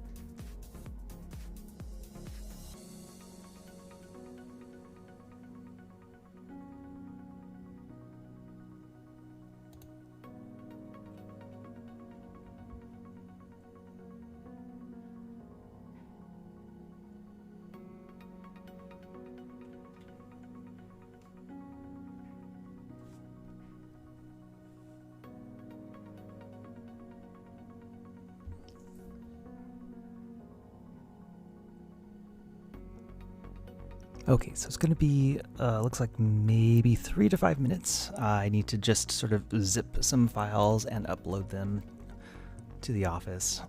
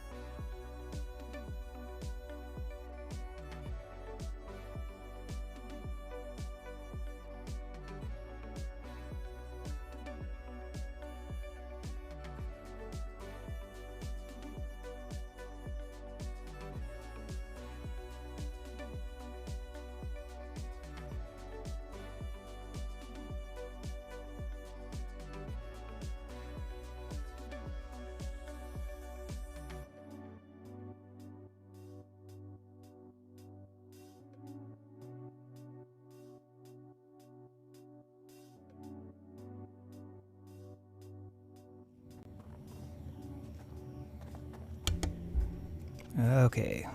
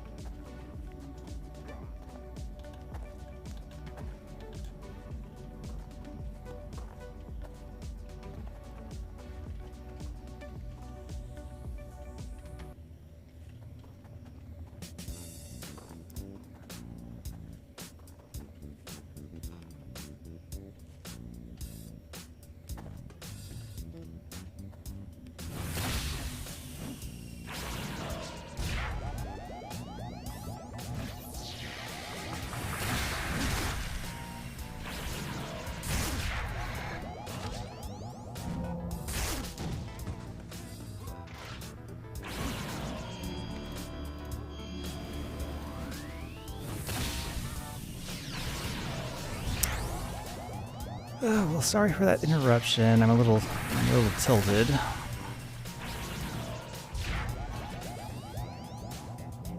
Not only is work needing things from me on my day off, like the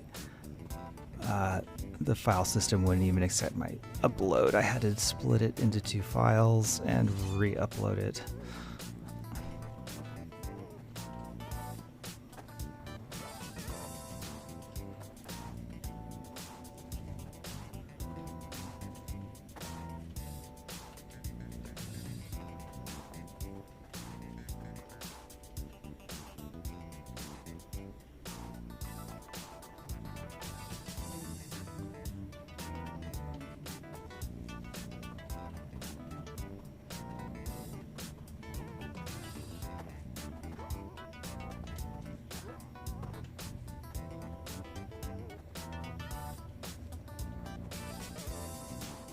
Ah, well that, I hate to drag down the mood because of work stuff. Just try to get a reset. I think finishing this mission without any more runs back from the hospital will be a great start.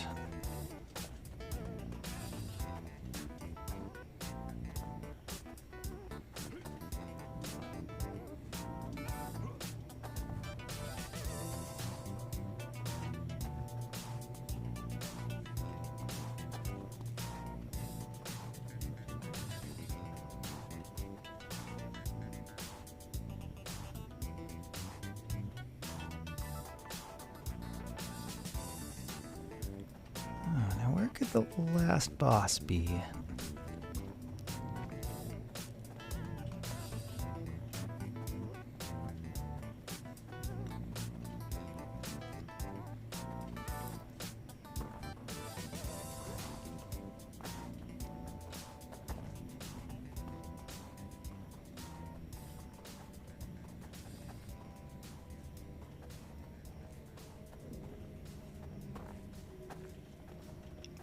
Kind of feel like he isn't this way. I've definitely been this way twice. Let's try another way.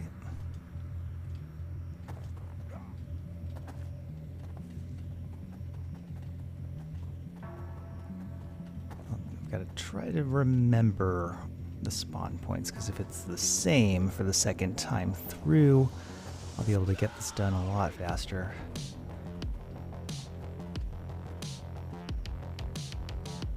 Huh.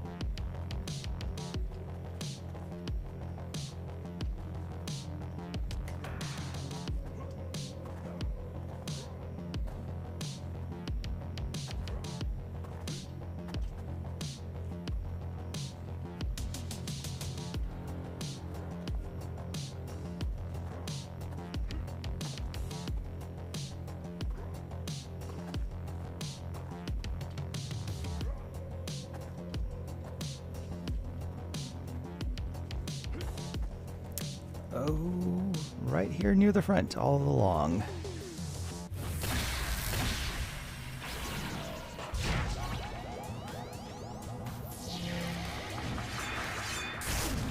Alright, and since I know which of those spawns a double ambush, I will do that one last.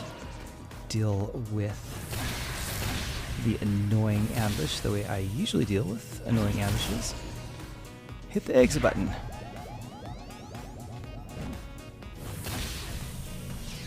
Not missing any story content. These ambushes add nothing.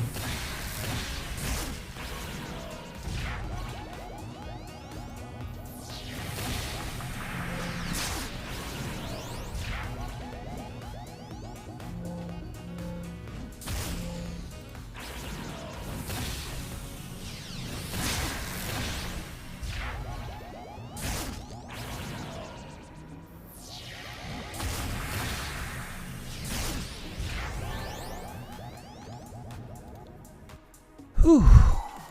Okay, good finish.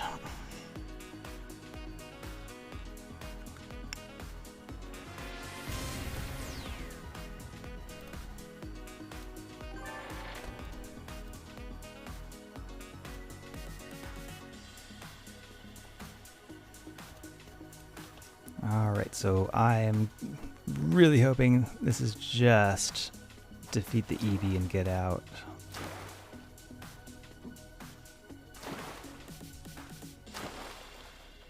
Alright, so now that I know this arc's tricks, I think I'll be able to repeat it a little faster. Okay, a lot faster without work interruptions, that's for sure.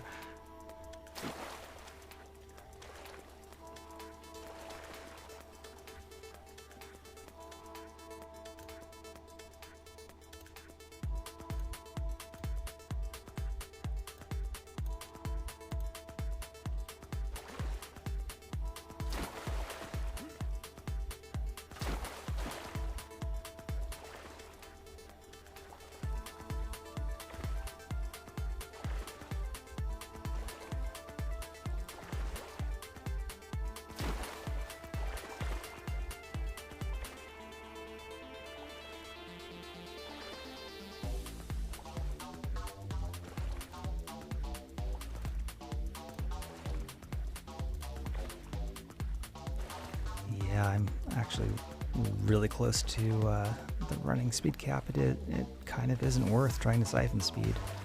That is weird.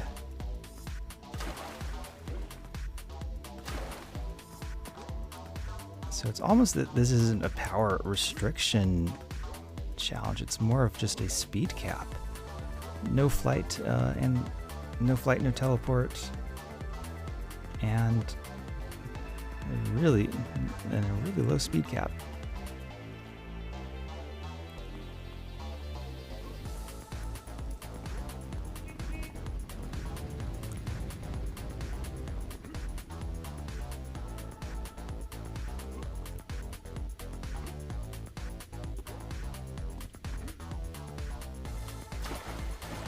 Please don't be on the ship that I just fell over the side on. Oh no.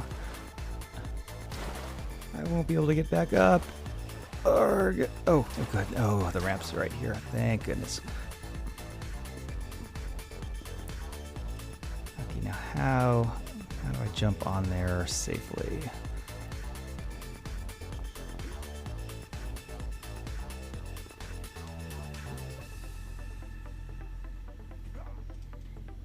Okay. Great. And with the debuff challenge out of the way, the rest is quite a bit easier. Defeat Hector. I like it. Let's go.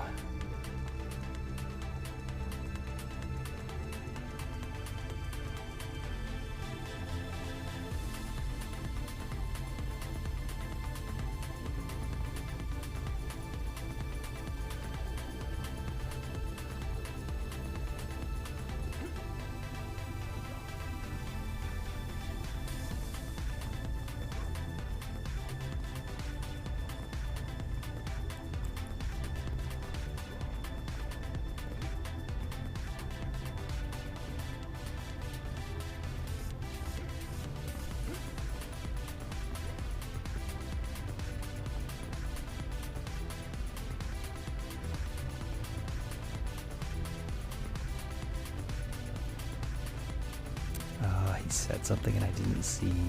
Yikes. It's gotta be around here somewhere. Oh, okay, now I remember. Okay, yeah, this has a whole, just a chain of ambushes after Hector.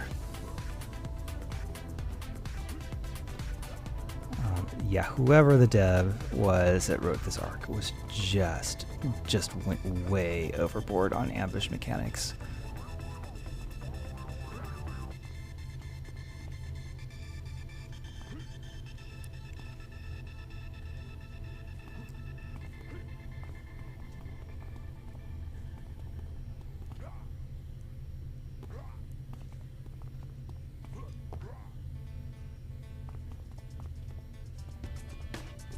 Because story-wise, the last mission was defeat a bunch of named warrior bosses. This mission, the game mechanics will be defeat a bunch of named warrior bosses, except with annoying ambush mechanics. The story doesn't change.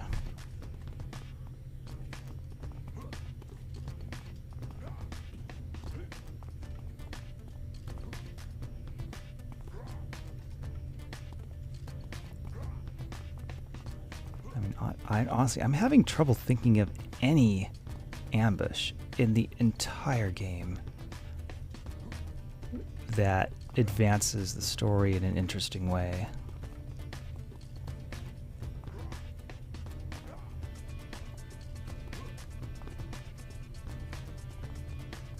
Oh, okay, I thought of one. It's more along the lines of click a glowy for the ambush, and it's not just a chain battle. In Dr. Graves' arc, you can one of the missions involves you clicking an altar to spawn the boss who comes rushing at you, and that is the objective. That is the story. That is your goal. Clicking the altar and making the boss appear and become vulnerable is what you're trying to do, and the ambush mechanics are actually a good fit for that.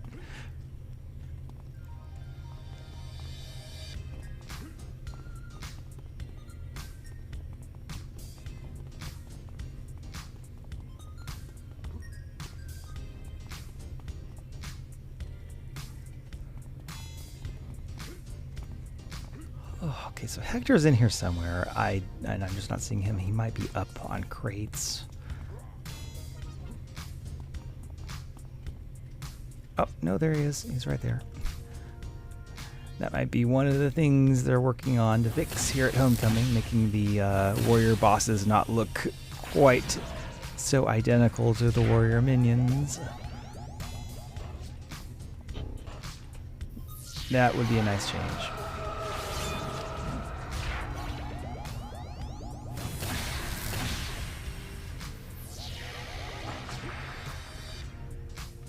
And they're all just wearing shades of brown.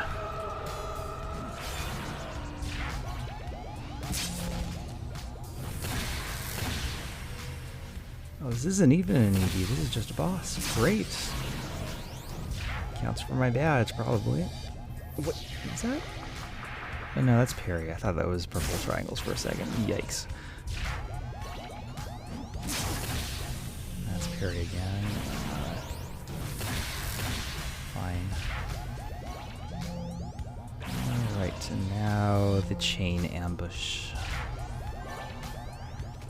Oh my gosh, it's like someone's, first I learned how to make ambushes in Architect today. I made an ambush, and then I made an ambush triggered by the first ambush. Look what I can do. Okay, and the ambush must have spawned some distance away. They're not here yet. Just to let me get to a safe spot.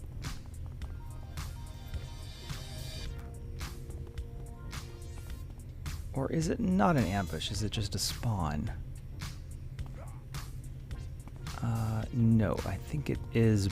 It might be both. It might be an ambush and a spawn. I don't see anyone running at me yet.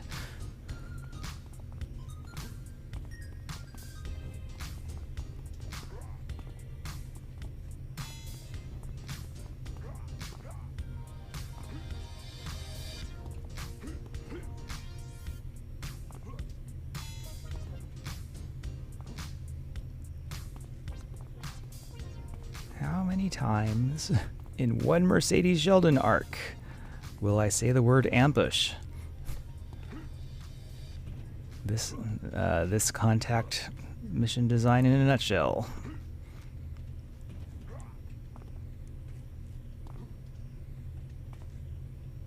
Okay, so there is someone's running at me. That is hopefully a single ambush that looks like a double. All right. Maybe even a triple ambush. Let's do what we can.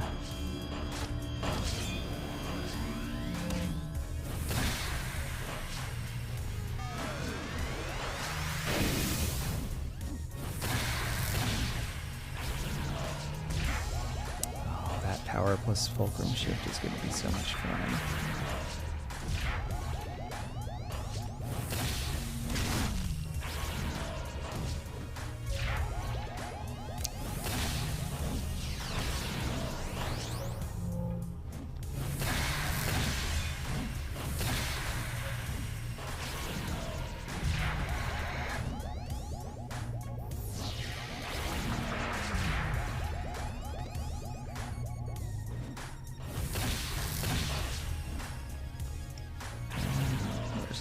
There's the ambush, triggered by the other ambush.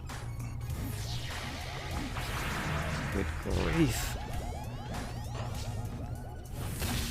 I mean, were none of the other mission details working that day? Was ambush the only option available?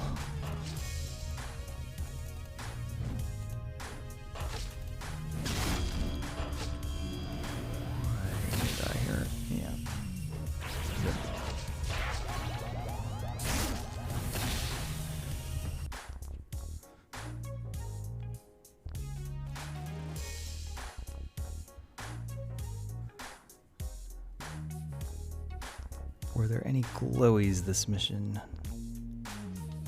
No. No escorts, no hostages.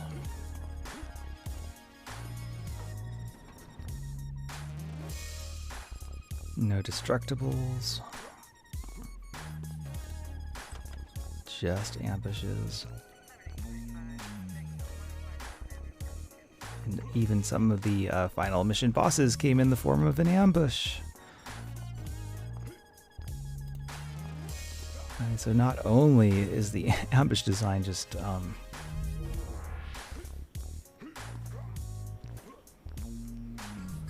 totally irrelevant to the story development, it is just so overdone in this arc.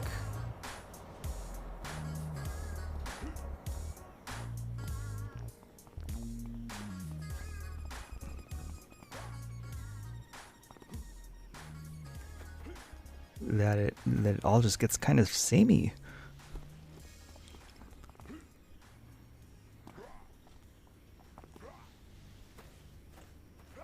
Like I've become numb to anything else that's happening in these arcs because it's just so much ambushes over back to back to back.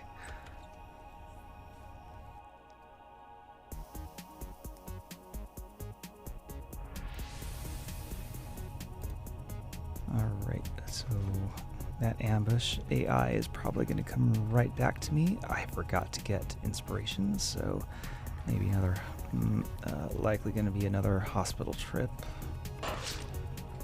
Yeah, I'm getting tilted off just how overdone the ambushes are here.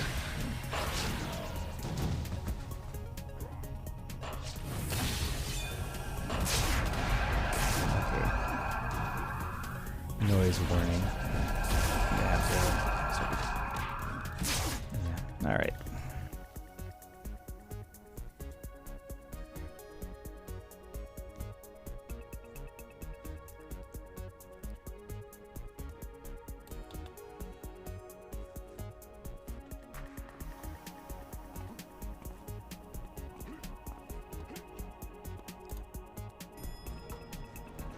So just the fact that the majority of the named bosses in this arc just came in the form of an ambush, they really don't feel distinct to me at all. Like, they are all completely interchangeable.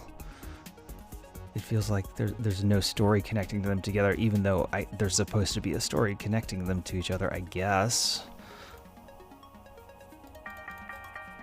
But they're all functionally identical as far as gameplay. I don't know what I should be really thinking about, other than great, another ambush to survive. I guess there's a story.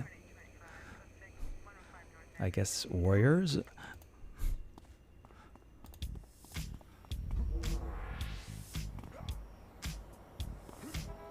I mean, there's something in the mission bar is mentioning betrayal, I guess. I don't know who's betraying me because all I see are ambushes.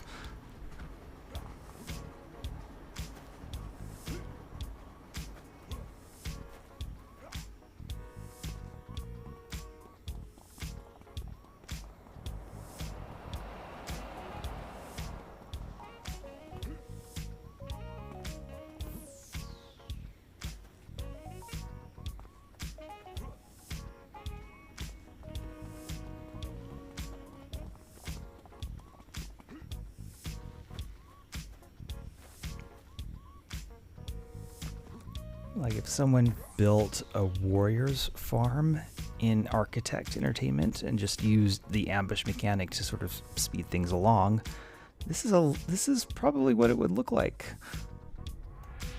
I feel like there really wasn't that much effort put into this.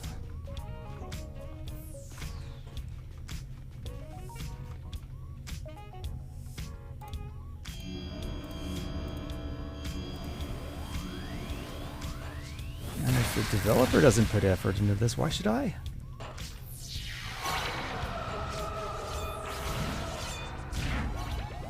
I'm going to repeat it just because I think it's going to go faster than the Magic Man.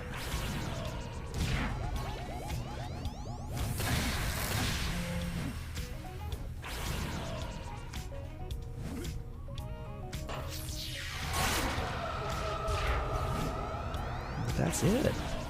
I really don't care for it.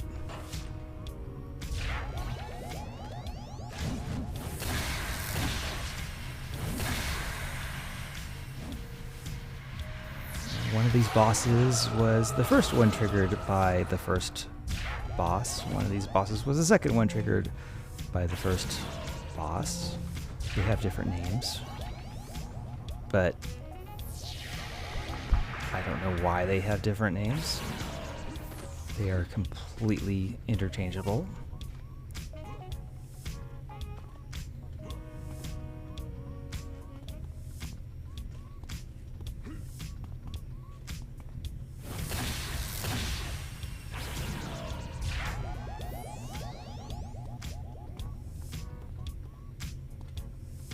Their reason to exist is to ambush me. I see no other relation to the story for them.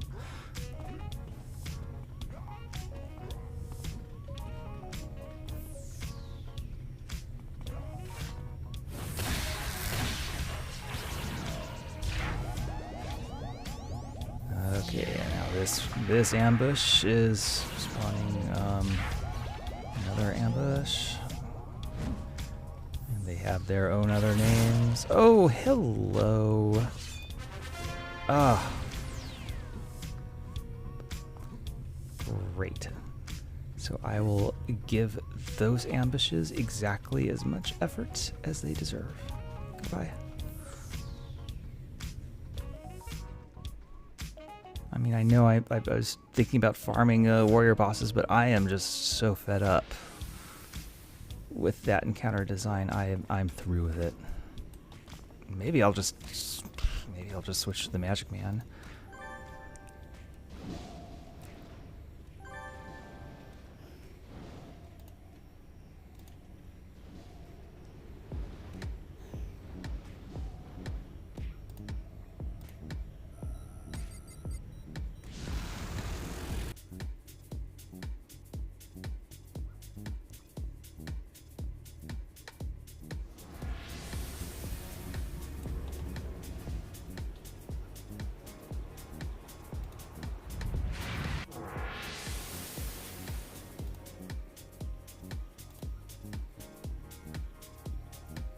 Alright, so yeah, I'm going to switch to the Magic Man.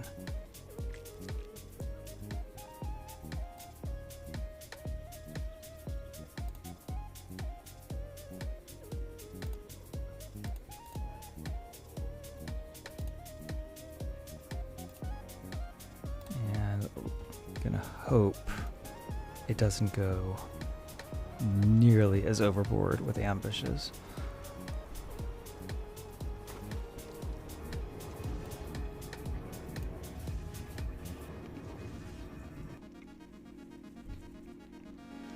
Now, if I get to the point where I am actually farming warrior bosses, I may repeat Crown of Glory with no Ouroboros challenges and just farm them that way.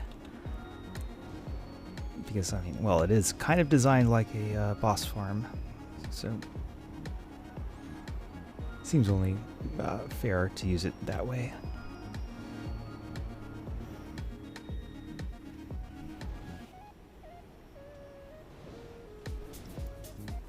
Okay, so where am I at? No temporary powers. I can teleport. Good. Okay.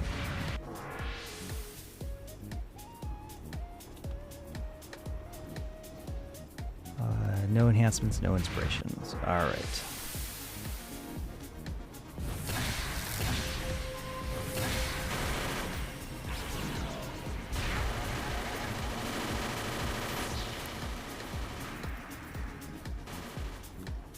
So 10 of these. That's not bad.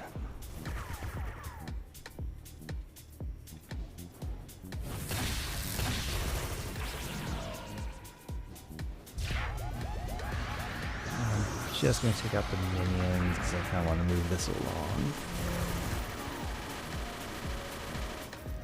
And I already got the sorcerer badge from earlier today.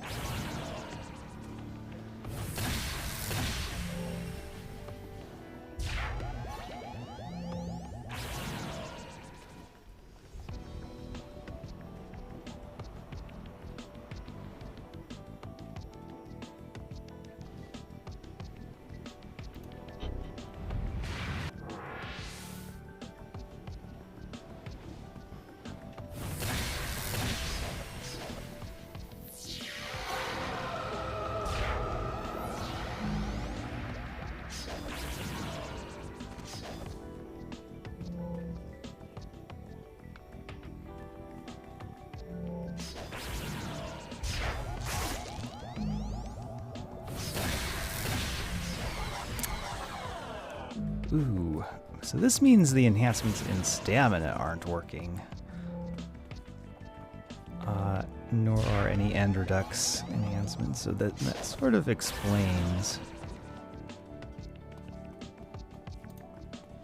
the endurance difficulties here.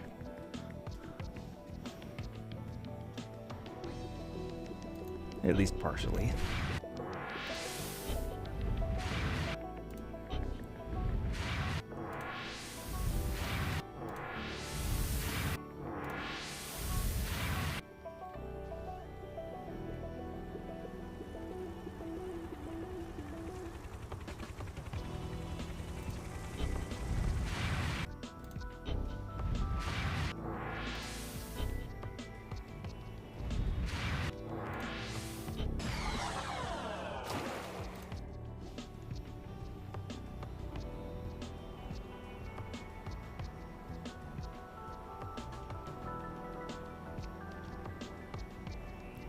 Looks like this might be a stealthable mission.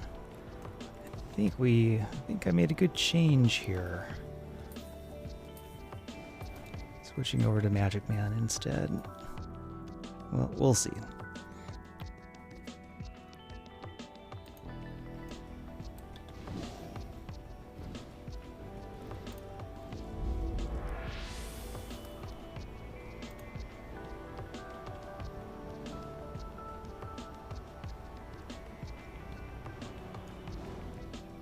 I just ran this mission on an alt, not as a flashback.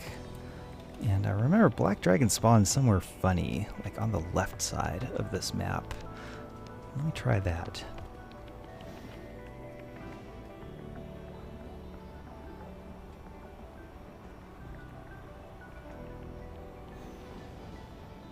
There he is. Huh. Alright, so I believe this minion is required. I'll take him out, and then the boss.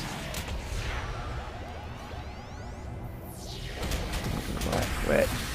Why is everything hitting me? Oh no. Oh, I'm screwed. Okay.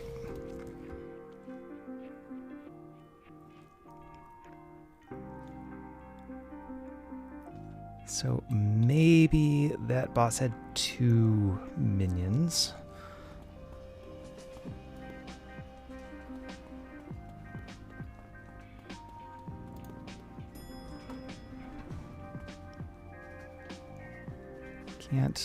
Can't abuse inspirations. That's out. Hospital's not too far.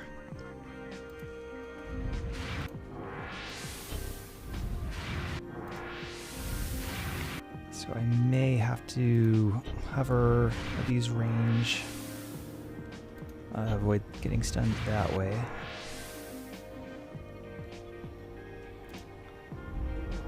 Really don't like that playstyle.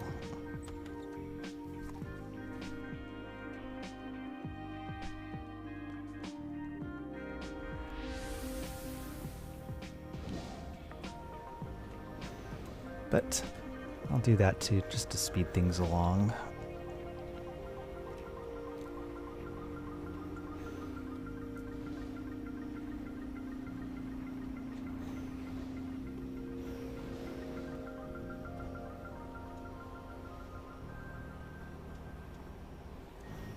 Alright, so this minion is definitely required, and it looks like that one is too. Let's get out of melee.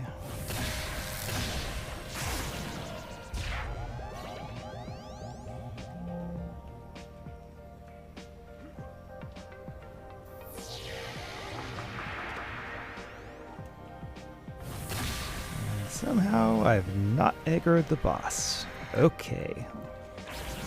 This is fine. Oh, he's aggroed now. That's alright.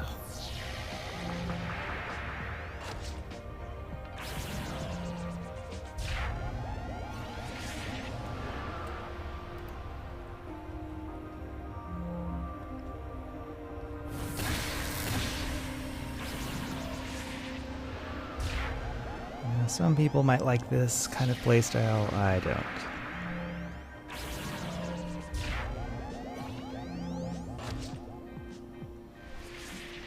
What's shooting me now?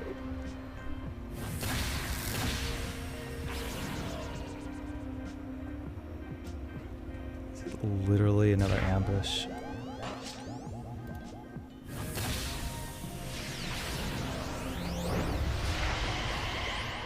Whatever it is, I'm getting rid of it.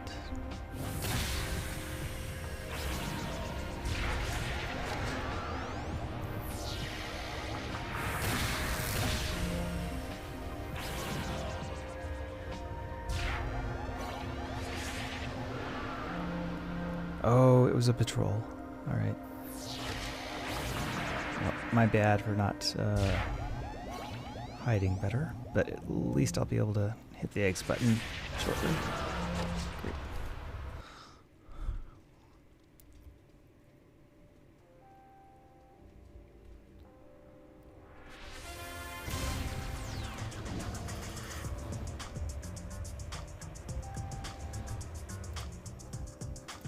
Okay, I've got to make my way to Midnighter Club again. I think Croto's the best, or at least the fastest.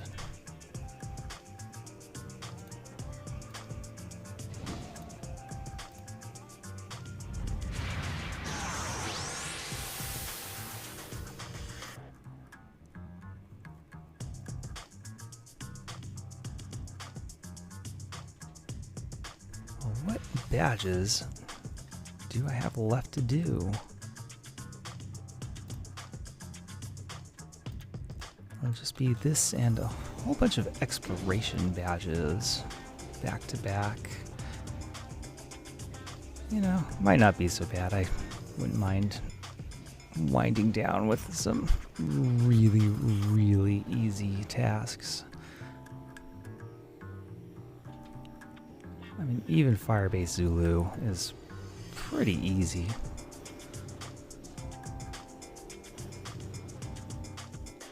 I forgot how to Midnighter Club. Ooh, I'm starting to get tired.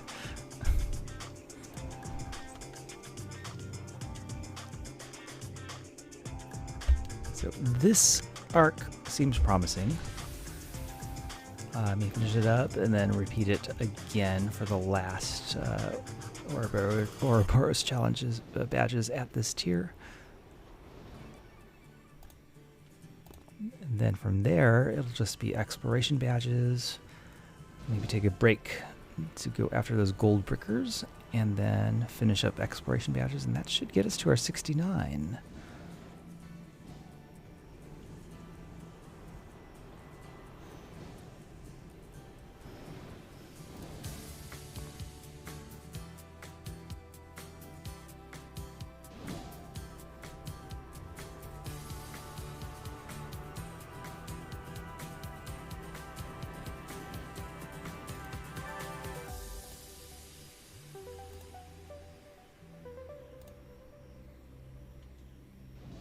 Ah, still Canyon. How convenient.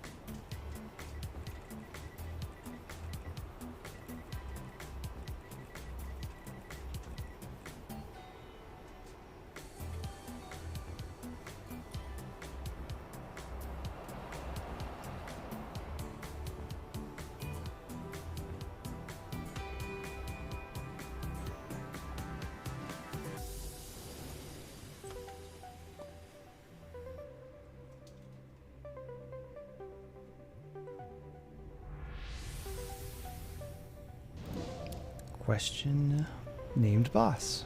Okay.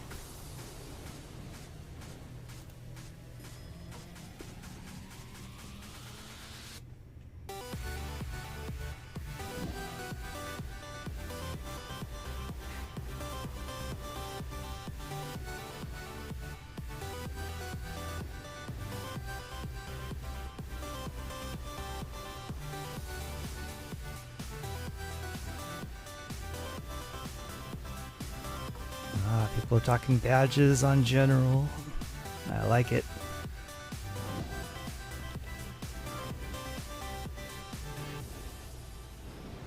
There is probably a global channel for badge hunting. I should join.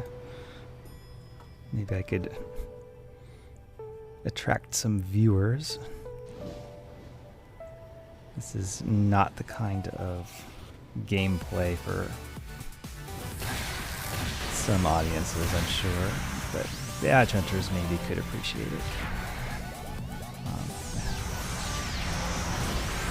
Especially, you know, the trickier or deceptive badges like the Oro badges. Oh no, I don't want to die.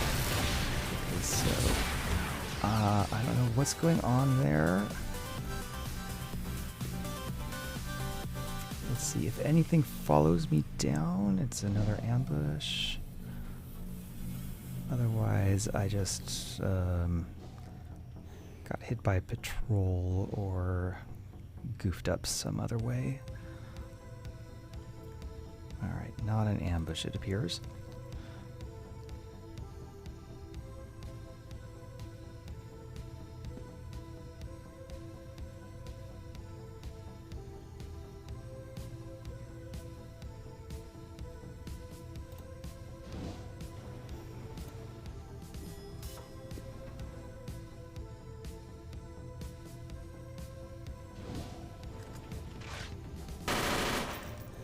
Hang on, I'm in full stealth. There is some kind of ambush mechanics going on here.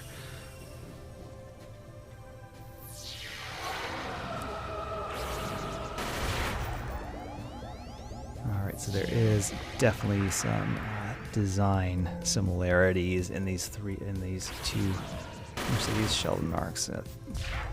Counted as 3. Dirge of Chaos, I vividly remember, is pretty ambush heavy as well.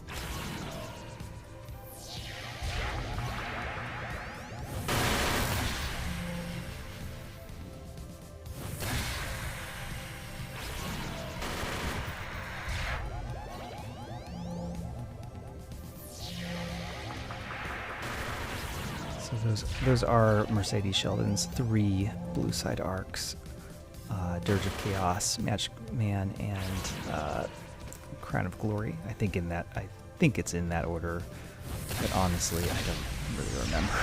It's just all, they're just all kind of ambush farms.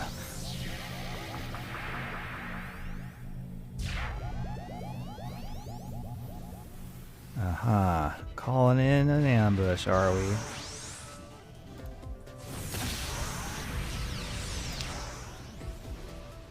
Alright, well. So, one thing you can abuse with the ambush AI is that because it's different from the standard AI, there's a few ways to split them up. Go down an elevator. The regular AI will eventually forget about you, but the ambush AI will follow you down.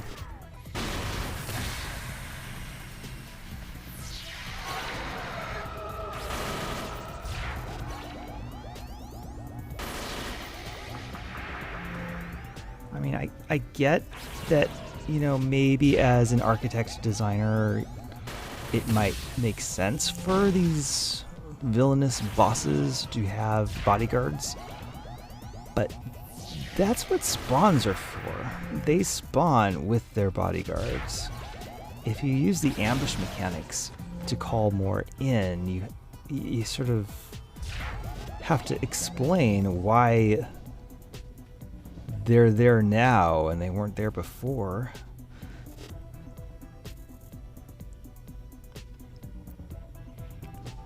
why do they just appear out of thin air? Why can they see through invisibility? Why can they follow you at any distance?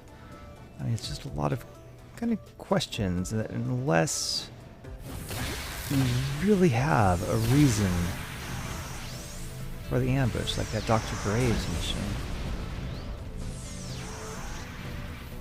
It's just too much confusion, or it's not even confusion, it's just noise.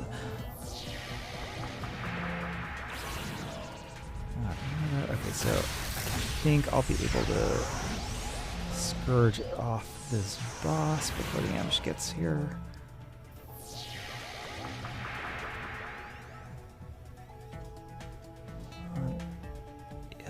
This may be a required minion.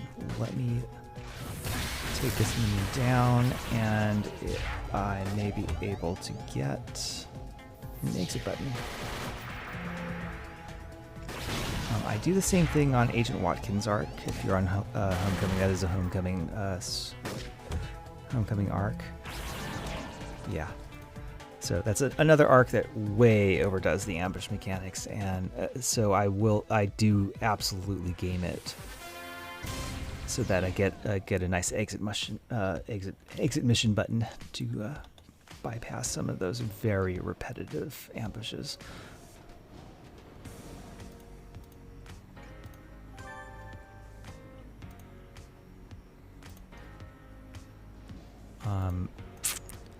In fact, Agent Watkins' arc, the ambush mechanics are even worse from a storytelling standpoint, because at least in this arc, it's just background noise, just repetition. Whereas in the Agent Watkins arc, it sort of undermines the storytelling. It makes the bosses feel more similar because they all spawn the same ambushes over and over.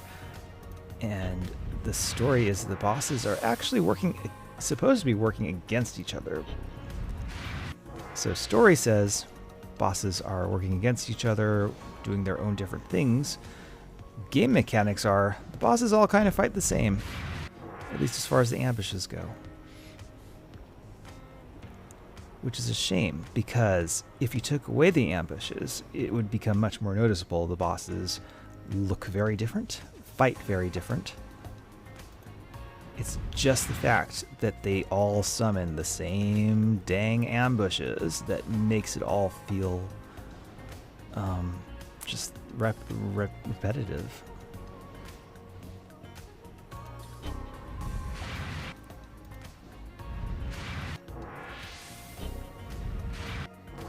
In fact, one of the bosses isn't even Vazalok, it's Freak Show, and that boss doesn't even stand out because all you remember is the same dang ambush.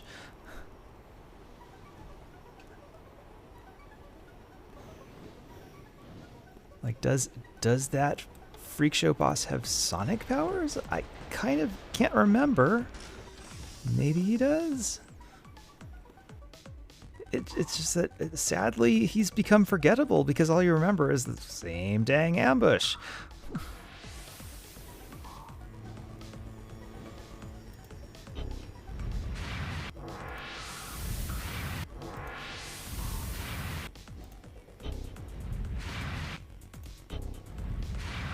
That said, there is one counterexample in the Agent Watkins arc. There is one boss that I specifically remembered does not spawn any ambush. And when I beat that boss and no ambush came, that actually struck me. I'm like, wow, this is like the first time this entire arc that the boss didn't spawn an ambush. And that was memorable. For the wrong reasons.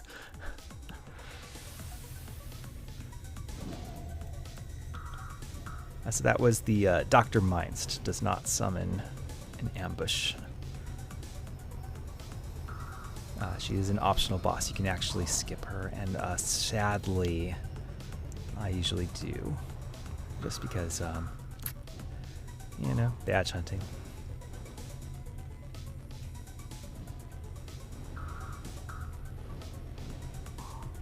Now this would be a good opportunity for, you know, the Sue and family. See, I have not read the text. I don't care to read the text. At least show me what's going on if I don't read it. I guess, you know, they're sort of swinging their fists at each other. So yeah, that's fine. That is the kind of mission detail that reinforces the story, lets me know what's going on.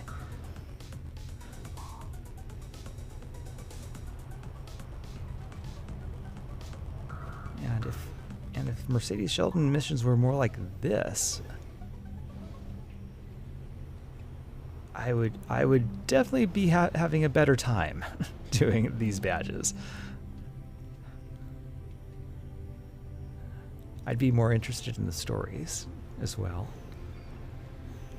Like we just did the Crown of Glory Warriors arc. Honestly, all I got from it, some kind of MacGuffin. Warriors, ambushes. That's what I got out of the story. Here, at least I'm getting, okay, Sue and family are definitely going after each other. Someone's trying to blow up someone else. I like it.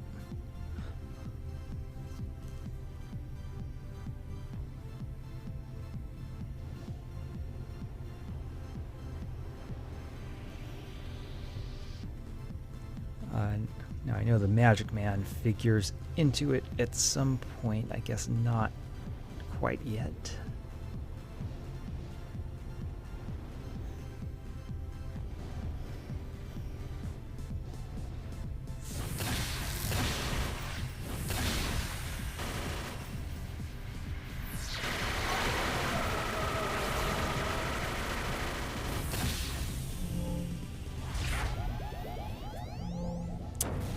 Strange. I noticed this when I was doing, I think the Laura Lockhart card. TK Blast knocking back a -1 minion it shouldn't be. Is it possible one of the challenge settings increases my knockback?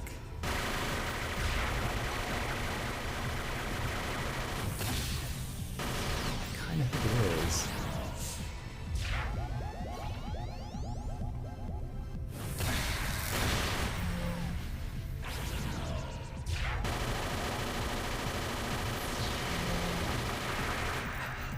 Oh, no, I know. Nah.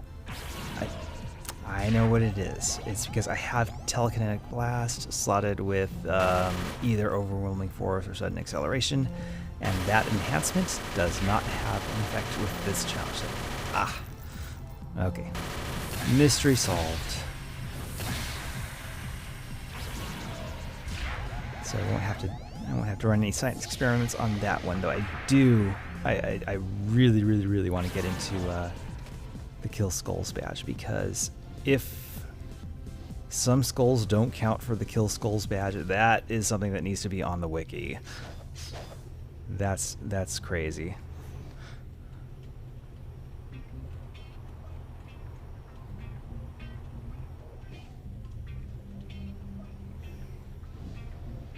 Alright, that's the third bomb out of 4. Hopefully we get a map marker. We do. Great.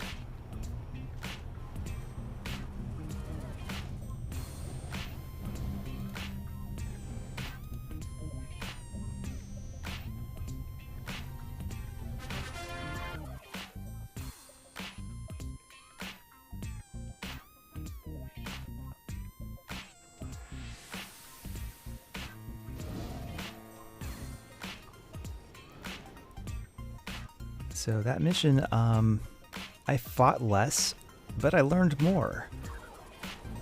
I got more interested in the story.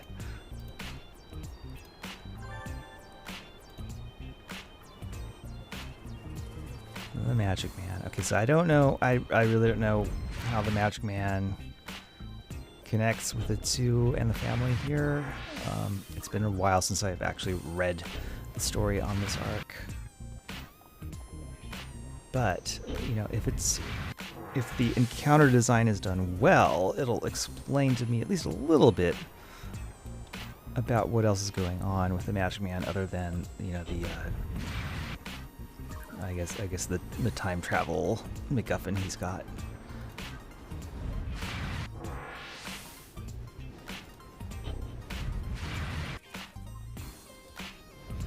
I mean, it's cool that he has a time travel MacGuffin. I just don't know how that really fits in with what I've been doing so far in this arc. And if the encounter design is done well, it'll show me.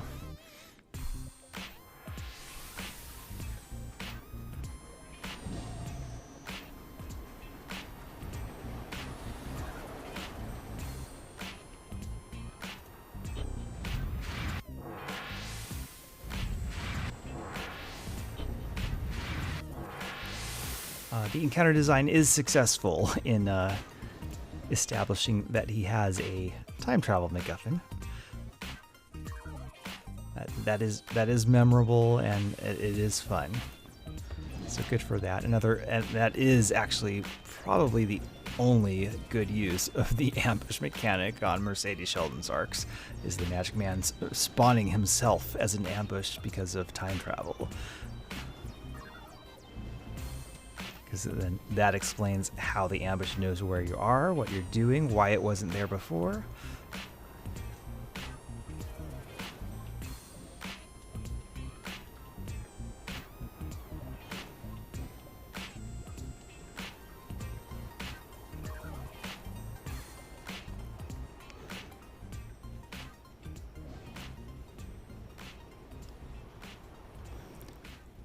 And just spawning them together, like having like 3 Magic Men just standing next to each other to start with, wouldn't really explain what's going on quite as well. Actually, not at all. Whereas the ambush mechanic here actually kind of succeeds. Much as I hate to admit it, I've been dragging on the overuse and poor use of ambush mechanic by Mercedes Sheldon's arcs. This time it works.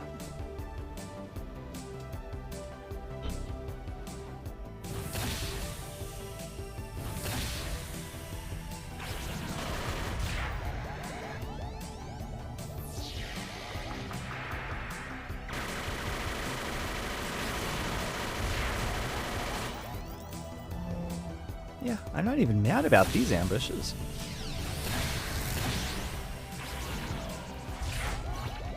Could help that it is just a single ambush.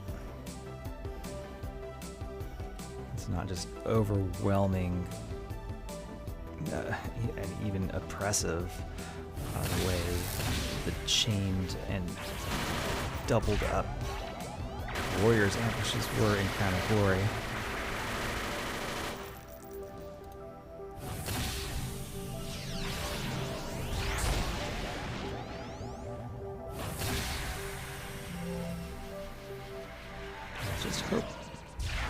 I just hope these defeats count for the family boss's badge. Save me some time in farming them in Strega.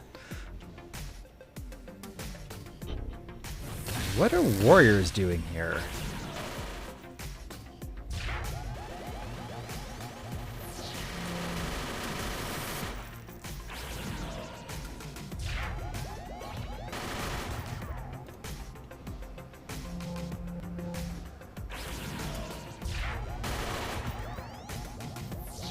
Alright, so we're definitely doing this one again instead of Crown of Glory again. That is for sure.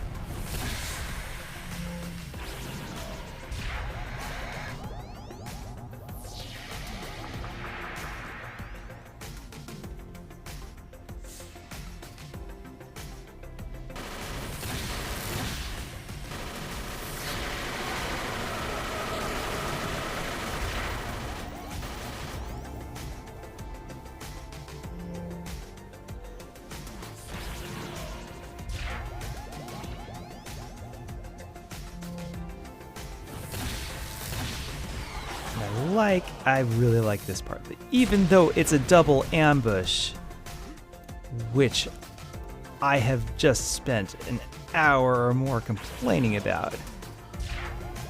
This one, yeah, I mean, the story sort of necessitates it. It's the time paradox. It creates that time paradox that breaks the loop.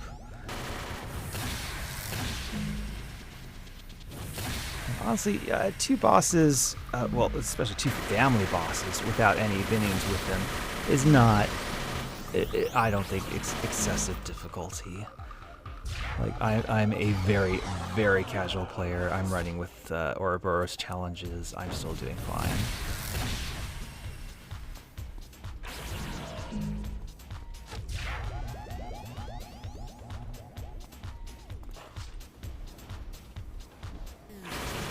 So yeah, this is not excessive difficulty at all. It might even be a little too easy. That's okay.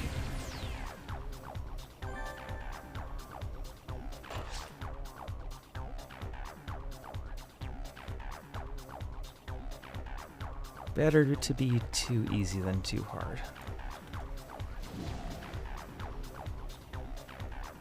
Too easy doesn't distract from the story.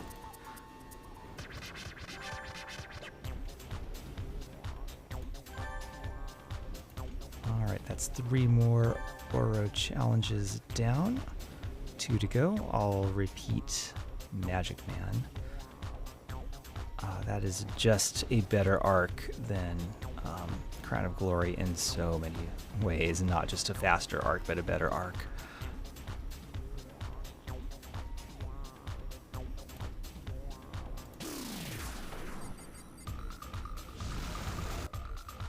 Though the Crown of Glory would remain very useful for warrior boss farming.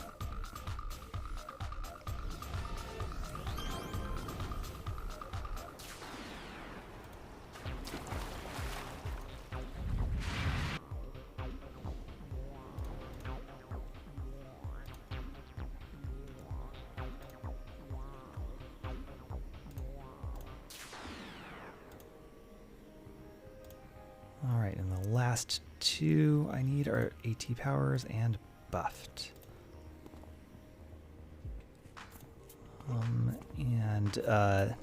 As I said before, the Oro enemies buffed challenge raises their damage output, not so much their defenses, so you really just need to compensate with purples.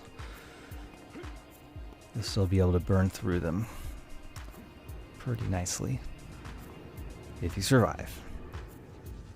Alright, Indie Port, let's go. And another nice thing about the buffed challenge is it doesn't affect open world enemies. It'd be kind of weird if it did, because it's a shared world. Oof. Oof, my speed. Alright.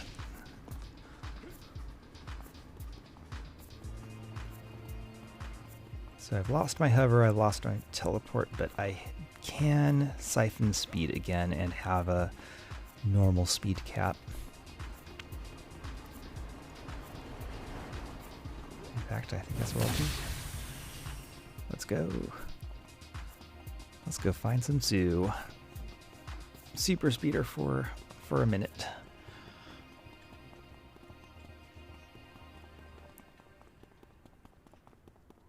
I wonder if I have this power slotted for run speed. Wouldn't surprise me. I've done goofy slotting like that. I'm just gonna peek real quick. I do not have its. Oh, so the fact that I don't have it slotted for run speed makes me think it's probably a little busted. I think the slow enhancement may double count for run speed. Yeah, I think it does.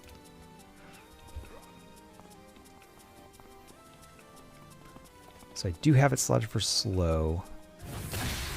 probably researched that and discovered that that enhances the run speed is in addition to the slow.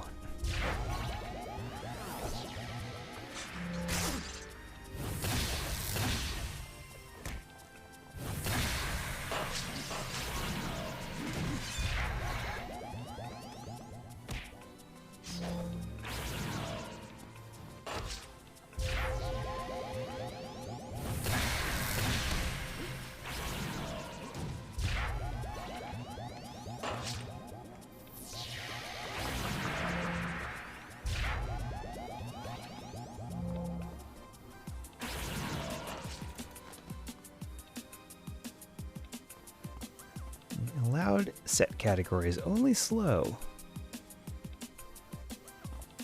Oh, it doesn't allow run or fly speed enhancements. So slow is in fact the only way to boost the speed on that.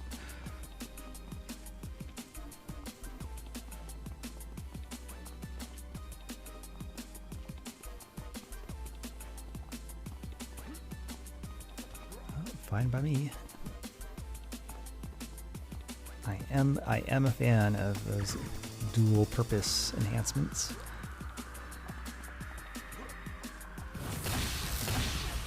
Sort of improving a power in multiple ways.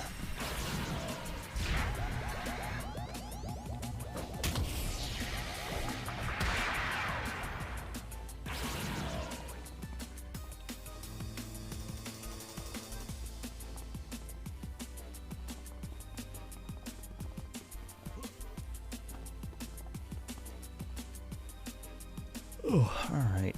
2 more Tsu. I'm getting yawny. That's a bad sign.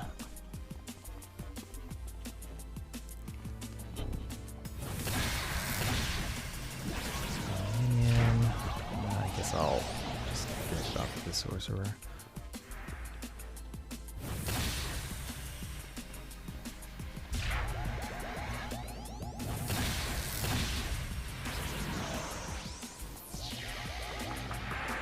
Great. All right.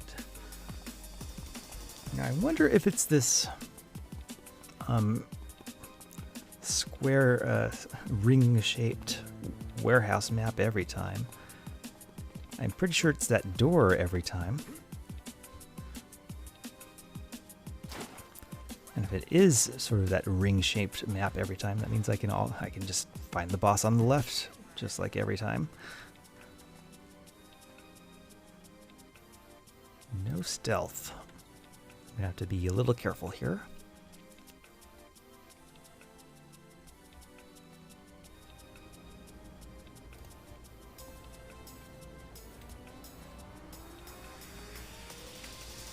It is the ring-shaped map.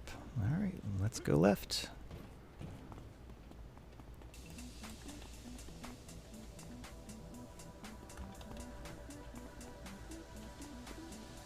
I guess it kind of makes sense from a time travel standpoint too. I mean, of course I would know where the boss is. This is the 3rd time I've done this mission.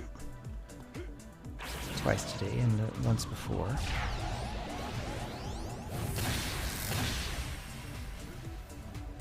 Magic Man's not the only one with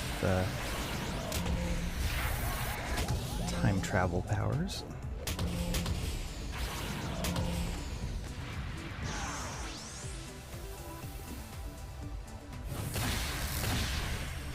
In fact, when I create time travel paradoxes, they don't remove my ability to time travel like his does.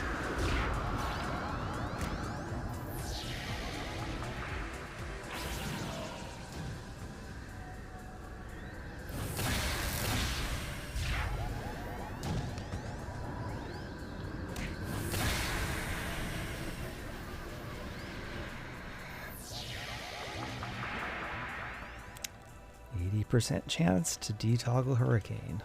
Love it. Wait, where's the boss? Oh, the boss is somewhere else, and I just assumed it was here. Shame on me. Alright, so it could be in the center.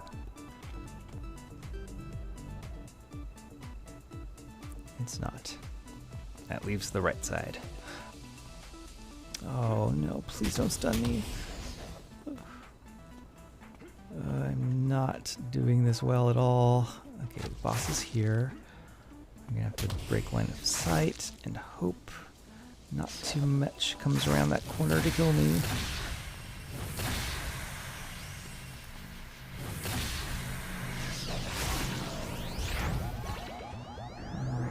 Sorcerer will be here. Oof. Oh no.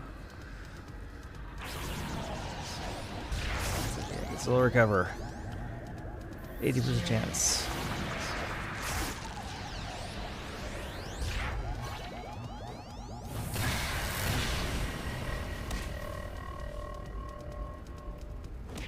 Oh, this sorcerer better not brawl me to death. I'll be salty.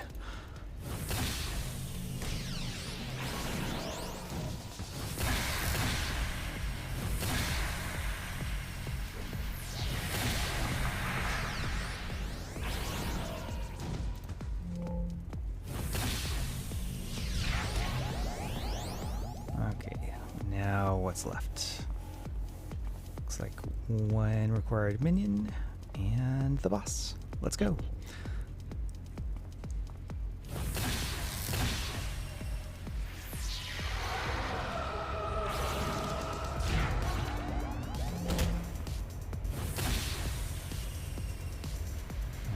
I don't want to be in melee at him. I am running the buff challenge and he's probably going to hit pretty hard. Ooh. Oh boy, I really goofed this up.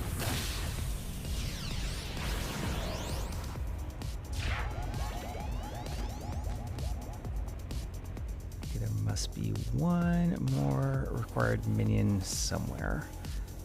Possibly around this corner.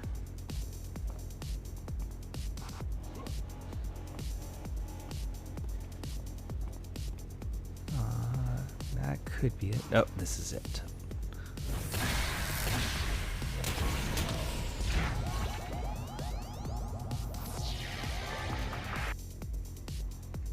So it's the same as with architect missions. Usually for the developers missions where you have to kill a boss, they do set the flag where you have to kill the boss's full spawn.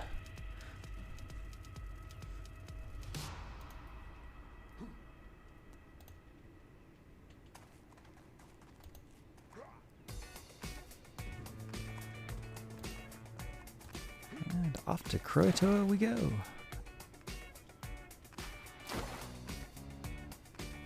This is the most I've gone to the Croatoa University in a long time.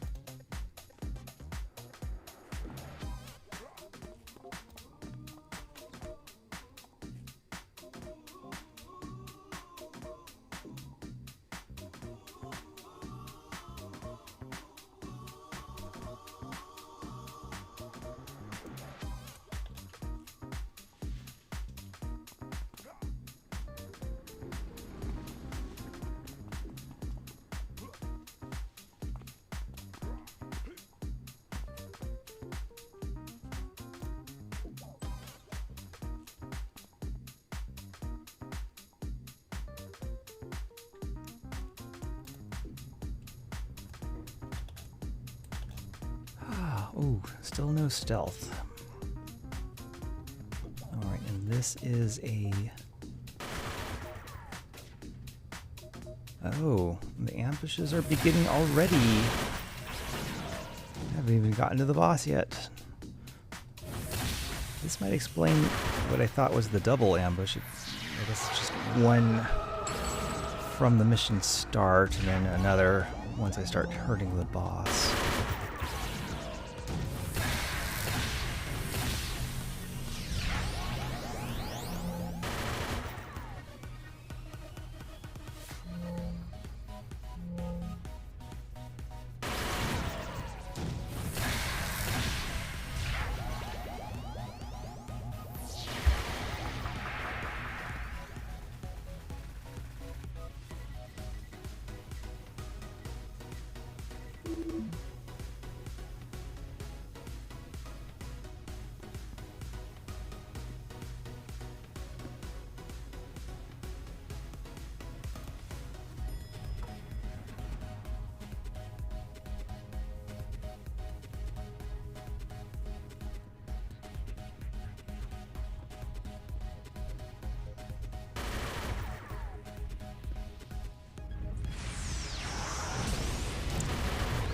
This is bad, okay.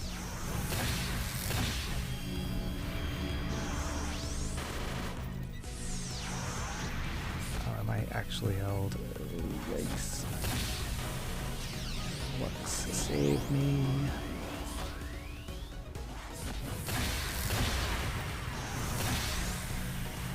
Let's get rid of... Held again?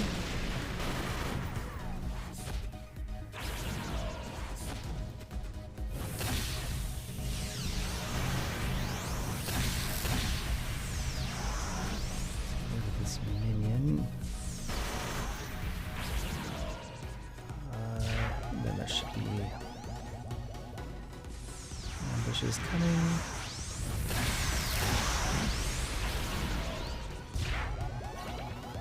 Yeah. Oh my gosh. Accidental double spawn already. Let's pull that away from the boss. Deal with the ambushes down here.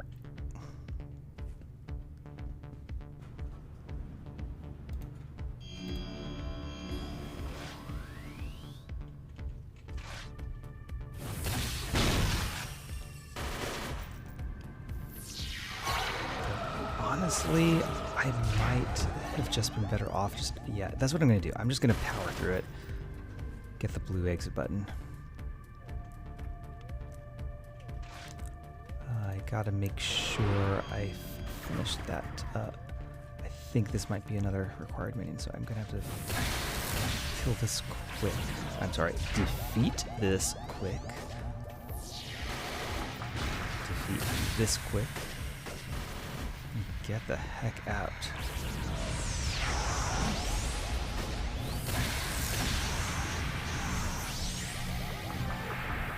Yeah.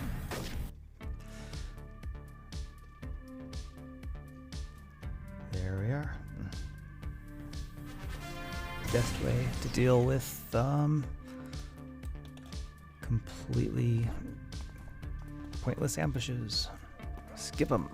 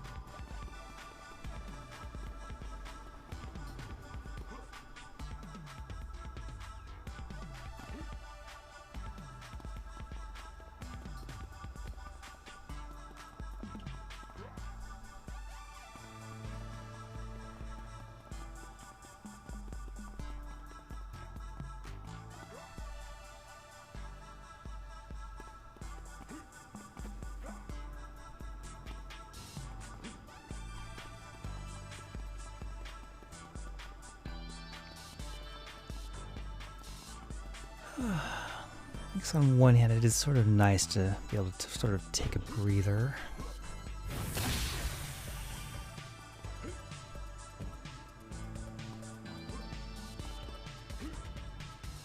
Get to the next mission. Let's see what happened in this one. Was this actually just to defeat the boss? I think it might be. No, oh, there's 4 bombs. Okay, 4 bombs, defeat the boss. No problem. This was the mission I liked. This and also I also like the finale. The last mission was garbage. This one is nice, and the next one is nice. I'm getting clobbered. I need to rethink this. Oh, I may not make it.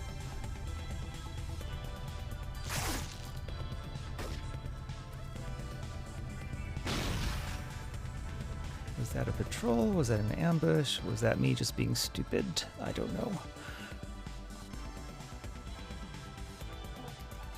Probably stupidity. If there was a gratuitous ambush in that mission, I would not have liked it. So I just screwed up. But in the meantime, I can restock up on Lux. I am running the buff challenge, and things are going to be hitting hard.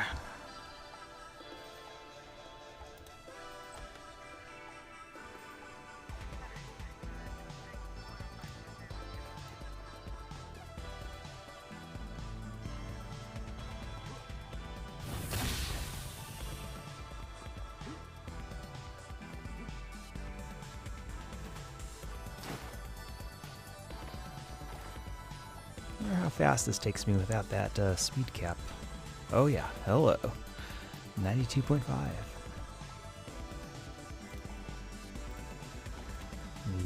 The actual speed cap. It's nice.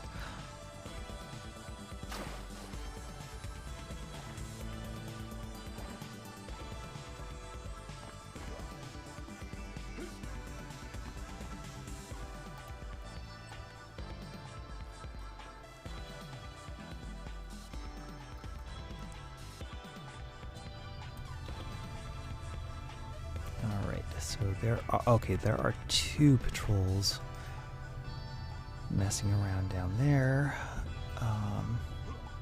So maybe safer to clear a path this way. Try not to get stunned.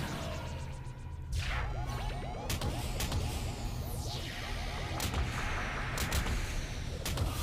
not to get stunned too much. I forgot to pop the Lux.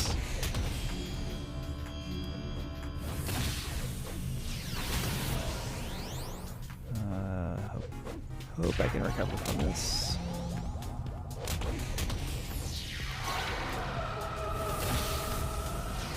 Looking good.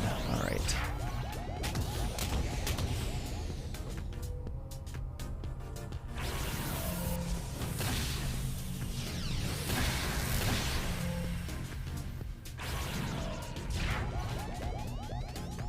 It looks like I can get that barrel now. Oh, no I can't. Ooh. Yes! Okay. 3 more to go. Wow, this is a lot tougher without stealth. There's 1 more. Should be able to get this before the patrol gets here. 2 more to go.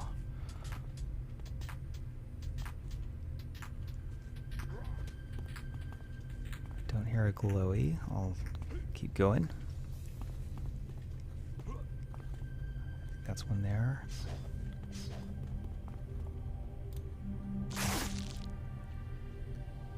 And the last one should show up after I beat the boss then.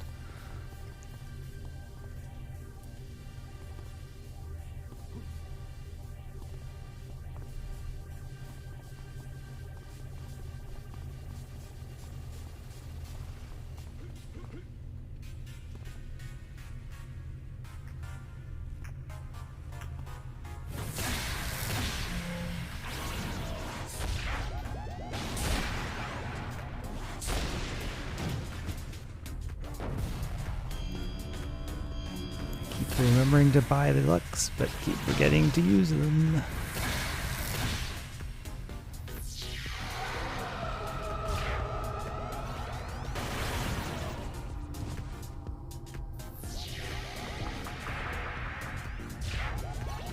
This is fine.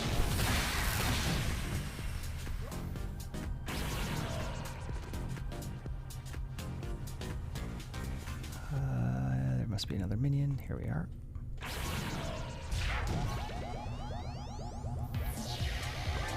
And one more bomb. Good to go.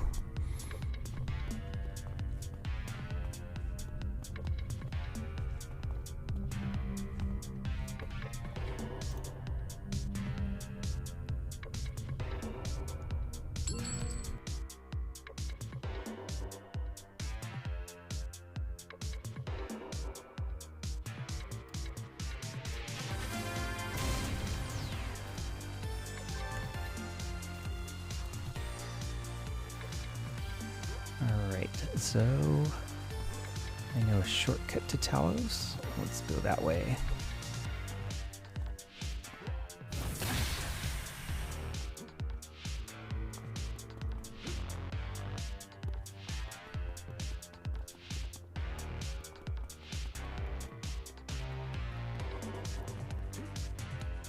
Oops. Let's fall off into the water again. Oh, and I don't even have super speed to get me up. Okay, I'm good. Alright, and then this is the Striga Ferry. We'll just go this way. You go direct from IP to Talos and back again. You don't have to go through Striga anymore. Saves you a loading screen. Very nice. Don't know if that was a score edition or if that was on the servers before shutdown. But either way, it's nice.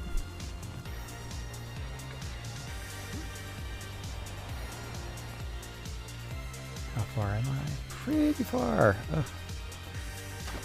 Should have taken the train, but that's alright. I am speed capped. I will make it. Oh, I'm not speed capped anymore. Darn.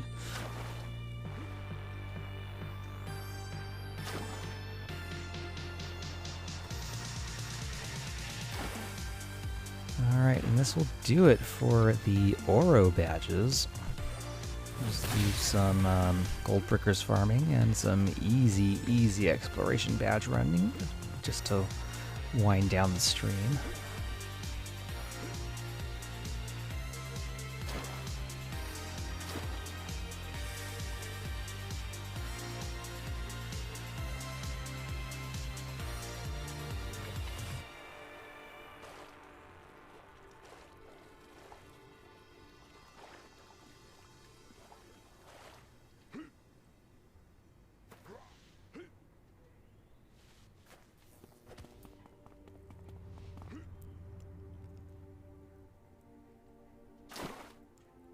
The stream has gone on much longer than I expected, but that's okay.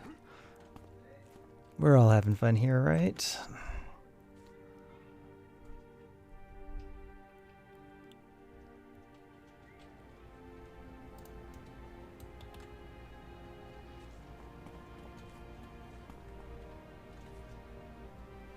Okay, so I'm just going to sort of try to slip past some of this stuff.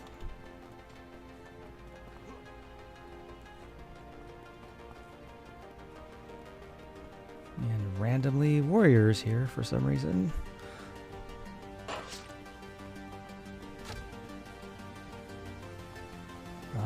None of whom are interacting with the Magic Man, so I don't know what their relationship is.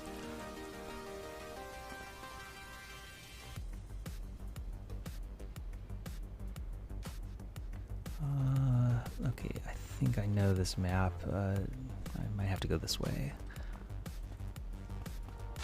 Yeah.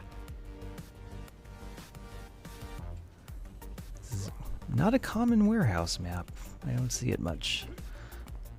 The T-shaped one. to use this for the finale of the Clockwork Captive. But other than that, I very rarely see it.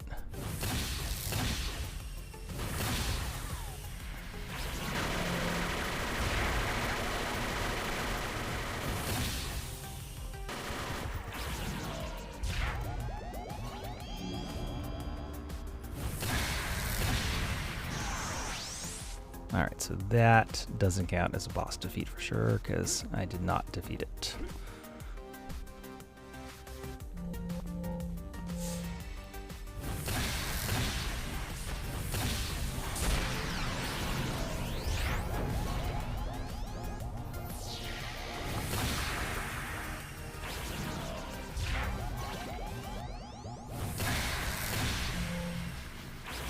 He's not wrong.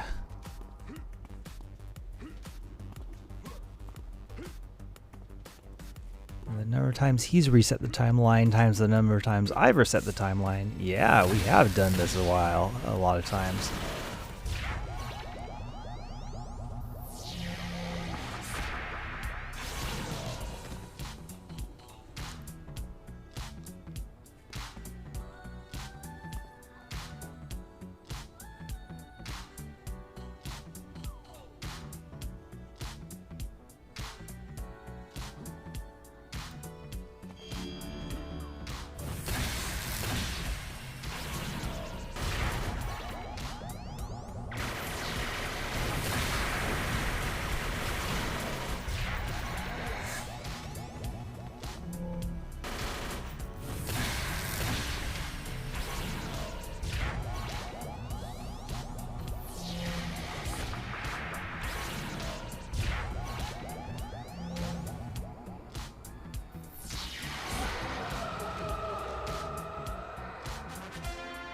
Right, that went pretty smoothly.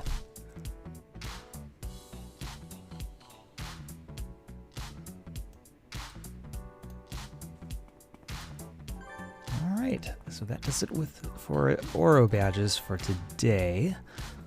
Let's update the notes, see what's left. I'm pretty sure it's just going to be gold brickers and Explorer badges. I may need to add one more badge on top of that to get to 860. So we're at 830.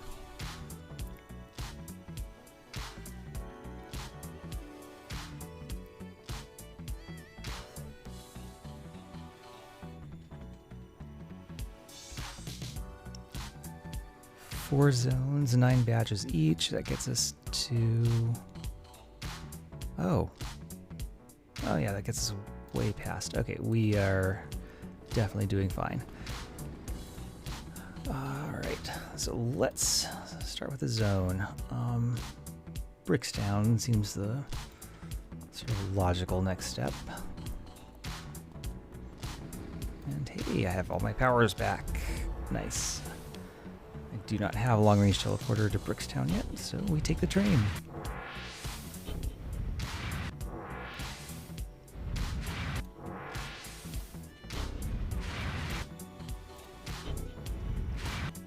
In fact, I don't even have to do gold brickers, but depending how close I am to getting the gold brickers done, they might be just a good break between exploration badges.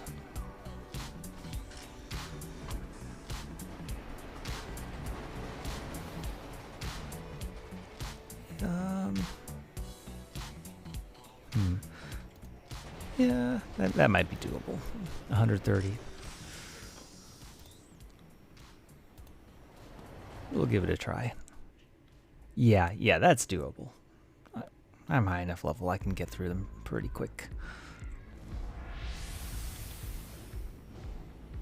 Okay, well, first things first. Brickstown, Vidiot maps.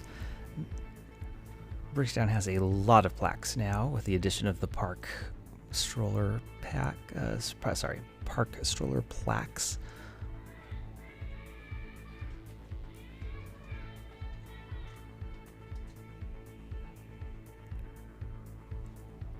And the only badge I can think of off the top of my head is sort of the one that's hidden under the basketball courts. You don't forget that badge. That's so hard to find. What else? There's one on top of the Zig. There's one at the entrance to the Zig. Okay. No need to pre-commentate. Let's just go get them. There are 8 badges, 5 plaques. All right, this one is on the bridge, I think. Yes. And 1 park plaque down here.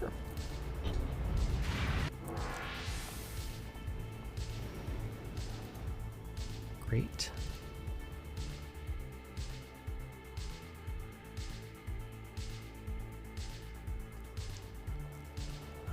Another plaque down by the police station.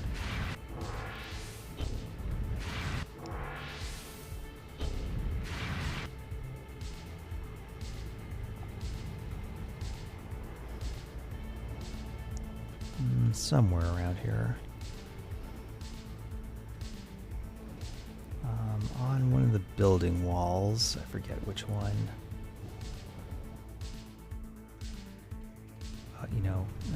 Thank you, Idiot Maps. It's this way, I think. There we are. 2 plaques down, 1 badge down.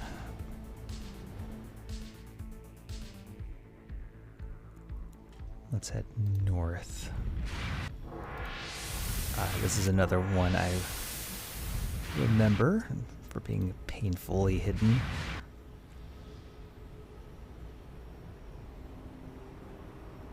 Alright, so it's down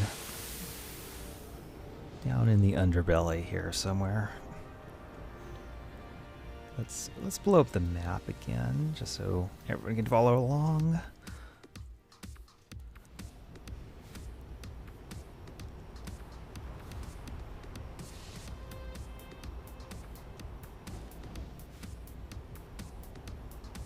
Okay, now it's kind of one of these nooks or crannies. There it is. Great.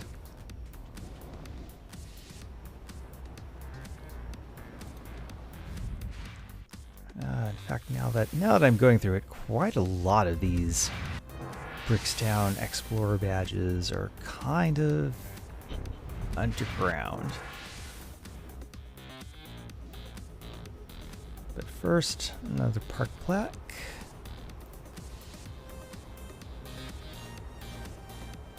Park plaques are pretty easy to find, which is nice.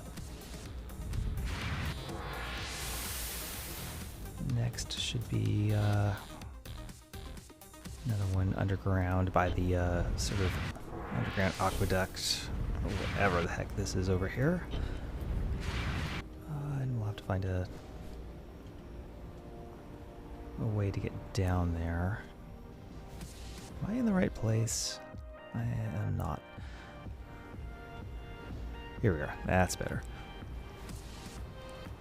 Am I still in the wrong place? No, this is the right place. I just gotta sort of... there we are. That wasn't so bad.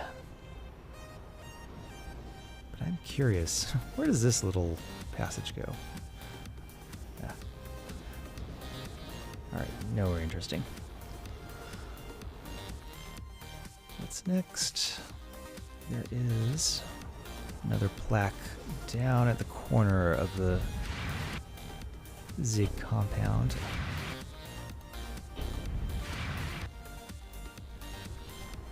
Is it inside the fence? It might be. I don't know why they'd erect a plaque inside the prison yard. Surely it's outside. There it is. Great. 1 plaque to go. Alright, there's another underground one over here. I think it's underground.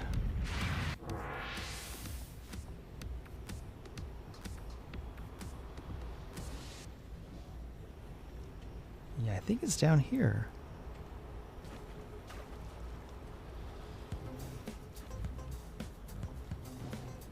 Let's see if I can find it.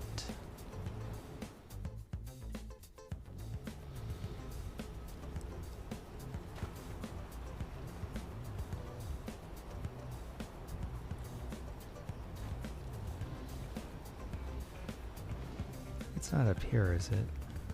I don't think it is. That doesn't look familiar. This seems more familiar down here.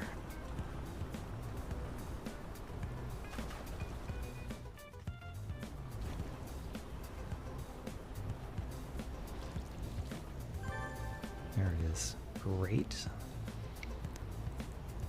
Two explore badges around the zig, one at the top.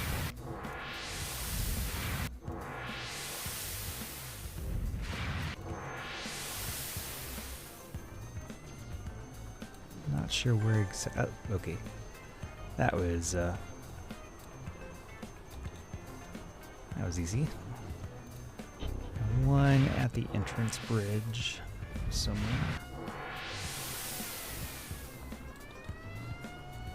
Over here. Yes. Great.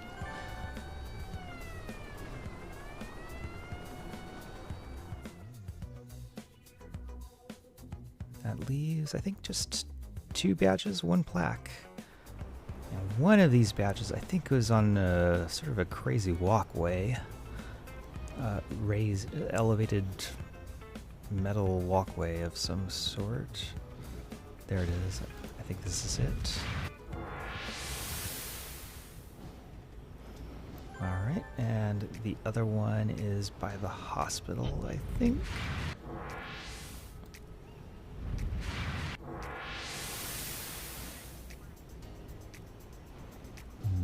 Maybe not. Maybe this side. Oh no, this is the one that. Or is this the one that's underground? Yeah, of course. This is the under the basketball courts. Where are the basketball courts?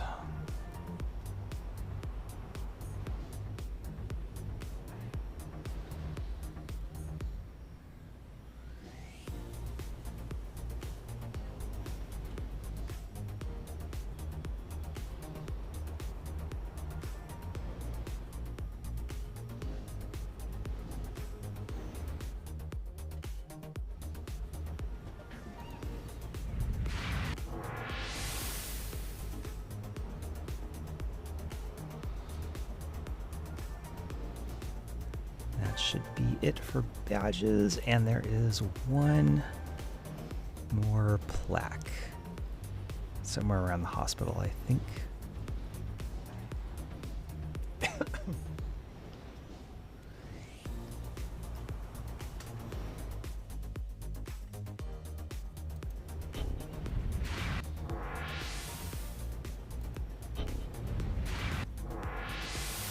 Oh, a park plaque, of course. Easy. All right, Brickstown is done. Craze Folly is up next. Let's update that badge count. 841, 19 left.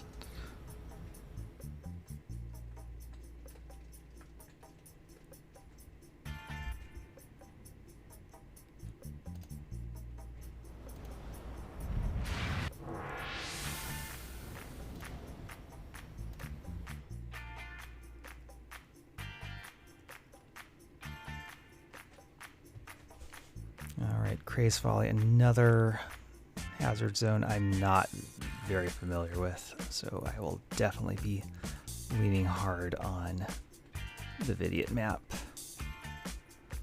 So what have we got?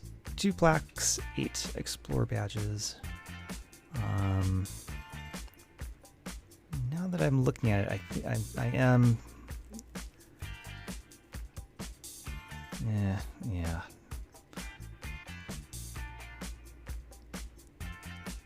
I'm gonna have a little trouble finding these. I really don't come here often. Who does?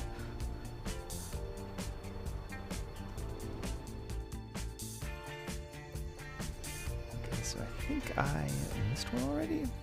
I did. Yeah, there's one right over here, right by the entrance.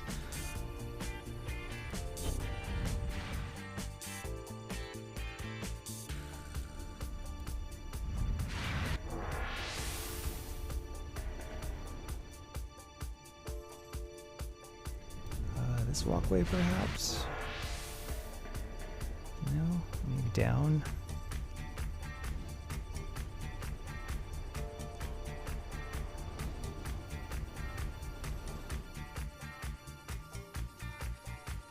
Might be in the wrong spot. Maybe over here.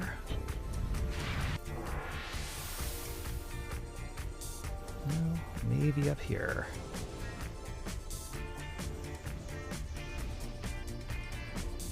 Oof. Oh, there it is. Great. This one I'm a little more familiar with. It's one of the like cooling towers or whatever these are.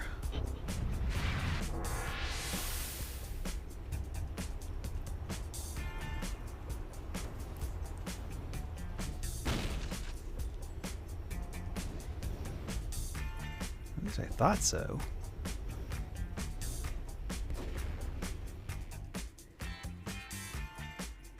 Ah, no, I passed the right towers. It's these big ones. Yeah, great.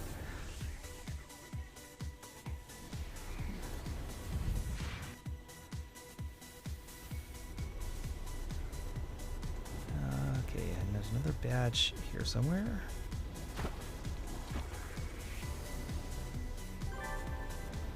All right, great. Next we go for a plaque.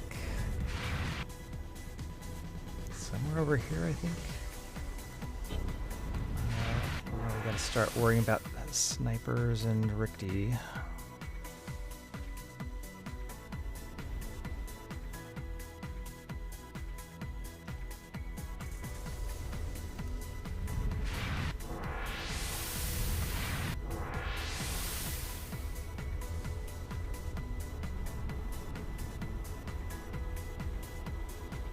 Okay, 3 badges and 1 plaque down.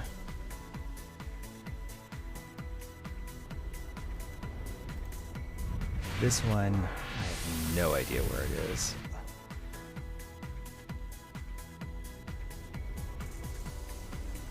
Just hope the vignette map is a good enough hint. It's not looking good. Oh, is it in here? Okay. Alright, this one's between the 2 large smokestacks.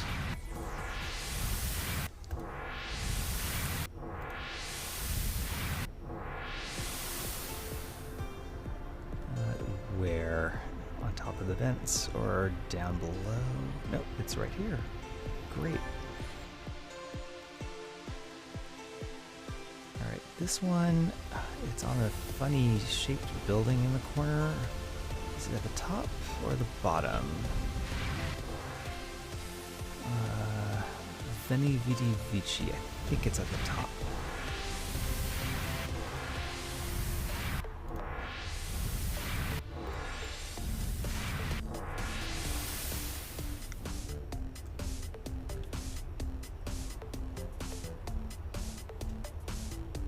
There we are.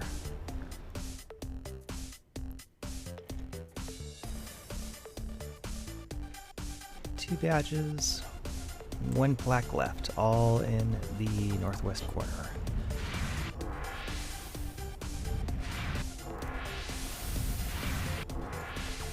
Oh boy, the cell shading really drives home what sort of an industrial hellscape this is.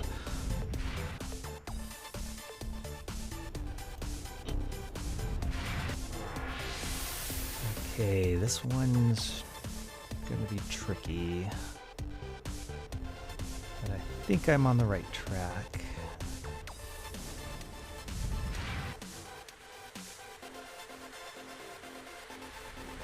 Is it down here, or is it up above?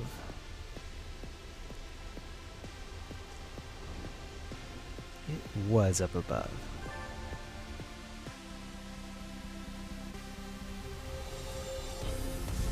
And the plaque is actually visible from there.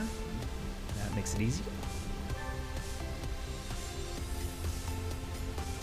Ooh, okay, so that gets me a history badge and a gladiator.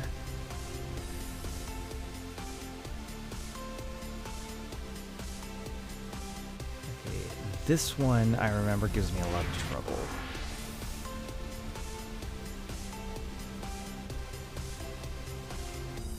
Oh, fantastic. That was not bad at all.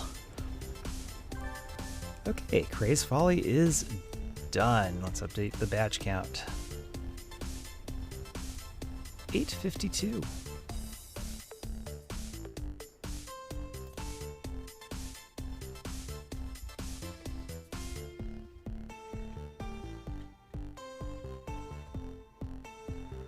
So now I've got a couple of choices. I'm gonna go ahead and take Firebase Zulu off.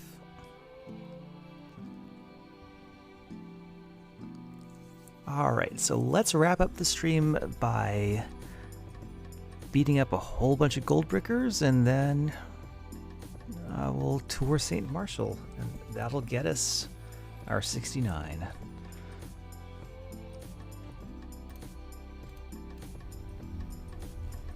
Off to null the goal.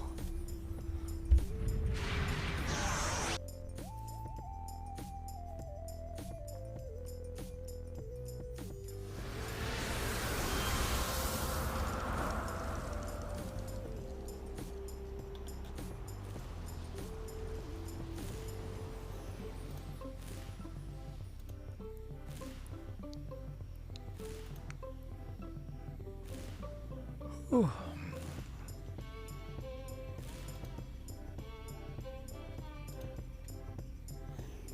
Okay, so Goldbrickers. Don't really have a choice where to go find them. It is going to be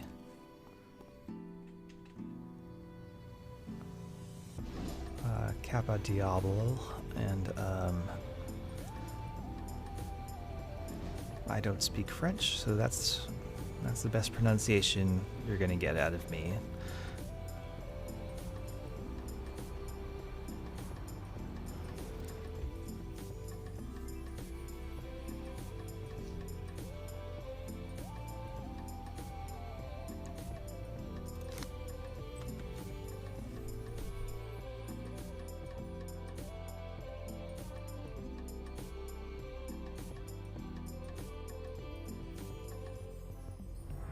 We won't need the big map for now. We'll bring back the big map for St. Marshall.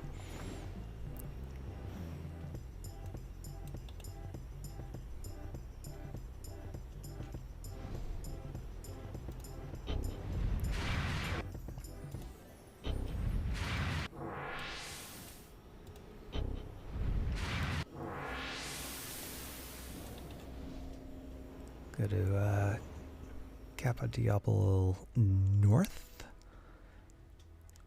That's where the candy factory is. You can just do laps around that, get all the Goldbrickers you want that way. Now the description for this badge lies. It is not one of the ones where you have to beat just the boss. It is actually any Goldbricker will count.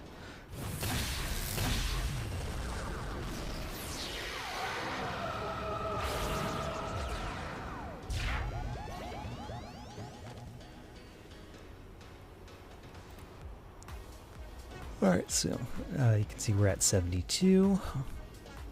Here's 2 rocket men, not bosses, they are just minions. Blow them up and we'll be at 74.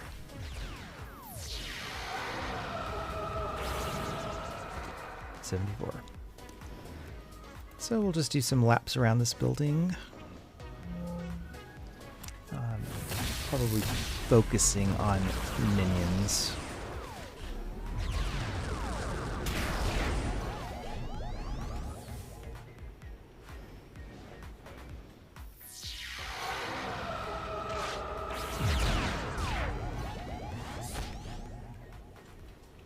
The actual bosses may take a little bit longer to get down than they're worth. So it is sort of ironic that the description says bosses, but depending on your build and your level, you may be better off doing the opposite and avoiding the bosses.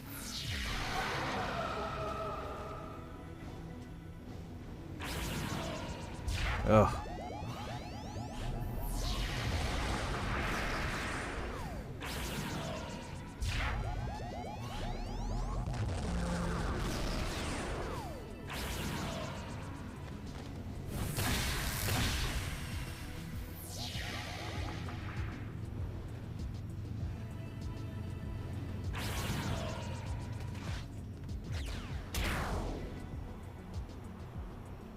So about 120 more gold brickers.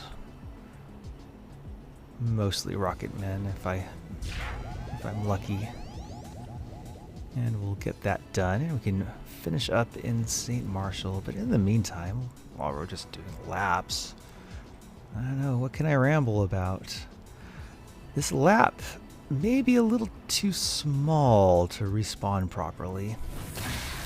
I may have to widen it out.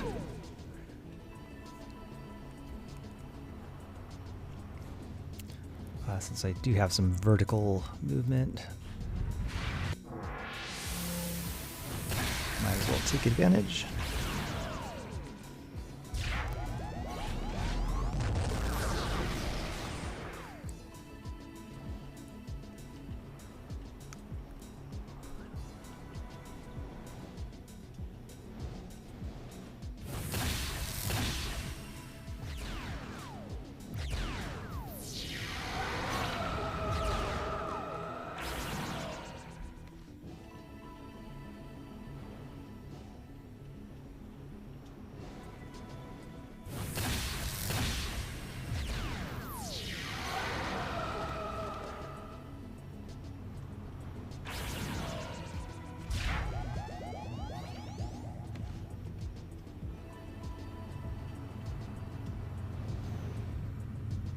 Where did that drop down from?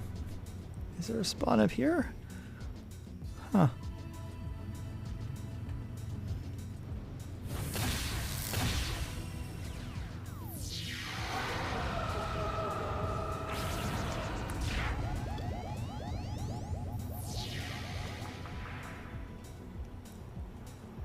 One not so nice thing about this badge is when the runners run, they really run.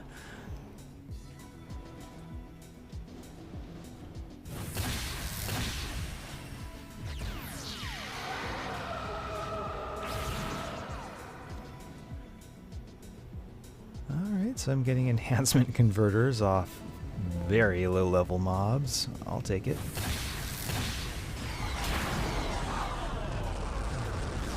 No, my endurance. Not even running Oro challenges. Yikes.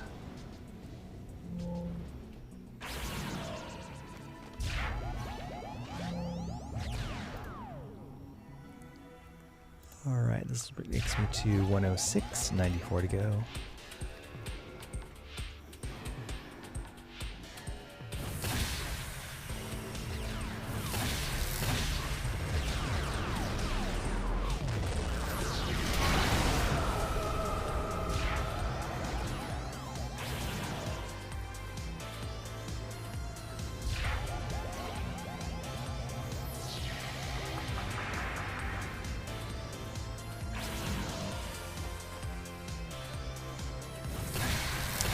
Whoops, it's a boss.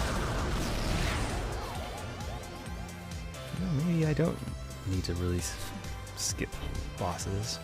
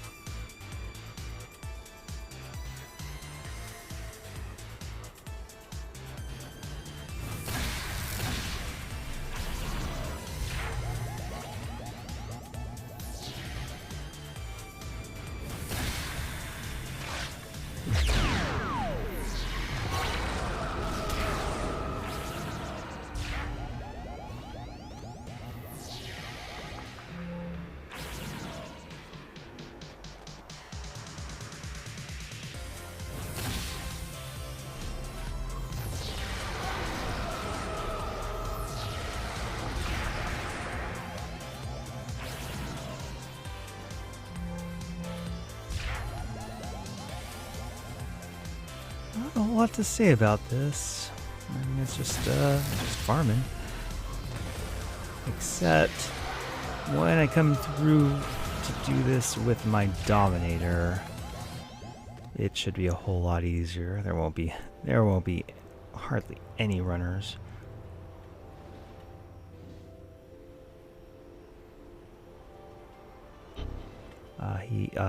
He's not mined, so he has a route. He can keep stuff from moving anywhere.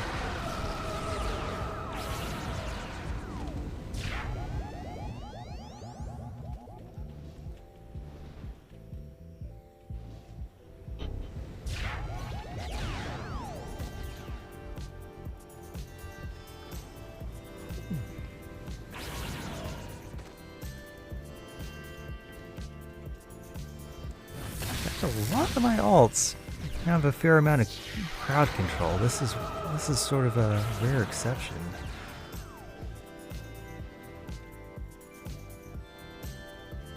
The Psionic Tornado will be nice, but even then, that's only like a 50% knock rate.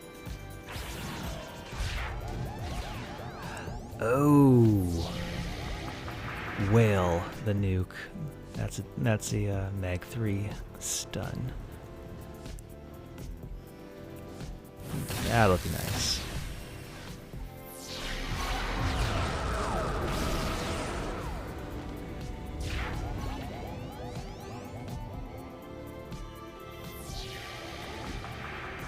I wonder if it's 100% chance of Mag 3 stun, because if it is, that's really, really good.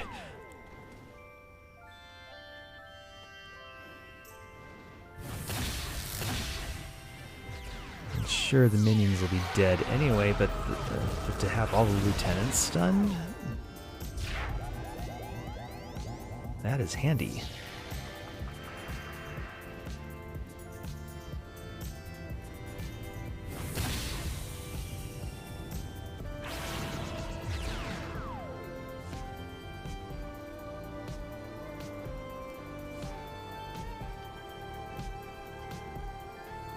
Stack Scramble Thoughts, and you got a boss stunned as well.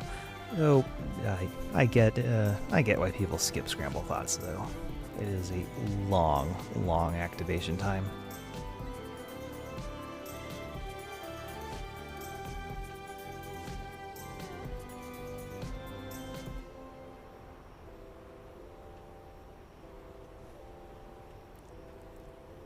And I get why people wouldn't want the opportunity to stop a lieutenant from attacking for 10 seconds when that long activation time stops yourself from attacking for like 3 seconds.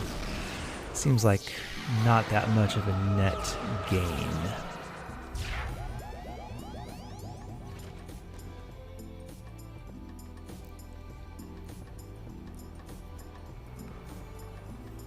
So I would wonder, based on that musing, whether there are any sort of slow animating control powers that people consider are worth taking.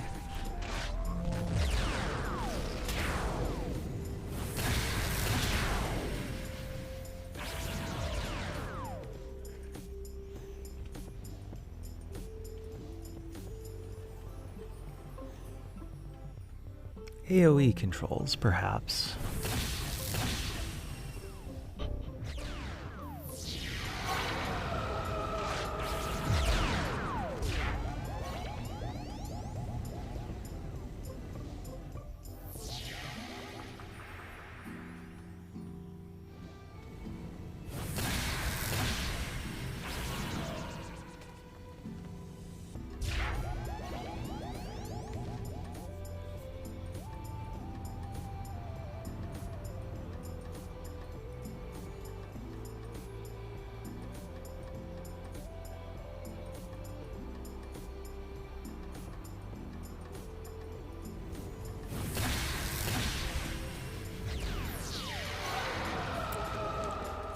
I hope we are almost done with this. I am starting to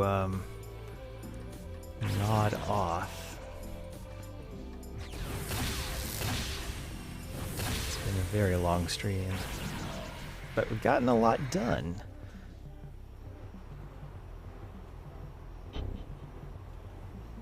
We're almost at our 69. St. Marshall Explorer badges will put us over the top for sure. In fact, we don't even need to be doing this. But I thought it would be just a nice break from Explorer badges to pick on some low-level gold brickers. 32 to go.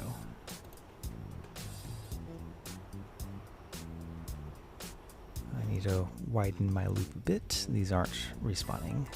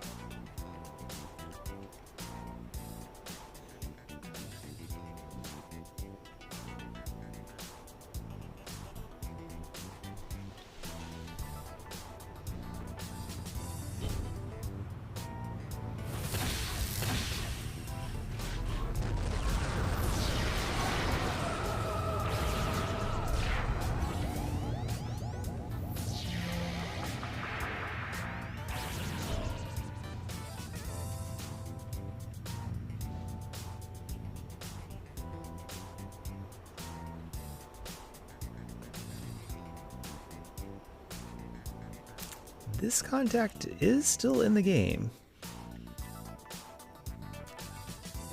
Even though he doesn't give any particularly useful rewards anymore.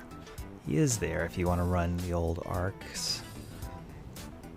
I typically run Mr. Rodney's Cape Arc, old Cape Arc, the one that used to unlock capes for villains. There is an ambush at the end of the final mission that has a signature hero in it. So if you don't feel like farming mayhem missions for signature heroes, you can farm that mission for it.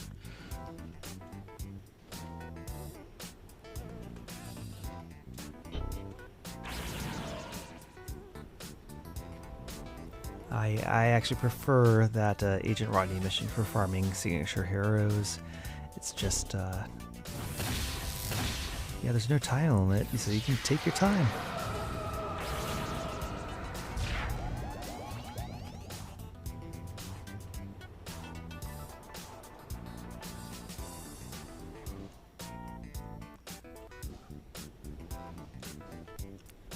There is a potential alternative. Vincent Ross's final mission spawns a hero task force to fight you. 8 of them. 4 of them count as signature heroes for the Hero Slayer badge. 4 of them don't count. And it is a bit of a pain to have to slog through legions of Legacy Chain to get to the point of the task force. But if you do that, you'll want to go double check to see which 4 count for Hero Slayer and which 4 don't. So you can just defeat the 4 that do count, then reset the mission and not complete the mission. If you defeat all 8, that completes the mission, of course. And if you're farming, you don't want that. So the 4 that do count would be the 4 that appear in Mayhem missions. I don't know off the top of my head which 4 of those are.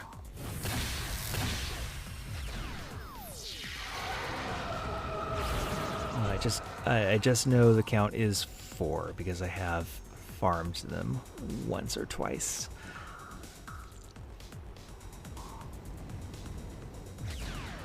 And 4 is decent progress towards 25.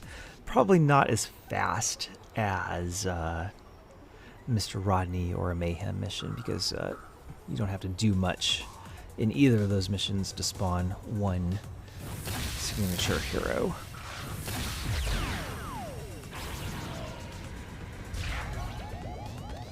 Whereas with Vincent Ross, you have to beat absolutely all the waves of Legacy Chain before the task force spawns. And that is very time consuming. If you lack an AoE attack, as some people do at that level, that Legion of Legacy Chain will take a very long time to get through. So I would not recommend farming Hero Slayer through that unless you have an AoE, preferably a PB AoE, because then you could put it on auto and go make a sandwich. Something I also have done.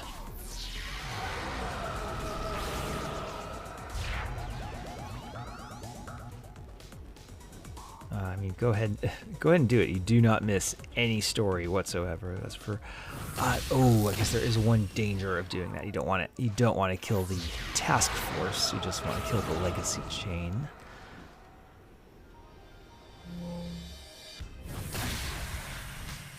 So don't go AFK too long. Fort Knox, easy peasy. All right, so that is just one badge. I'm not going to look at the count. I'm just going to assume that's 853. Gold prickers are done.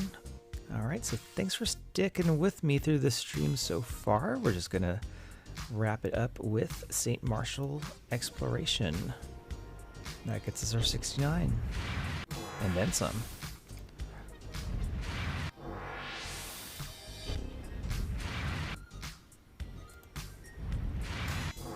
I feel like I might leave this up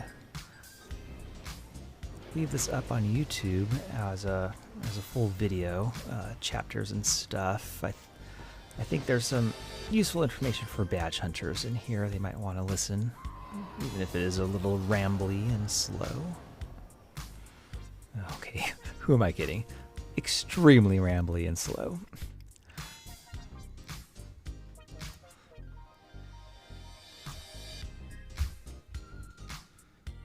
All right, now red side badges I am very unfamiliar with. So St. Marshall Vignette map, let's go. 8 exploration badges as usual, 1 history plaque. And the history plaque is nearby, so I'm just gonna get that out of the way first.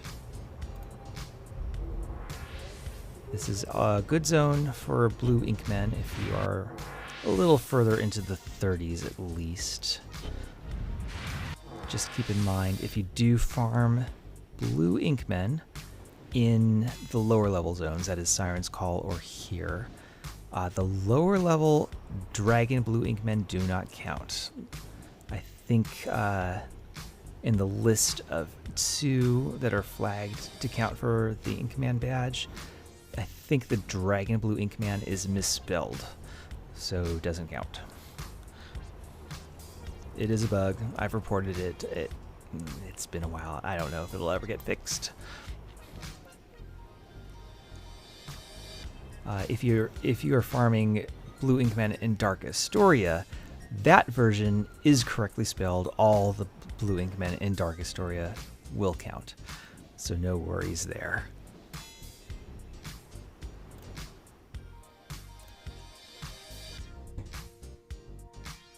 Okay, 8 badges, starting with one of the easier ones to find, the Hangman's Tree. Now I think my world detail setting is still maxed out from making thumbnails, so let's see what the spooky hanging guy looks like with these graphics settings as I approach. I don't see anything.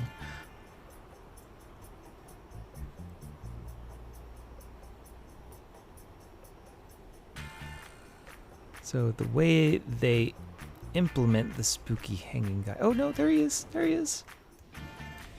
Hello, spooky hanging guy.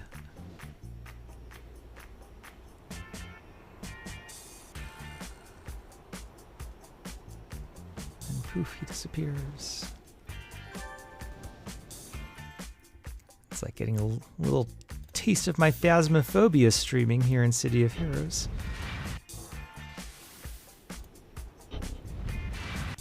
Got a little ghost event.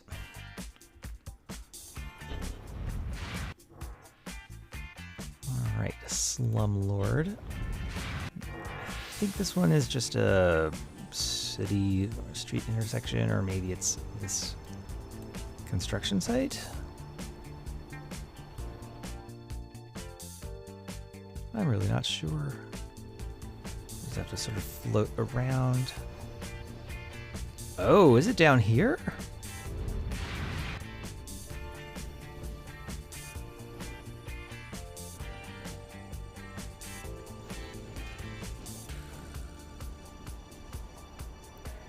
I didn't know this was here. But I've gotten the Slumlord badge before, so I must have just gotten it and forgotten about it, or not really looked around.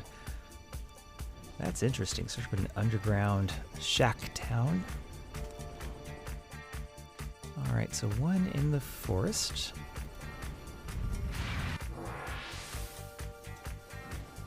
And then one at the entrance to the circus.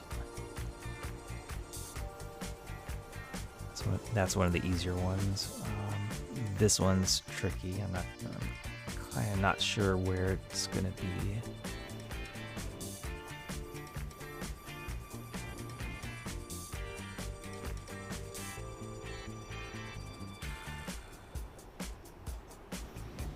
Does it have something to do with this destroyed road?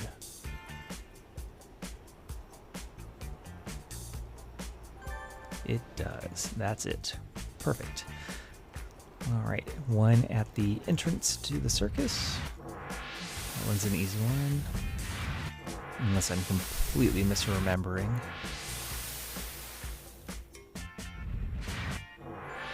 Yep.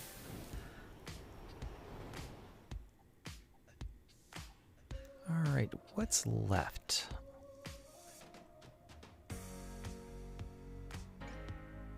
All right, so one sort of in the downtown area, one in the Whaler area, and then two on the big pyramid. And then we'll be done. And I can go sleep.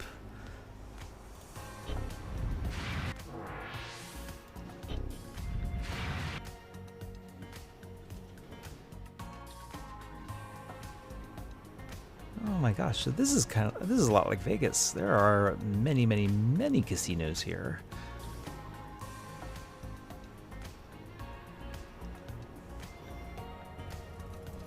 So I think this one is at the entrance to this casino? No? Oh, that's a movie theater. Whoops. Kind of on the wrong track. It's over here. There we are.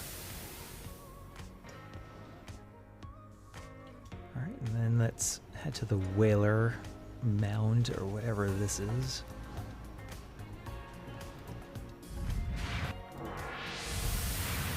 And I hope it's at the top of the mound. That'll make it easier to find, but it might not be.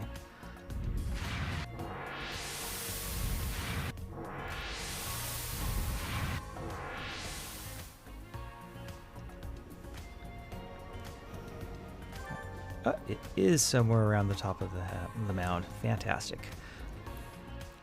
That leaves two badges around the pyramid. Alright, so one is sort of at this scenic overlook, I think. Looking out over the water. Maybe?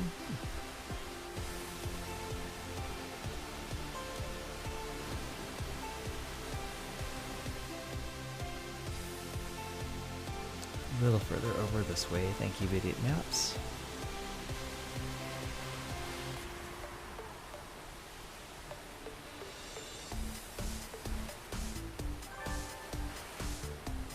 Great. And finally, this one I think I remember. It's one of these exterior walkways that goes around the pyramid. it's over here. Yep. And that'll do it. Let's do a final badge count. Gotten to 863, so we have gotten our 69 badges and then some.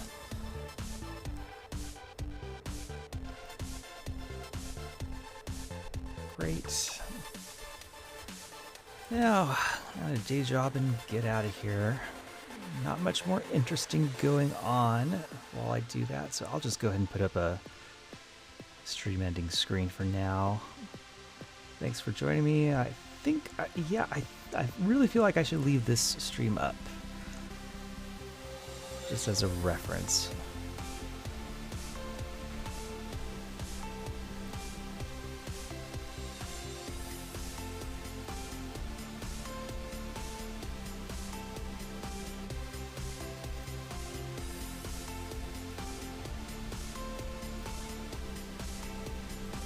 Thanks for sticking with it.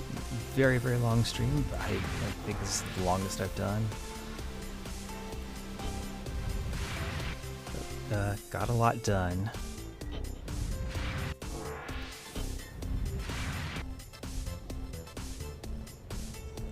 Lots of easy badges, lots of not so easy badges. And I'll catch you again.